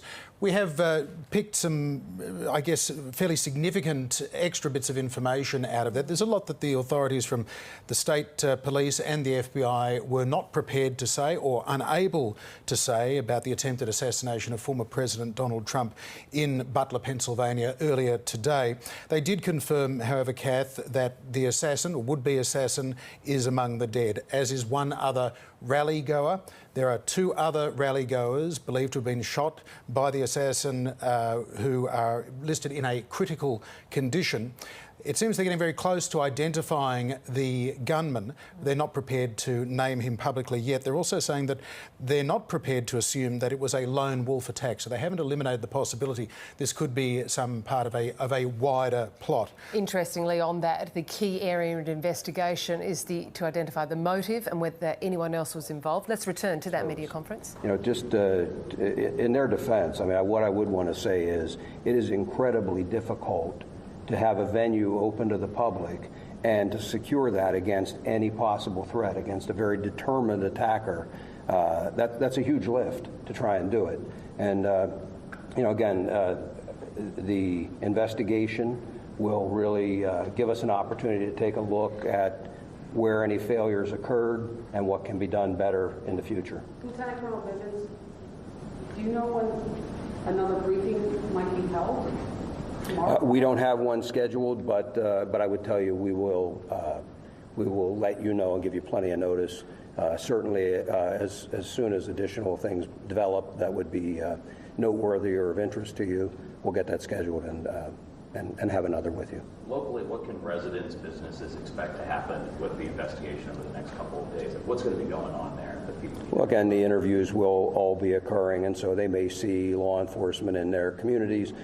People came from a wide area to come to this rally, I'm told. So, you know, there's going to be law enforcement fanning out, and as additional calls, photos, videos come in, you know, those additional interviews will result in law enforcement being out in the community conducting those interviews. But otherwise, they really shouldn't see any other significant impact in the community. Would you confirm whether it's a male or female, the homicide, the bystander who died? It's a male. A male? Yes. Now, I'm from a European outlet from Poland, and I'm already getting text messages from, you know, back home, and people are asking, how could this happen? What's going on in America? I know that is a philosophical question, but how could you talk to the people outside the United States about what happened here in Butler? Well, again, what I would say is a tragic incident that occurred. We're not in a position to start second-guessing how or why or anything else at this point. Just know that it will be thoroughly investigated. If there is anyone to prosecute, that will be done, and we'll move forward. But I don't have a good answer for you. We'll just take one last question. I know that PSP said that you guys were not aware of any additional requests from the Trump team for security. What about the FBI? Was there an additional request for additional security from the Trump team, and was that denied in any way, shape, or form? No, there was no additional request for security that was ever denied by the FBI. What does the FBI do in these events? Like, what is your role? So we showed up after the fact. We were monitoring the event, but it was once the incident occurred that we come and we take the primary jurisdiction for the investigation. Thank you. We'll, as we have additional information, we'll provide it. Thank you. Thank you. Special Agent Rojek there from the FBI, ending that media conference out of Pennsylvania after the attempted assassination of former President Donald Trump there. A complex investigation, an active crimes team still there, multi-jurisdictional, multi-agency. They told us that we would learn more perhaps in the next few hours when they're in a position to identify the shooter. Obviously, the motivations will probably take a lot more time. Yeah, indeed. And sometimes, of course, Kath, in these instances, the motivation is important.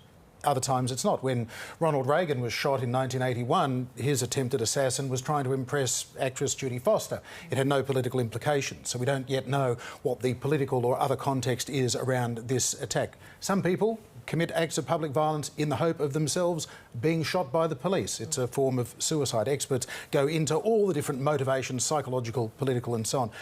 Important point, I think, to make out of that press conference, though, Kath, the FBI, who, as they made clear, came into this investigation afterwards. They weren't a part of the security operation in Butler, Pennsylvania, when former President Trump was shot and wounded. He did describe it as, quote, surprising that this attempted assassination was able to happen, and that 5 or 6 shots, including the death of one rally-goer, the wounding of former President Trump, and the critical wounding of 2 other rally-goers, that this assassin or would-be assassin on a rooftop, who some members of the public had pointed out, they said to us in eyewitness statements, that they had pointed out that this person was lurking on a rooftop.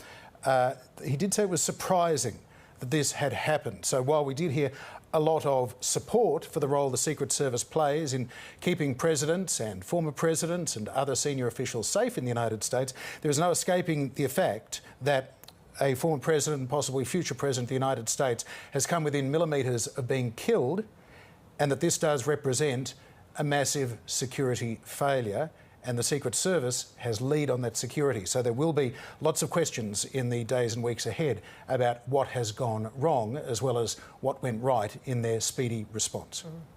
So, if you're just joining us, let's recap on what we know so far. Donald Trump has survived a shooting at a campaign rally in Butler in western Pennsylvania. The former president saying in a statement afterwards that a bullet pierced his ear. Secret Service agents rushed a bloodied Mr. Trump off stage. An attendee was killed and 2 others were critically injured. Verified vision of the shooter has now been posted on the social media platform X, the former Twitter. The shooter, seen in camouflage on a rooftop near the Trump rally, was then killed, we understand, by Secret Service officers. The FBI and Secret Service are investigating the shooting as an assassination attempt. That has been confirmed. That is how they are viewing this. Well, let's play for you now the moments the shots were fired. Here is how the incident unfolded. They said, take a look at what happened.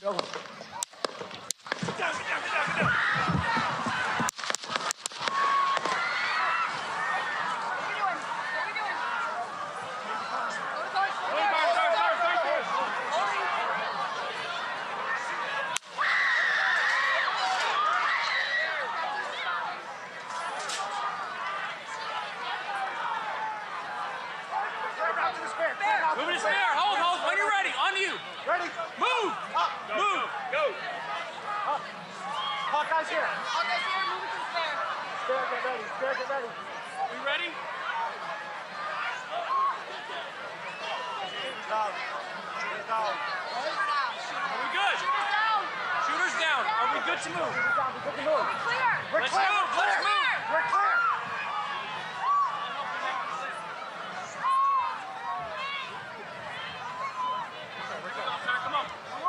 Let me get my shoes. Got you, sir. I got you, sir. Let me get my shoes, sir. Hold that in your head. It's bloody. So we gotta move to the bus. Let me get my shoes. Okay, my shoes down. My shoes. Watch out. Wait.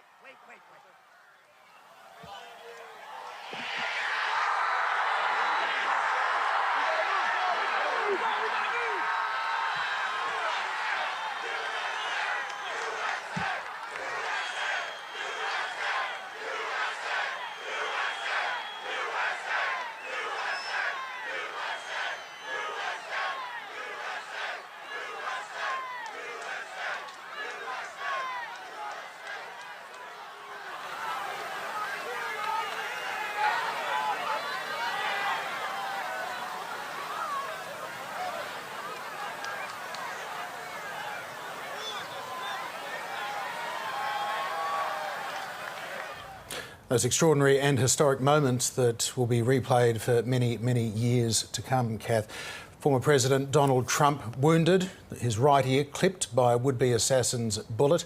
He disappeared behind the podium and then stood up, pumped the air with his fist in a sign of defiance as blood streamed down his face. We have got a statement from Donald Trump posted to his own social media platform, Truth Social, a little earlier. In it, he says, "I want to thank the United States Secret Service and all of law enforcement for their rapid response on that shooting that just took place in Butler, Pennsylvania. Most importantly," President Trump says, "I want to extend my condolences to the family of the person at the rally who was killed and also to the family of another person that was badly injured. We now know a second person is critically injured as a result." It is incredible, Mr. Trump says, that such an act can take place in our country. Nothing is known at this time about the shooter, who is now dead. He goes on to say, "I was shot with a bullet that pierced the upper part of my right ear. I knew immediately that something was wrong in that I heard a whizzing sound, shots, and immediately felt the bullet ripping through the skin. Much bleeding took place, so I realised then what was happening. God bless America." The US President Joe Biden is now en route back to Washington, D.C. He has spoken by telephone to former President Trump in his hospital. Here is Joe Biden speaking a little earlier before his departure from his home state of Delaware. But the bottom line is that the Trump rally was a rally that he should have been able to be conducted peacefully without any problem. But the idea that there's political violence or violence in America like this is just unheard of. It's just not appropriate. And everybody must condemn it. Everybody. I'll keep you informed, and if I am able to speak to Donald, I'll let you know that as well. But so far, it appears he's doing well, number one. Number two, that there's thoroughly investigating what happened to anyone else in the audience. We have some reports, but not final reports. And every agency in the federal government, I'm going back to my phone to speak with the federal agencies that are being put together again to give me an updated briefing. Has anything happened? They learned any more in the last couple hours. So thank you very much, and I hope I get to speak to them tonight, and I'll get back to you if I do, okay? Mr. President, do you think there was an assassination attempt? I don't know enough to, I have an opinion, but I don't have any facts. So I want to make sure we have all the facts before I make any more comments. Thank you. Are you worried about President safety?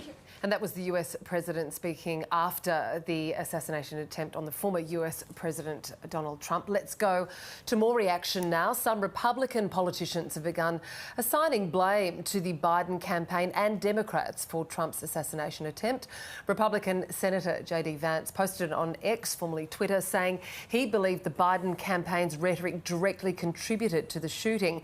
He says the Democratic campaign pushed the notion that Donald Trump is an authoritarian fascist who must be stopped at all costs. Congressman Mike Collins has squarely blamed US President Biden as well, posting, "Joe Biden sent the orders." He continued saying the incendiary rhetoric must stop. Republican House Majority Leader Steve Scalise criticised Democratic leaders, writing they'd been fueling ludicrous hysteria that Trump's potential re-election would be the end of democracy in America. Steve Scalise himself the victim of a politically motivated shooting in 2017. Meanwhile, if we could just go back to the top of that, Trump's advisor Stephen Miller has echoed Scalise's comments, calling a message of Democratic campaign a vile and monstrous lie that Trump is trying to end democracy. He says that this terrible hate and defamation must stop. Well, joining us live now from Pennsylvania is John David Longo, Mayor of Slippery Rock, a neighbouring town to Butler. Mayor Longo was in attendance at the rally and witnessed the shooting. Joins us now. Mayor, thank you very much for your time. Thank you for having me on today. You're home now, you're safe. You wrote on X just a moment ago a number of things, one being pray for our nation. What prayers would you like answered? Well, first and foremost, for everybody's safety and delivery home, especially in the face of the reality that there is an individual tonight who does not get to go home to their loved ones because they went hoping to hear a message of inspiration and hope from President Trump.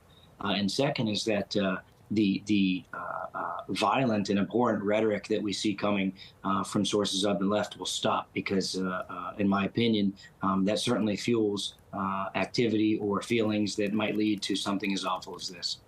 Mr. Mayor, can I ask you to recount the moments leading up to the assassination attempt? President Trump was into his remarks. There was then some gunshots. What did you hear and see? Yeah, I heard the cracks of the gunshots. I did spend some time in the United States Marine Corps, so I understand what a small caliber ammunition sounds like. I heard that first crack, and I thought to myself, it just can't be. It must be a firecracker, a gag, something, but certainly not here in the heart of Butler County, which is staunch Trump territory. Certainly not here. I heard the second and third shots in quick succession after that. It was in the second one that I realized the gravity of the situation, and we just started to make sure everybody around us was hitting the deck, and I covered up my wife and started to scan around to make sure that there wasn't anybody in our immediate vicinity who meant to do us harm. As I was scanning there, of course, I looked over to the president to see whether or not he had been hit, and of course, you know that he was hit. I did see the blood on the right side of his face, but I saw him raise up with the Secret Service and stick his hand in the air to let us know that he was okay. What did you make of that moment, Mayor Longo?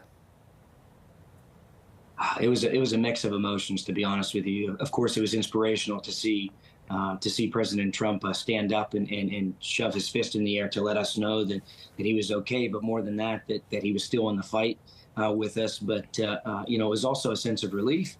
And that my family and friends around me were safe, and that it seemed that the shooting had ended at that moment. But it was still very sad. I almost feel guilty for saying that I felt a sense of relief, because, again, there's somebody tonight, an innocent bystander, who's not going to get to go home to their loved ones. And I understand that there were two others who were injured very badly. And those individuals were just about 15 feet behind me, 20 feet behind me, and my wife. And so, to think that those individuals were hurt and were murdered by this maniac and so close to us, it's a mix of emotions that are hard to describe right now. Mr. Mayor, you described the sound of the initial shots, the cracking sound, and you described that as sounding to you, given your military experience, as small caliber ammunition. Can you explain to us what you meant by that and what clue that gives to you? Yeah, please excuse me. So, whenever I think of small caliber ammunition, I think of a much quieter round. And so these rounds in particular didn't make a whole lot of noise that you might expect out of a bigger rifle. So it sounded to me, again, like it was a smaller caliber round, because the crack was reminiscent of the crack that you might hear with a firecracker or something that we use here for our Independence Day celebration, something like a snapper, where you'll throw it on the ground and it'll just make a sharp snap, but nothing that would immediately let you think that it was a gun that was firing ammunition. Were you aware, Mayor, of any suspicious activity in the lead-up to the sounds of the gunfire? I know I wasn't, and the reason being is because I was actually backstage with President Trump and my wife. We had just gotten finished shaking the man's hand and having a pleasant chat with him about 15 to 20 minutes before he took the stage. So when we got back to our seats, we took a seat. We were elated. We were joyful. We were excited about what we had just gotten to experience in meeting President Trump. And then, of course, when he came out, all eyes were on him, and we were waiting for his words. So whatever was going on outside of the venue at that time was unknown to the overwhelming majority of us in attendance in Butler County.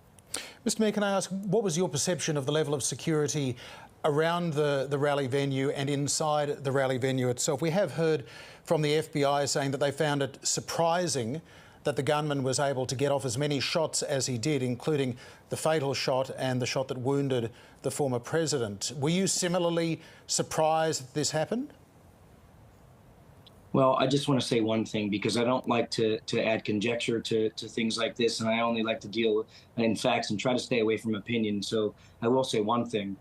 From what I saw of the Secret Service agents and the law enforcement professionals on the ground around us, that they were fully committed to our safety in that moment, and they engaged the threat and they addressed that threat immediately. So I'm not going to sit here and disparage our Secret Service or our law enforcement agencies. I'm going to leave it to the professionals to make sure that a full-scale investigation is done into this to understand all of the pieces here before I make any kind of statement like that. How do you, in your role as Mayor of Slippery Rock, which is around half an hour away from Butler, John David, how do you support those who live in the community to feel safe in the aftermath of this event?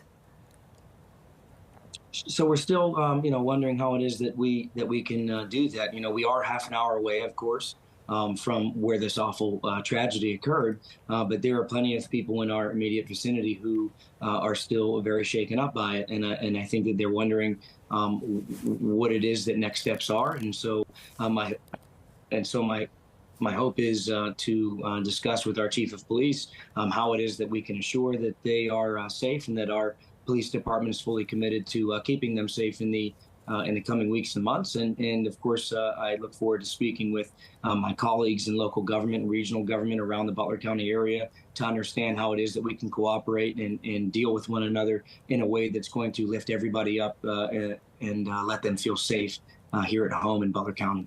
Mayor, I appreciate you don't want to speculate or assign blame prematurely. The fact remains, though, this is the first time in over 40 years that a president or presidential candidate has been wounded by an attempted assassin. Given there has been a failure of security at some point, should rallies like this continue? We are at a high watermark of the presidential campaign where a lot of these events are being held. If Donald Trump's security can't be guaranteed, if people attending a rally such as this have, as you say, not come home to their families, one of them dead, two in a critical condition, we understand. Should this sort of campaigning be stopped for now? Well, I'm going to say this, sir. Americans are fiercely independent. Our president, President Donald J. Trump, he's fiercely independent. And so, if Donald J. Trump and the Trump campaign decided they want to continue to campaign in this way, and the people want to continue to support him in that, then that is a liberty and a freedom that we will exercise if and when that time comes. Do you have concerns, though, Mayor Longo, that there is a heightened risk right now as a result? I think there's always a risk of violence or mistakes, occurring. And unfortunately, in this world that we live in, there are lots of violent acts that occur all over the world. And even in places where firearms aren't easy to access, you still have, of course, violent stabbings and things of that nature, too. So I think that it's really important to remember and understand that every time you walk outside, there's even a risk that you might be hit by an oncoming car or bus whenever you cross the street. And so that's something that, again, that we all have to deal with. And again, as Americans, as fiercely independent Americans who value our freedoms and our liberties and our First Amendment right to free speech and to protest and to peaceably assemble, we are going to continue to practice those rights and enjoy that liberty and freedom. Mr. Mayor, can I ask you finally, you have just experienced a very traumatic event. Has it occurred to you that you yourself, as an elected official in the United States, could similarly be a target for somebody, whether it's motivated by politics or a disorder in their mind, but that this makes you feel less safe today? Well, I'm a United States Marine, so as far as fear is concerned, it's not something that I deal in. But there's always a concern, of course, and there's always precaution that you want to make sure that you're vigilant of your surroundings and understanding what's going on. And, my hope is that after seeing the ugliness of today, that people will be much less motivated to want to go down that path. If you saw what happened to the gunman today and you were somebody who was flirting with the idea of duplicating that, you would have seen what happened to him today and maybe had a second thought, because our law enforcement agencies, of course, met that threat right away. And so, again, I'm hopeful that this will inspire us to be peaceful here as civilians, and it will inspire anybody who has a thought about doing anything violent, that they'll have second thoughts and understanding that they are sure to lose their life if they want to go down that path. Mayor Jean David Longo, thank you very much for joining us. Thank you for having me. Well, Phoebe Hosier is an ABC producer with the US, with her partner Sam Harley. They were both at the rally and tells us what they witnessed. We were standing on the right-hand side, probably about 50 metres away from Donald Trump, and I just heard what I thought was firecrackers going off, and I didn't really know what it was at first. And then I saw the Secret Service on the roof further off to the left fire off a volley of shots, and that's when I knew that this was serious. And so we all hit the deck, and it was panic and chaos. Everyone was really scared. I ducked down straight away, and I found the crowd's reaction to be mixed. Initially, only a few people just in front of us ducked down, along with myself and a few others around us.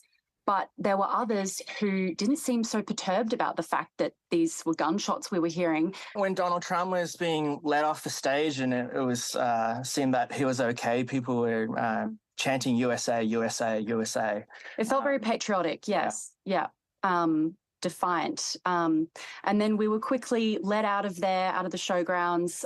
We were hearing things all around. There was a woman to my left that said, of course, this would happen in Pennsylvania. There were some who were kind of walking out relatively calmly and others who were just in hysterics.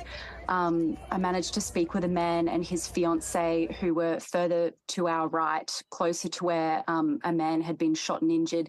He said that he saw a man shot in the stomach. His fiancée was basically mute. She was so disturbed by what she'd seen. It was pretty horrific. Beforehand, you had to line up, go through metal detectors, check your belongings. You couldn't really take much in at all. You couldn't have a bag.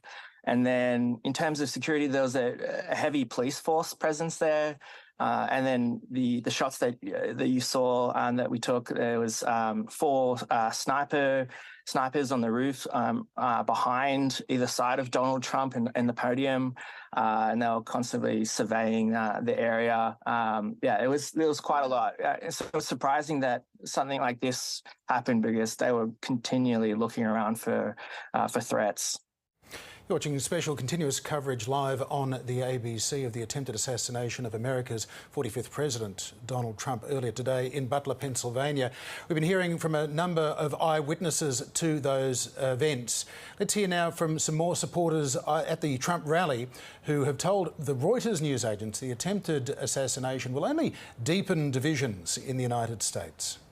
Horrifying. I mean, the shot, and the stuff was coming off the side. For people to do that, I don't know. It's just, it's stunning. It's absolutely stunning. It's just going to drive people to even be more for him. I mean, especially when that picture comes out. It's pretty upsetting, isn't it? I have a grandson. He just finished first week in boot camp. If he's not president, there's going to be a war around the world. If he's not the president, and my grandson, he's going to have to go. My daughter still cries. She's been gone a week. He's at Fort Benning. Yeah, he's doing this for us. Hundreds of millions of dollars in legal fees. He doesn't have to do this, but he's fighting for us. I was on the left-hand side on the ground next to the fence. And no one on the ground here. I was standing there, and all of a sudden it sounds like firecrackers going off. But then I heard the shots, and then all of a sudden somebody hollers, "Get down on the ground," and everybody's going down on the ground as low as they can get. Then the Secret Service comes running up through and says, "Everybody out, get out of here now." And they ushered us out of the area. And we're not sure, I couldn't be sure where the shooter was or where the shots came from, but they sounded awful close. Yeah. You mentioned a firecracker sound and then shot sound. I heard that too. Yes. Sounded like different weapons, right? Yeah. Well, I think the first was probably the shooter shooting at the president, and then I think what I heard secondly would have possibly been the Secret Service or some other officer shooting at the person that was shooting at President Trump. I heard you just mention Butler Hospital. What do you know? I was just told by my granddaughter that Butler Hospital is on lockdown. So lockdown because of the Secret Service is what was said on the TV. So I don't know if that's because of someone that was injured other than the president, or if they did take the president there. I could not tell you. I do not know. Okay. What's your reaction to this whole situation? I'm very upset. I can't say for sure who's behind this, but I'll tell you what. It's only going to cause more division in this country because of the people that support President Trump. And it's only going to make people hate Joe Biden even more, whether he had anything to do with it or not, and whether the Democratic Party had anything to do with it or not. It seems that they'll do anything to remain in power. And I'll tell you what, it's only going to cause more division in this country. And there's enough already. You're going to see more. Now, a short time ago, we also heard from the Federal Bureau of Investigation alongside representatives of the US Secret Service and police in Butler, Pennsylvania. The FBI has not yet revealed the shooter's identity nor motive, but say they're working feverishly to identify the individual responsible. This evening we had what we're calling an assassination attempt against our former president, Donald Trump. It's still an active crime scene. As I mentioned, we have a number of agents on scene. We also are working closely with other federal agencies, our state partners, and our local police partners as well. Again, at this time, we are not prepared to identify who the shooter is. We are close to that identification, and as soon as we are 100% confident in who that individual is, we will share it with the press. With that being said, also, we do not currently have an identified motive, although our investigators are working tirelessly to attempt to identify what that motive was. It was a chaotic scene. Law enforcement, I believe, acted heroically, quickly identifying and neutralizing the threat, as well as responding to assist the various victims.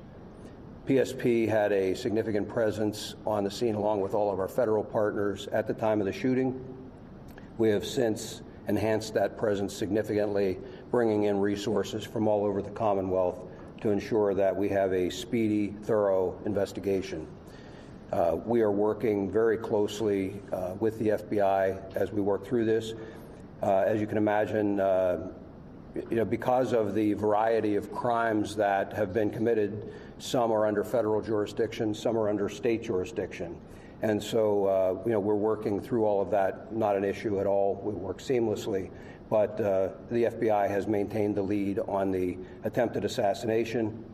PSP will take the lead on the homicide and the shootings of the other individuals in the grandstand area.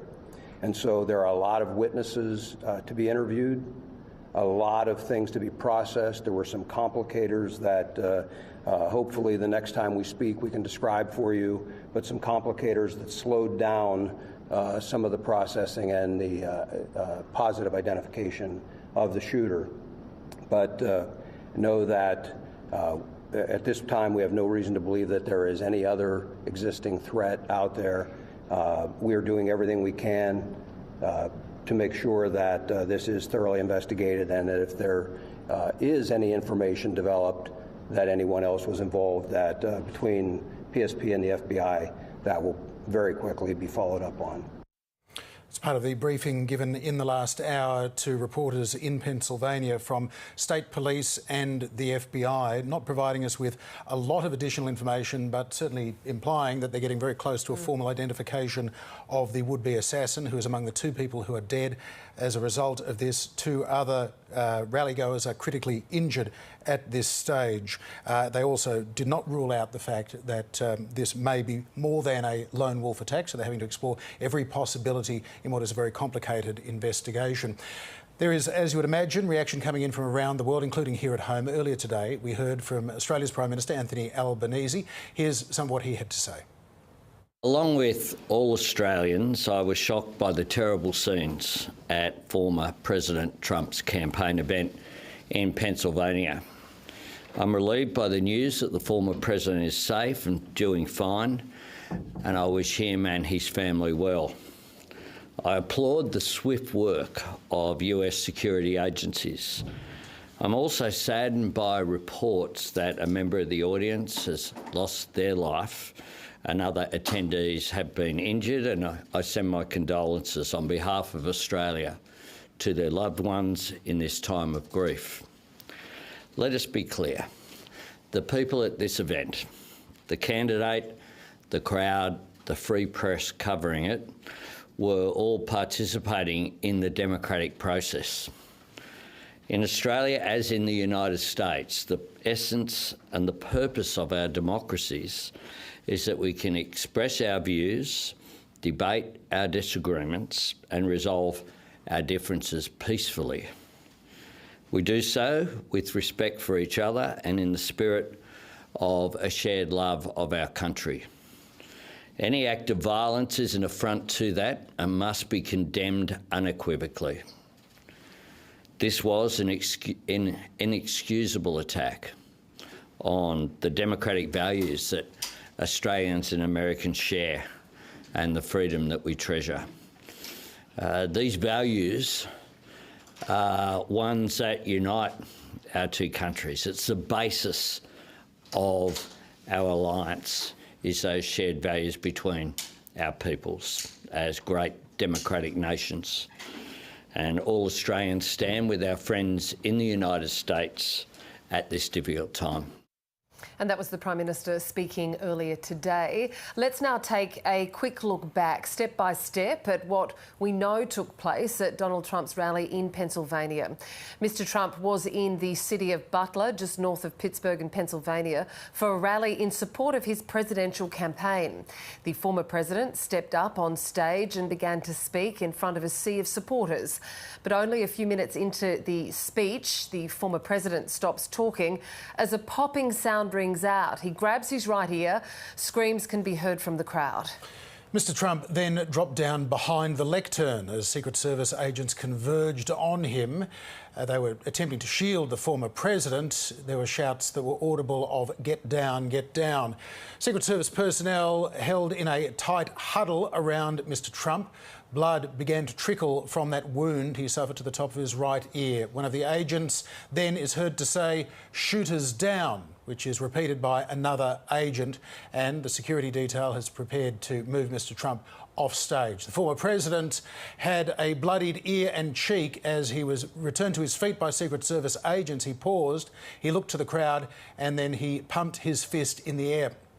Mr. Trump made it securely into a security car and was evacuated. His campaign team put out a statement shortly after the incident saying that the former president was fine and had received treatment.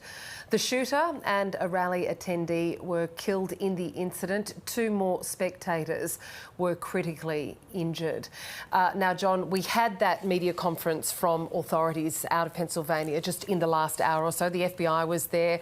Local police were also there. No matter how you look at it, this is a huge security breach. That is what the investigation will be looking at, no doubt, as well as the identification of the shooter and the motives.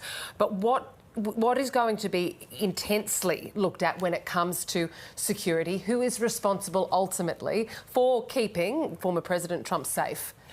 On the last 2 occasions when American presidents were either wounded or killed by assassins, Ronald Reagan in 1981, John Kennedy in 1963, America immediately went on to DEFCON 5, the highest defence condition, because there is always the concern that a potential hostile strike on the United States, including the possibility of a nuclear strike, could be preceded by a political assassination. It's a scenario that has been guarded against for many, many years. We don't yet know the identification of the would-be assassin. They are dead.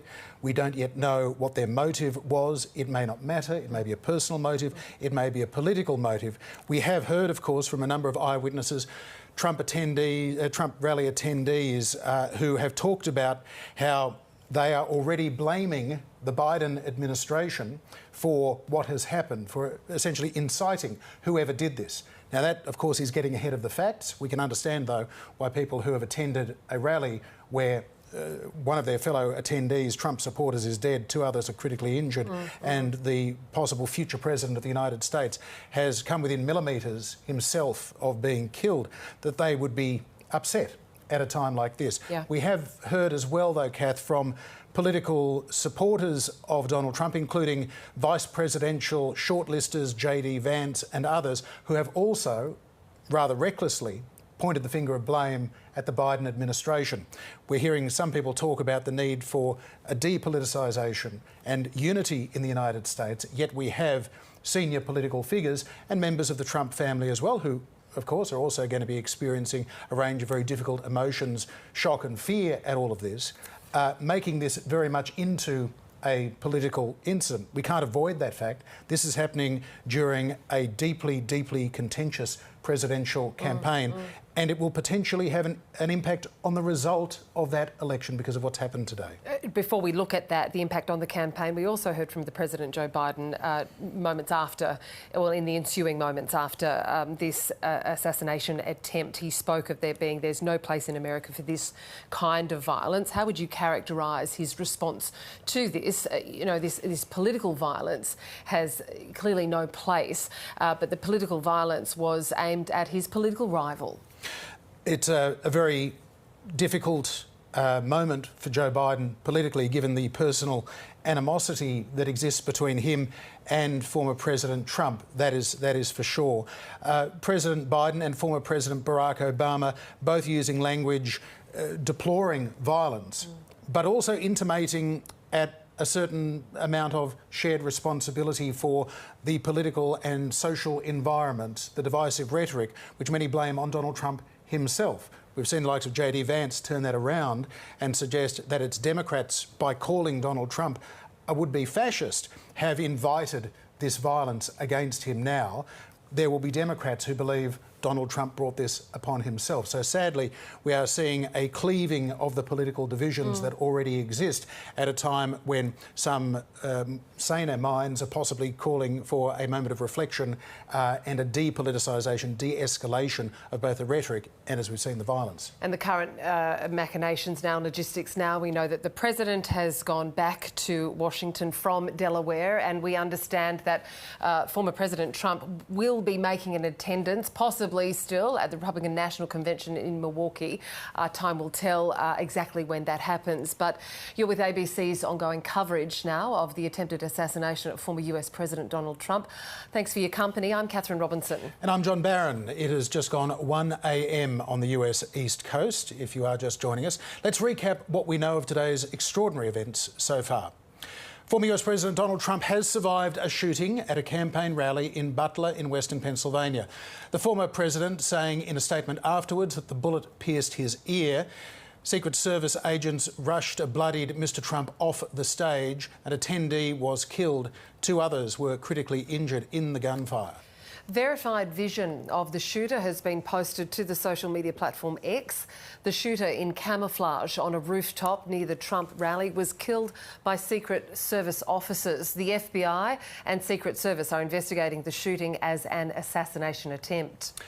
Here is the moment where the shots were heard at the Trump rally. Said, take a look at what happened.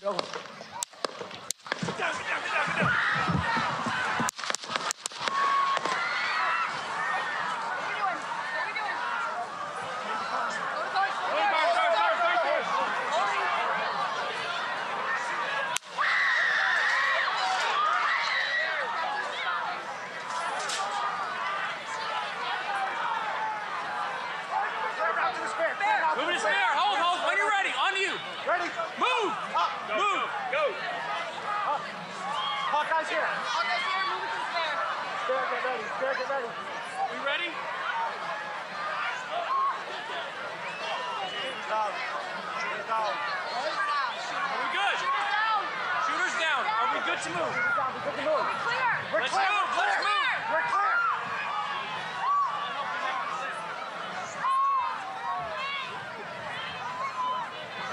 Come on. Let me get my shoes. Let me get my shoes. I got you, sir. I got you, sir. Let me get my shoes, sir. Hold that in your head. It's bloody. So we gotta move to the bus. Move to the bus. Let me get my shoes. Okay, my shoes down. My shoes. Watch out. Wait.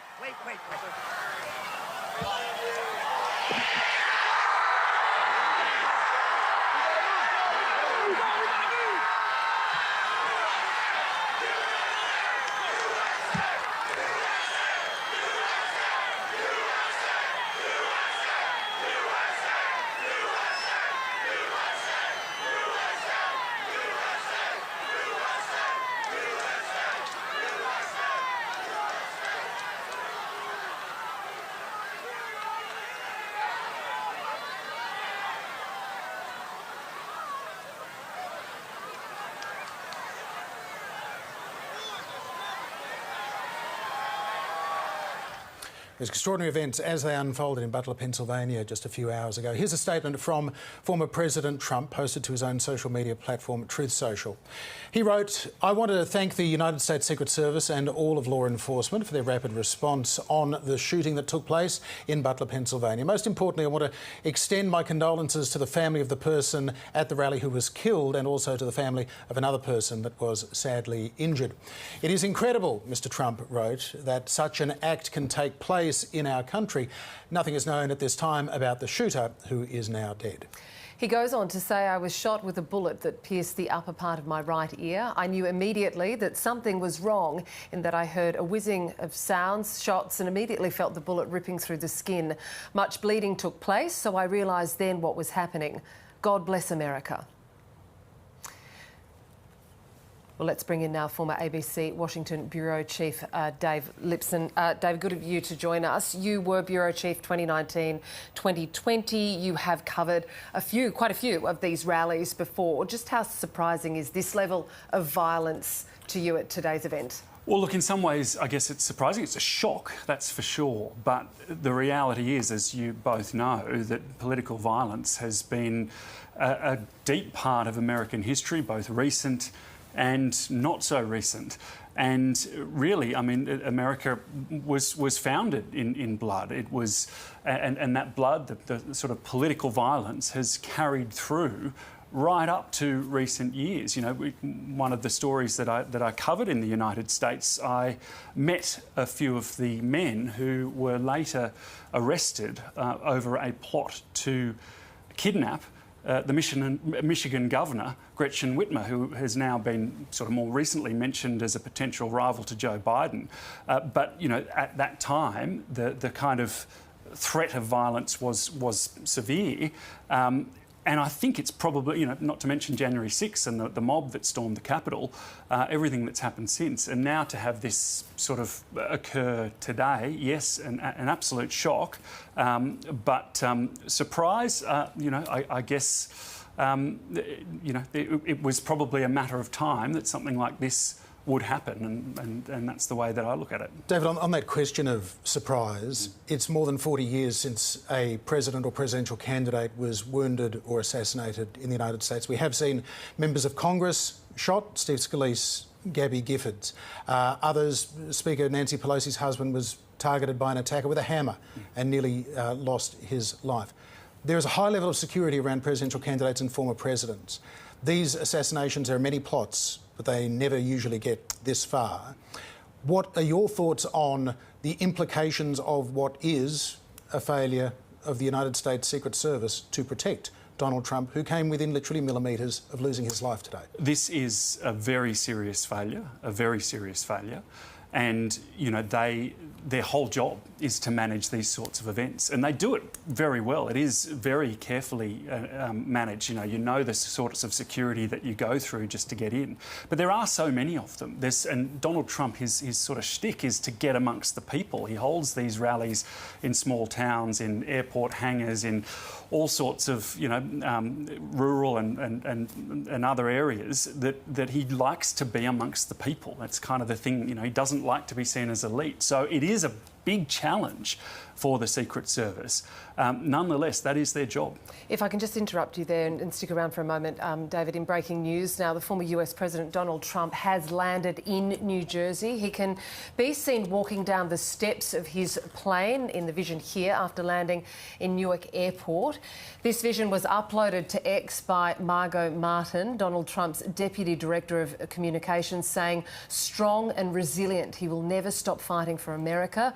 Trump earlier departed Butler in Pennsylvania after being checked out at a local medical facility following that ear injury during the alleged assassination attempt. So just reiterating there, these images just in of Donald Trump arriving at Newark Airport in New Jersey after the shooting at that rally in Pennsylvania. David, this is a surefire sign of strength here from Donald Trump. We saw it after he was shot and then got back up, pumped his fists. Him here coming out of the plane, going back to New York.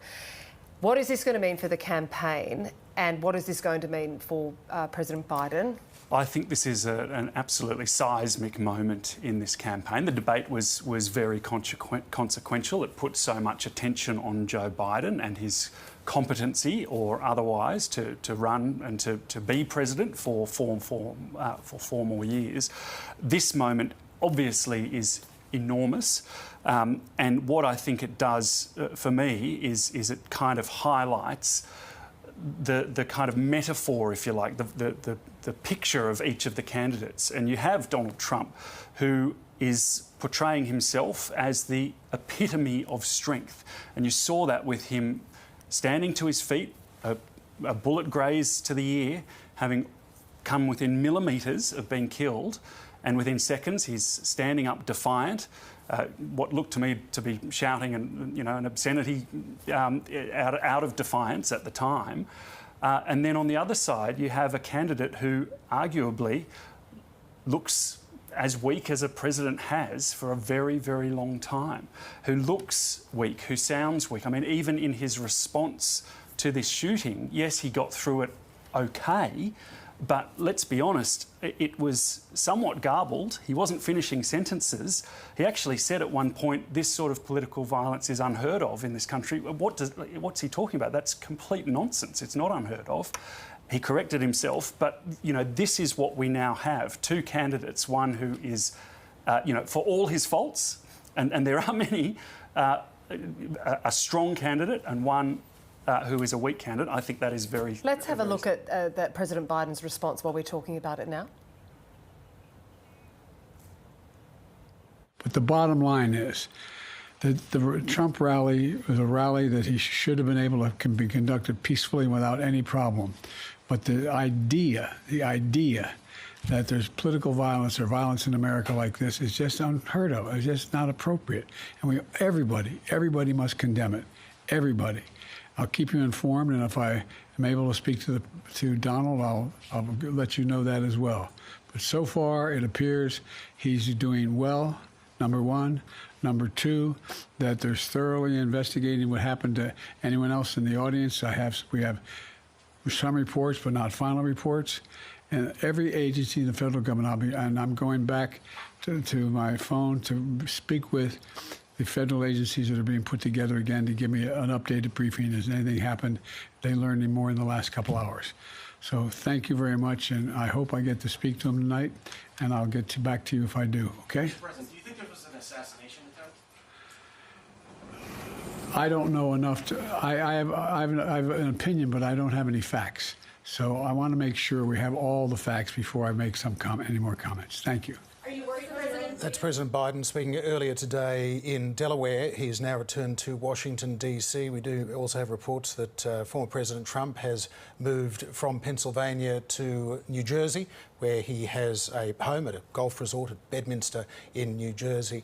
David Lipson, I wonder, in those moments after Donald Trump was shot, before he raised his fist in defiance, he can be heard on the microphone asking the Secret Service agents, "Where are my shoes?" Now, I guess there's a danger in over-interpreting that presence of mind, but it seems like even in that moment of shock and disbelief, he's focused and aware of his image and projecting strength. He didn't want to look like he was there in his socks. Mm-hmm. Yeah, exactly. That could be an explanation. I mean, it's sort of, you're right, it's hard to know. It could have been the shock that, sometimes when we're in deeply traumatising situations, you can fixate on things that don't matter. It's hard to know. But I think that point about his image is very astute, because that is something that he is utterly concerned with. And I think you can say without question that his push, I guess, to put himself potentially in danger again after just being shot in the ear, to sort of show his people that he was strong, that he was defiant, that he was fighting on, and was something that he saw as an absolute priority. I can't think of too many people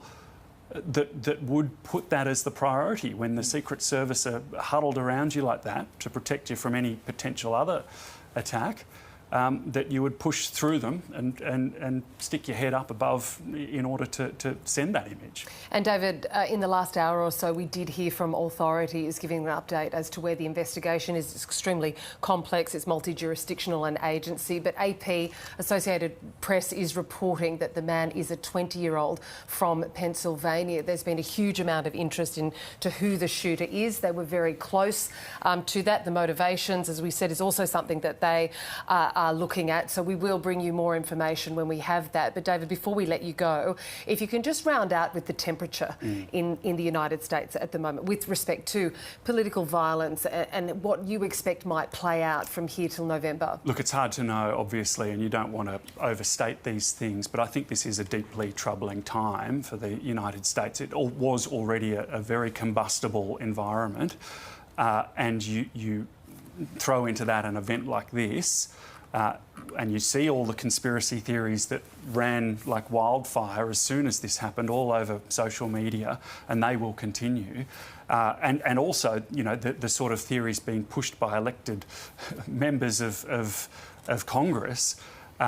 I think it's worrying, and I think the authorities are very aware of that. We don't know where this will go. It may be okay, but look, I think it's deeply worrying. David, finally, do you believe that America is capable of change? We've seen shocking events, whether it was a mass shooting in a church, a mass shooting in an elementary school.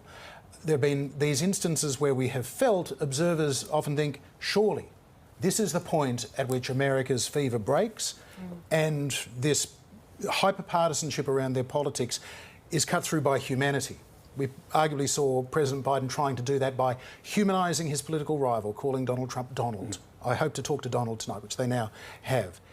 Do you have any optimism from the years you spent there in the United States, speaking to so many people who are so passionate about not just their politics, but their right to have a gun, their religious faith and so on, that there can be a moderation, or is there something inherent in the situation now that precludes that? I hate to say it, but it's hard to see it. It's hard to see America being able to cool things down without something breaking first. Now, I don't know what that even means, I've got to be honest with you, but the current system and the current direction that the country is going, it doesn't seem like that is possible. Now, we're always surprised when surprises happen, so, you know, maybe there'll be a pleasant one. But I guess the time that I spent there only deepened that belief, and it's only seemed to go further in that bad direction, if you like, since then. David Lipson, thank you so much for sharing your insights. Thank you. Well, joining us live now is Michael Miller, Sydney Bureau Chief for The Washington Post. Hi there, Michael. Thanks for your time. Thanks for having me. Michael, just listening to what David Lipson, who spent time over in the US in 2019, 2020, saying there, he doesn't have a lot of hope that things are going to possibly get better in the near term. What is your view on this in light of this assassination attempt of the former President, US Trump? Yeah, it's really hard to see how things could improve from here. I mean, it's been obviously quite a chaotic and fever pitch campaign already with, you know, unprecedented essentially with Trump, you know, being on trial, being convicted of 34 felony counts. And then now this, you know, this comes obviously amid a lot of heated, even violent political rhetoric, some of which has come from Trump himself at times, and so it's really hard to see how things could lower in temperature. It's I think for many Americans it's got to be reminiscent of the 1960s and the way the country seemed so incredibly divided, and now with these assassination attempts, you know, it's very reminiscent of that very charged and chaotic time. Michael Miller, thinking back to the election year of 1968 when Senator Robert Kennedy was assassinated, Reverend Dr. Martin Luther King also died that year. It led to a very successful law and order campaign from the Republican candidate Richard Nixon, who won that election in November. We've already seen the inklings of talk around Joe Biden failing to keep Donald Trump safe, that this is a law and order issue. Do you think that will become a key theme in this election now? Absolutely. I mean, Donald Trump has tried to portray himself as a law and order candidate. I mean, let's not forget his inauguration speech. which was, a kind of about American carnage and about, combating that. And he's already hit on those themes in this election campaign. I mean, in the last debate, he tried to portray Biden as weak and failing on the border and letting in, violent, undocumented immigrants. So it already is a part of the campaign, and I think it'll just become more so a part of it as in the wake of this assassination attempt. Michael, you're in the business of information. You're the Sydney bureau chief for The Washington Post. How do you expect today's event will play out with respect to misinformation and disinformation? I'm not suggesting it at your place of work, The Washington Times, but elsewhere. We know that the internet can be a very deep and dark place. Yeah, well, look, I've covered a lot of mass shootings when I was in the U.S., and it's very difficult for reporters essentially to wade through that misinformation. You are looking at social media, Twitter, Facebook, things like that, to try to find people who are there, try to speak to them, try to verify videos. But at the same time, there's so much misinformation out there. There's so many conspiracy theories now in the United States all the time, and in the wake of this attack, that it poses a huge problem. So, I think right now my colleagues are really laser focused on trying to pin down the facts about the alleged shooter. You mentioned that he's was a 20-year-old Pennsylvania man. So I think in the days to come, my newspaper and others will be kind of trying to figure out what his motives were, what his ideological leanings were, and obviously, as you discussed earlier, what the failings were on the part of the Secret Service and other agencies that should have been, preventing this type of incident. Michael, I'm interested in your thoughts on the importance of motive in covering this. In some of those mass shootings that you referred to, the motive was to start a race war. In others, it was because God told me to do it. In the attempted assassination of Ronald Reagan in 1981, the assassin's motive was to impress Jodie Foster. Does motive matter? I mean, in one sense, no. I mean, it doesn't matter to really to the facts of the case, to those who are injured or killed. Obviously, one bystander was killed, and so it doesn't change their grief and what they're going through, those families. But in the political sense, just months out from this election, of course, the motive will matter. It will be splashed on the headlines and the front pages of newspapers around the world if, it turns out that this was politically motivated, if this was designed to influence the election.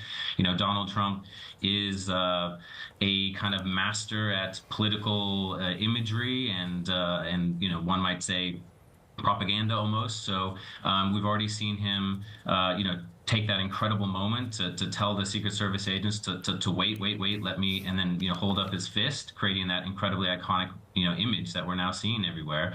So yes, I mean, I think it will very much play a role in the months to come ahead of the election, what the motive of this assassination attempt was. Michael, even in the more short term, in the days and weeks to come, we know that immediately that the Biden campaign has ceased all advertising for the campaign.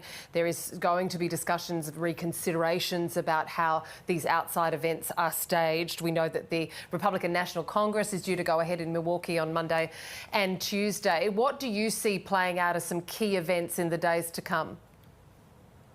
Well, I think a lot of people will be paying very close attention to that Republican National Convention on Monday, when eventually, I think maybe on Tuesday, Trump will formally accept the nomination for president. So, there'll be obviously a lot of focus on what he says, whether he takes this moment to try to calm down the rhetoric, whether he checks his own kind of impulses to inflame things that we've seen in the past, or whether he really leans into it. I mean, in the moments after this shooting, when he was bleeding from his ear where he was shot, he appeared to say, fight, fight, and lift up his fist to his supporters. So, that might give an early indication of what his approach will be here to really, use this moment, this terrible tragedy to, really incite and inspire and motivate his supporters.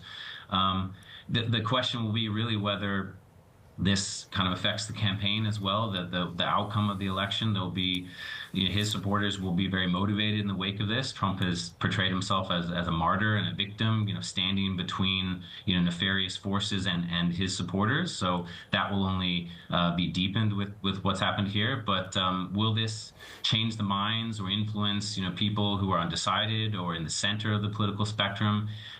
Maybe not. I don't know. We'll have to see. But obviously, it puts Joe Biden in a very difficult position here, how to, attack his opponent. Biden was trying to put his kind of disastrous debate performance behind him and quell the talks of revolt, within his own party, and really focus on attacking Donald Trump. And that's, clearly a lot more difficult to do now after this terrible incident. On that, Michael, I'm interested in how you think Joe Biden will proceed. Clearly, on a political level, a relief that people are, not for now, talking about whether enough members of Congress have come out to call on him to step down to be unstoppable pressure.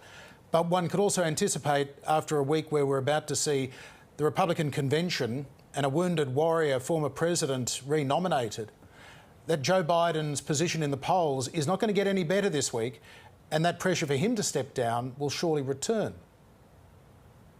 Right. I mean, I think that pressure is going to return. It's going to intensify. It does kind of depend, I think, on what Trump does, what tack he takes, what message he sends. If he really leans into that law and order, man of strength, if he blames Biden for this, as some Republicans are already, for Biden's rhetoric contributing to this, according to them, then it'll be very challenging for Biden to respond. And I think one thing we should remember is that Biden, 4 years ago, really campaigned as kind of this unity candidate, who would lower the temperature, who would return politics to normal, who would kind of restore the soul of America, I think was his phrase. So, maybe he can rekindle that as well, because certainly there's a lot of healing, a lot of emotions that need to be kind of measured and reined in here, and Biden could potentially tap into that and kind of portray himself as the candidate who can keep things on a more even keel compared to Trump. But it's going to be a challenge after this, because Trump obviously is going to come out of this moment, looking like, I don't know, to some of his supporters, certainly like a hero. We will see that in the next few days, what he plans to do. Michael Miller, Sydney Bureau Chief for The Washington Post. Thank you for your time. Thank you. Well, just recapping that news that we brought you just a short time ago, law enforcement officials have told the Associated Press the assailant who opened fire at the rally was a 20-year-old man from Pennsylvania. They spoke on the condition of anonymity to discuss details that hadn't yet been publicly released. And we have also been hearing from eyewitnesses throughout the course of the day. The BBC spoke to one eyewitness who says that he saw the suspected shooter before the incident.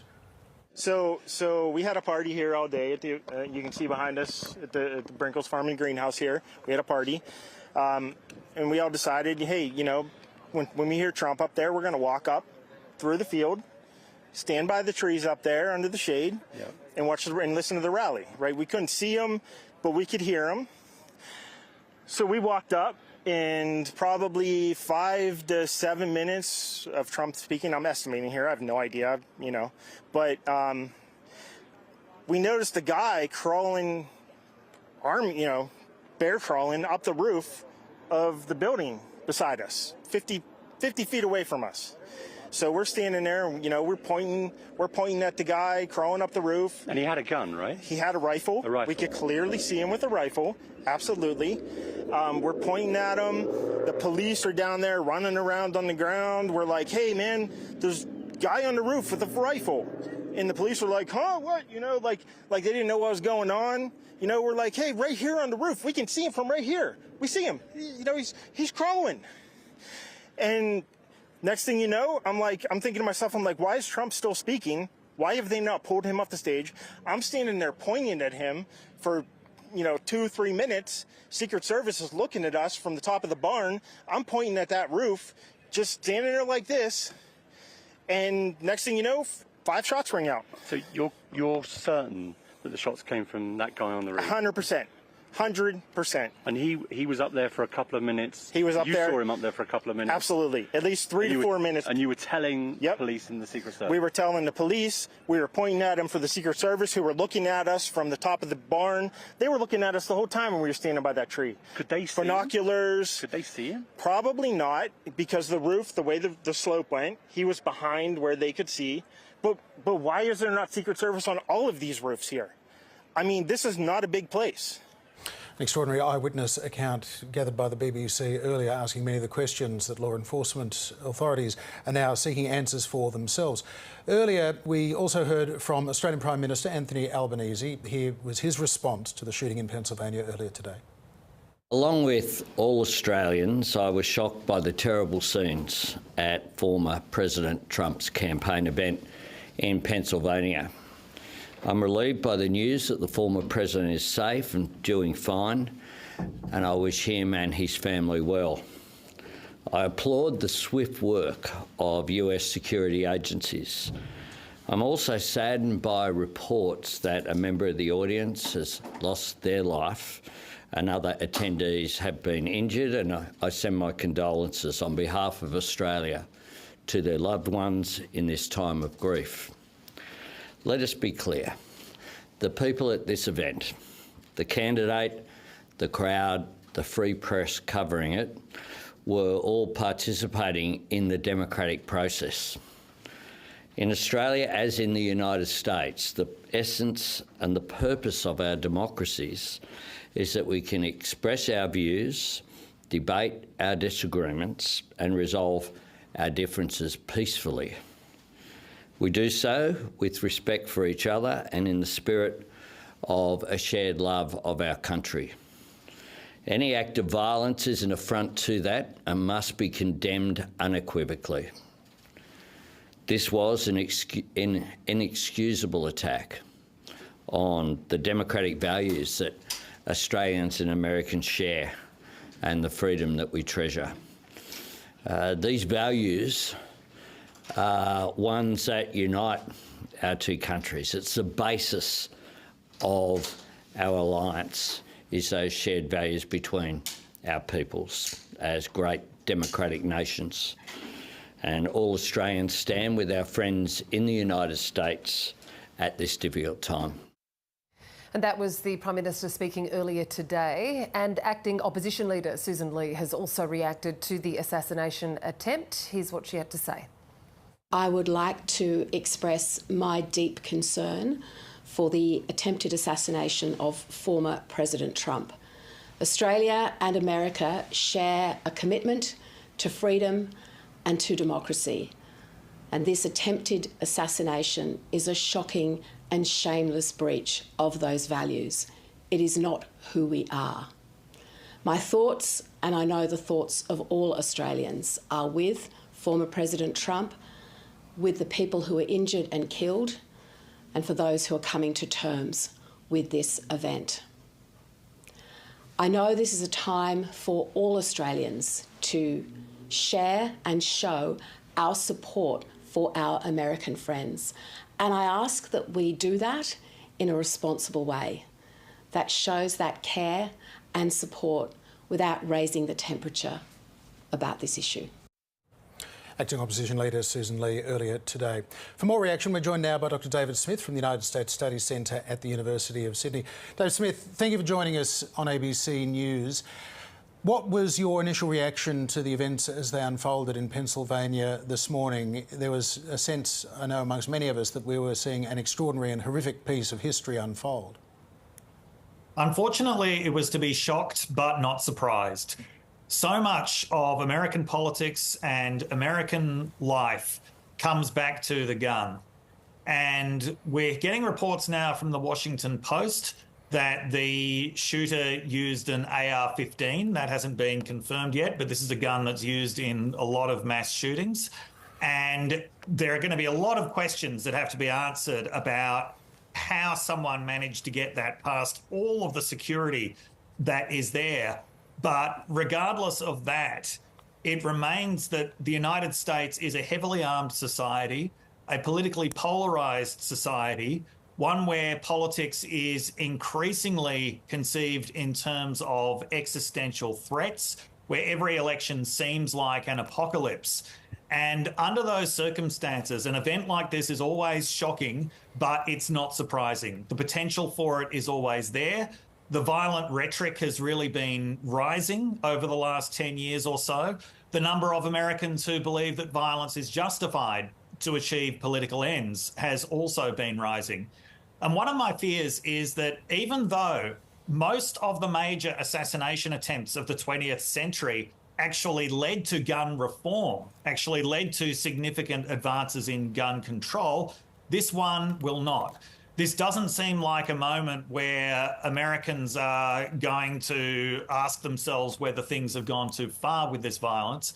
Instead, this seems more like a moment that is going to accelerate the current polarization, the current style of politics that leads to events like this. And we're certainly not going to see any moves towards gun control. So, David, therefore, do you expect the Republicans and Democrats alike to politicise this event? And if so, how so? If you have a look at the responses, they're already being politicised from some of Trump's vice presidential candidates who are blaming Biden for this. So far, Democrats have all been saying exactly what you would expect them to say, which is that they deplore any kind of violence, that they are, they're very glad that Trump survived. But I think certainly we'll see what happens at the Republican National Convention next week, assuming that law enforcement allows it to go ahead, given what must be very real security concerns now. This shooting very much fits into the political narrative that Trump himself has been constructing over the last 10 years, which is that he is victimized by his enemies, that they'll do anything to stop him, but that they can't stop him. And he seemed very aware of the particular drama of the moment when he raised his fist. That image is not just going to be politically iconic, it's going to be literally iconic for some of his more religious-minded followers who will see this as evidence that Trump is on God's side and that God is protecting Trump.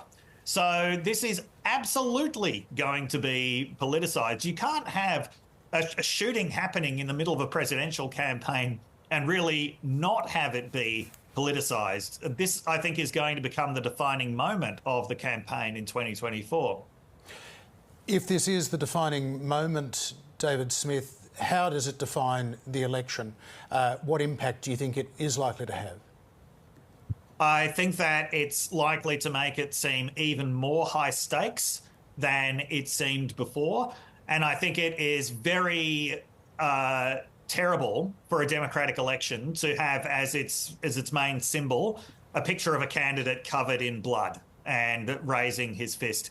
This is going to suggest to many Americans that they are past the point of no return now, that it's no longer about political competition, that it is about self-defense. And what already seemed like an apocalyptic election, I think it is going to raise the stakes even further. So if they're past the point of political return, then what does the future hold? I think that we are in for a more violent political future. Now, I don't think that it's going to be civil war, as some people have been suggesting, at least not the kind of civil war that the United States fought 150 years ago. But I think that violence is going to become, unfortunately, a more routine part of political life in the United States. I think that the violent rhetoric is going to be ramped up. We may see retaliatory violence. Even in 2020, we were seeing sometimes fatal fights in the streets between left-wing and right-wing political combatants during riots that were happening in American cities. It would not surprise me if we saw that again, if we saw retaliatory killings. Unfortunately, I think that this is just going to contribute to the violence rather than being some kind of moment of sanity where Americans realise that it's gone too far. David, what did former President Trump's reaction to being shot tell you about him? It seemed to me an extraordinary moment of defiance, that he was clearly aware of the optics of the moment when he stood with a bloodied face and his fist raised, that even when he must have been experiencing some level of shock, he was also had the presence of mind to continue to project strength, which is such a key part of his image. Yeah, well, as I said, this really fits a story that he's been telling about himself for the last 10 years. And certainly his composure in that moment is going to be seen by a lot of people as a significant contrast to what we're seeing from Joe Biden at the moment, who seems really old and frail and infirm. So I think that is also going to become a part of the dynamic of this campaign. And certainly the kind of images that have come out of this is all that the Trump campaign needs from this point on. These are exactly the kinds of images that fit his supporters' image of who he is. And obviously we're going to see a lot of these images over the next few months. David, I'd be keen to ask you then about President Biden's response to the incident. I think that President Biden's response was exactly what was required. It was exactly what you would expect. Even when he was asked if it was an assassination attempt, which it now seems fairly clear that it is, the FBI is describing it as an assassination attempt, but at the time they weren't. And so he was saying that they didn't have all of the information available, but he had his own theories. I thought that President Biden's response was perfectly good. But this is one of those incidents that it's going to have a life that goes well beyond the event itself. David, does this, in your view, make it more likely that Joe Biden will be pressured to relinquish the Democratic nomination and not be their candidate against Trump in November? Yes, I think it does. I don't know how much more likely it does, but I think that Democrats are going to look at this and see that the contrast between Trump and Biden now just seems greater than ever before.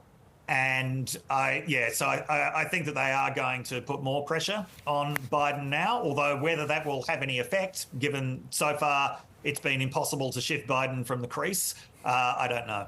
David Smith, always great to speak with you. Thank you for your time. My pleasure. David Smith from the US Study Centre there.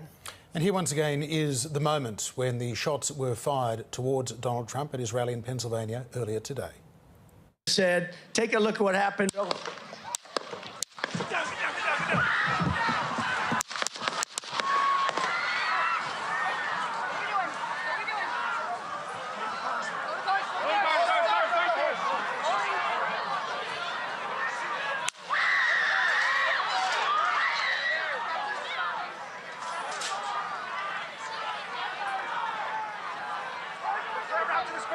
Move to spare. Hold. When you're ready. On you. Ready. Move. Up. Move. Go. Up. Hawkeye's here. Hawkeye's here. Move it to the spare. Spare, get ready. Spare, get ready. We ready? Down. Down. Are we good? Shooter's down. Are we good to move? Shooter's down. We're good to move. We're clear. Let's move. Let's move. We're clear.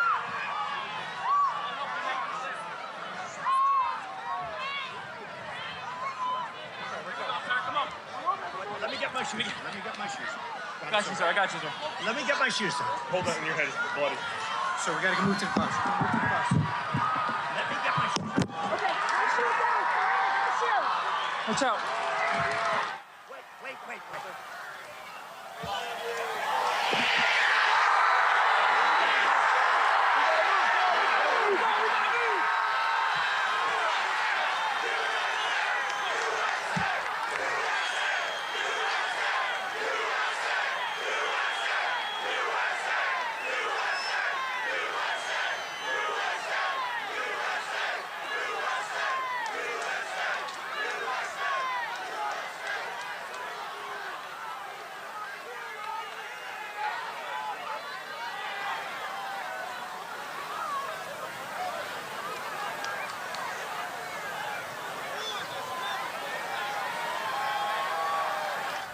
Well, the former US President Donald Trump has landed in New Jersey. He can be seen walking down the steps of his plane after landing in Newark Airport.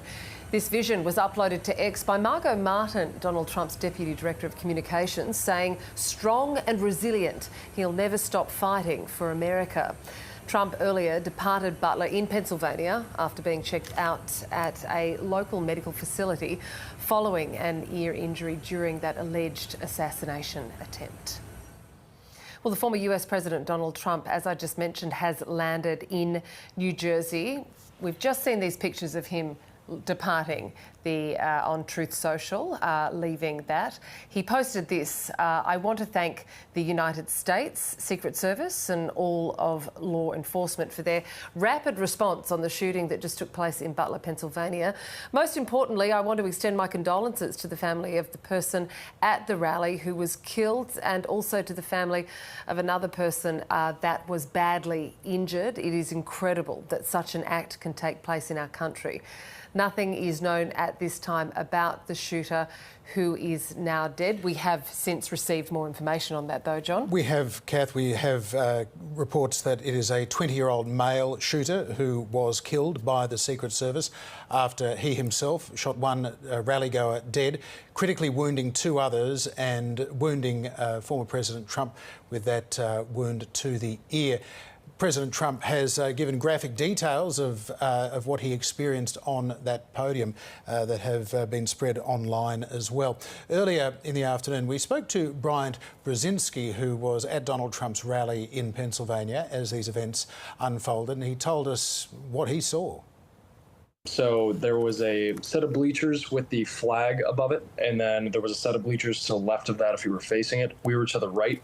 Right by the farming equipment, and actually the shooting happened right behind us. So what happened, at least what was perceived to happen, I'm just going to give you the play-by-play, basically. So we were listening to him talk. I think it was about 8 or 10 minutes into him speaking. And then there were 3 consecutive shots, boom, boom, boom. And everybody looked around immediately. I heard somebody scream. I saw Trump go down. And then everybody else just started yelling, "Get down, get down." 2 people, 2 grown men jumped on my fiance to protect her. One of them was very nice and said, "Listen, I'm a father. I'd rather let them shoot me first than shoot you." And then I jumped on 2 little girls, one age, I'm assuming 6, and another one 8, to help protect them. And I was trying to help them and make sure that they were okay. But after the shots stopped, after the first 3, we saw about 6 to 8 cops running, gun in hand, towards where we heard the firing come from. And then after that, we heard 8 to probably 10 consecutive shots after that. And after all the shots stopped, people started standing up, looking around. People opened the gate behind us, and then we immediately started fleeing the scene. We had people yelling, "Stop running," and thankfully people listened. No one got trampled, at least to my knowledge, that I saw, and everybody was calmly leaving the premises, at least as calm as they could after such a terrible thing happened. Brian, I appreciate that recounting difficult and traumatic moments is not easy. You've witnessed an act of violence and people have died. In those moments, though, 20 or 30 seconds where former President Trump is out of sight, he's beneath that podium, what were your thoughts at that moment before you saw that his injuries were not serious? How concerned were you? At the moment, I can't say that my biggest worry was Donald Trump. My fiance, who I will be marrying in October, I don't know what was going through my mind, except I don't want to lose her. Yes, there was some inkling that I was hoping that he wasn't dead. And I'm glad that he's fine and in good health now, and hopefully in getting to a good recovery. But I was just staring at my fiance as she was being protected by these 2 men that I thanked profusely afterward. Brian, you're an eligible voting American. How does this change the campaign for you, for voters, for those who choose to vote in America? I honestly do think that the people who were there, I know where they were voting already. I don't think it changes their mind one bit. All it does is reinforce what they previously thought.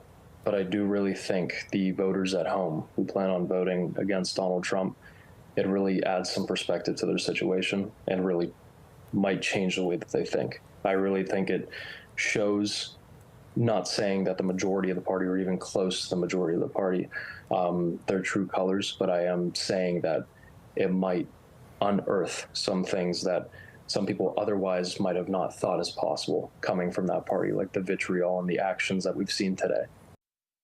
Bryant Brzezowski joining us earlier. Well, John David Longo is the mayor of Slippery Rock, a short distance from Butler. He was at the rally and saw the shooting. I heard the cracks of the gunshots. I did spend some time in the United States Marine Corps, so I understand what small caliber ammunition sounds like. I heard that first crack, and I thought to myself, it just can't be. It must be a firecracker, a gag, something, but certainly not here in the heart of Butler County, which is staunch Trump territory. Certainly not here. I heard the second and third shots in quick succession after that. It was in the second one that I realized the gravity of the situation, and we just started to make sure everybody around us was hitting the deck, and I covered up my wife and started to scan around to make sure that there wasn't anybody in our immediate vicinity who meant to do us harm. As I was scanning there, of course, I looked over to the president to see whether or not he had been hit. And of course, you know that he was hit. I did see the blood on the right side of his face, but I saw him raise up with the Secret Service and stick his hand in the air to let us know that he was okay. What did you make of that moment, Mayor Longo? It was a mix of emotions, to be honest with you. Of course, it was inspirational to see President Trump stand up and shove his fist in the air to let us know that he was okay. But more than that, that he was still in the fight with us. But it was also a sense of relief, and that my family and friends around me were safe, and that it seemed that the shooting had ended at that moment. But it was still very sad. I almost feel guilty for saying that I felt a sense of relief because, again, there's somebody tonight, an innocent bystander, who's not going to get to go home to their loved ones. And I understand that there were two others who were injured very badly. And those individuals were just about 15 feet behind me, 20 feet behind me, and my wife. And so, to think that those individuals were hurt and were murdered by this maniac and so close to us, it's a mix of emotions that are hard to describe right now. Were you aware, Mayor, of any suspicious activity in the lead-up to the sounds of the gunfire? No, I wasn't, and the reason being is because I was actually backstage with President Trump and my wife. We had just gotten finished shaking the man's hand and having a pleasant chat with him about 15 to 20 minutes before he took the stage. So when we got back to our seats, we took a seat. We were elated. We were joyful. We were excited about what we had just gotten to experience in meeting President Trump. And then, of course, when he came out, all eyes were on him, and we were waiting for his word. So whatever was going on outside of the venue at that time was unknown to the overwhelming majority of us in attendance in Butler County. Mr. Mayor, can I ask you finally, you have just experienced a very traumatic event. Has it occurred to you that you yourself, as an elected official in the United States, could similarly be a target for somebody, whether it's motivated by politics or a disorder in their mind, but that this makes you feel less safe today? Well, I'm a United States Marine, so as far as fear is concerned, it's not something that I deal in. But there's always a concern, of course, and there's always precaution that you want to make sure that you're vigilant of your surroundings and understanding what's going on. And, my hope is that after seeing the ugliness of today, that people will be much less motivated to want to go down that path. If you saw what happened to the gunman today and you were somebody who was flirting with the idea of duplicating that, you would have seen what happened to him today and maybe had a second thought, because our law enforcement agencies, of course, met that threat right away. And so, again, I'm hopeful that this will inspire us to be peaceful here as civilians, and it will inspire anybody who has a thought about doing anything violent, that they'll have second thoughts and understanding that they are sure to lose their life if they want to go down that path. Mayor John David Longo, thank you very much for joining us. Thank you for having me.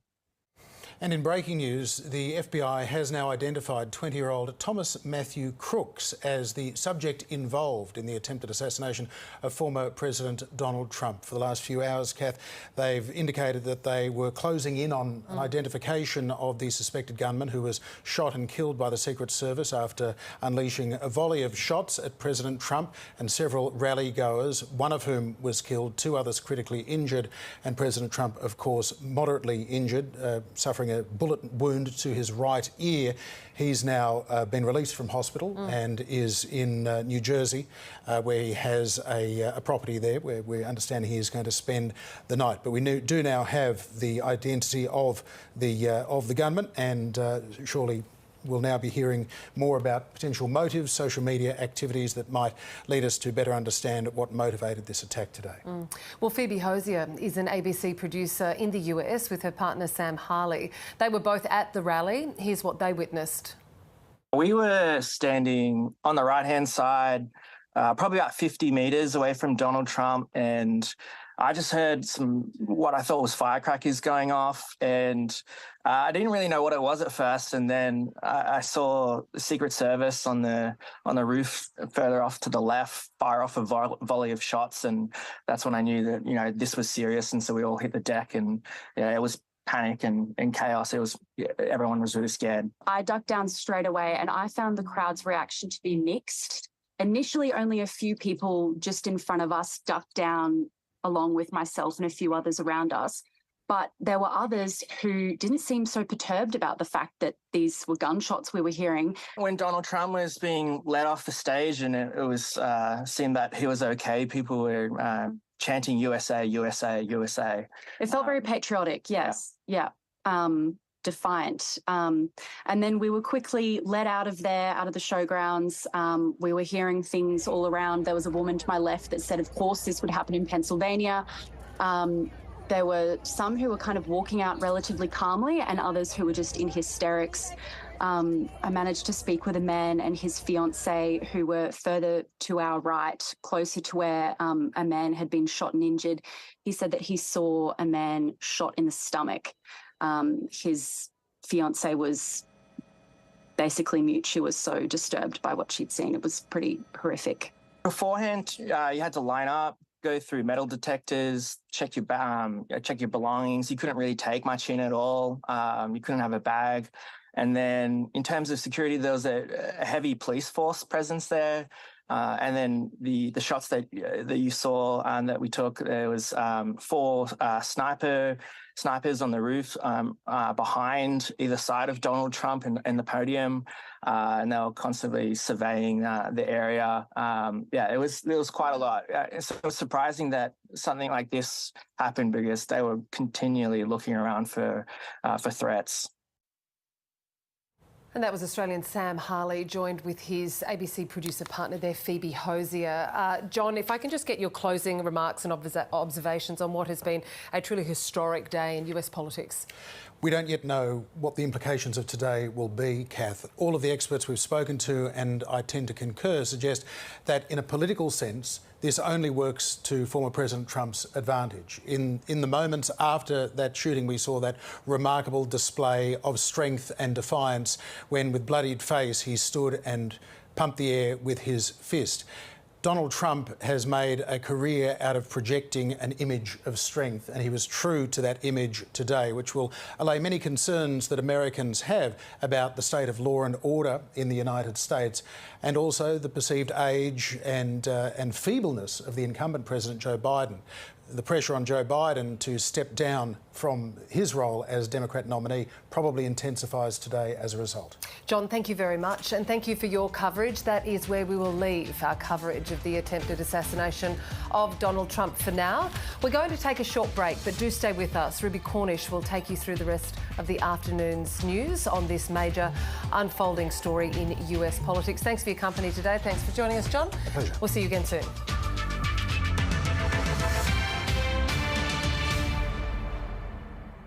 There's a simple way to tune your mood. All you need is one of these and this, the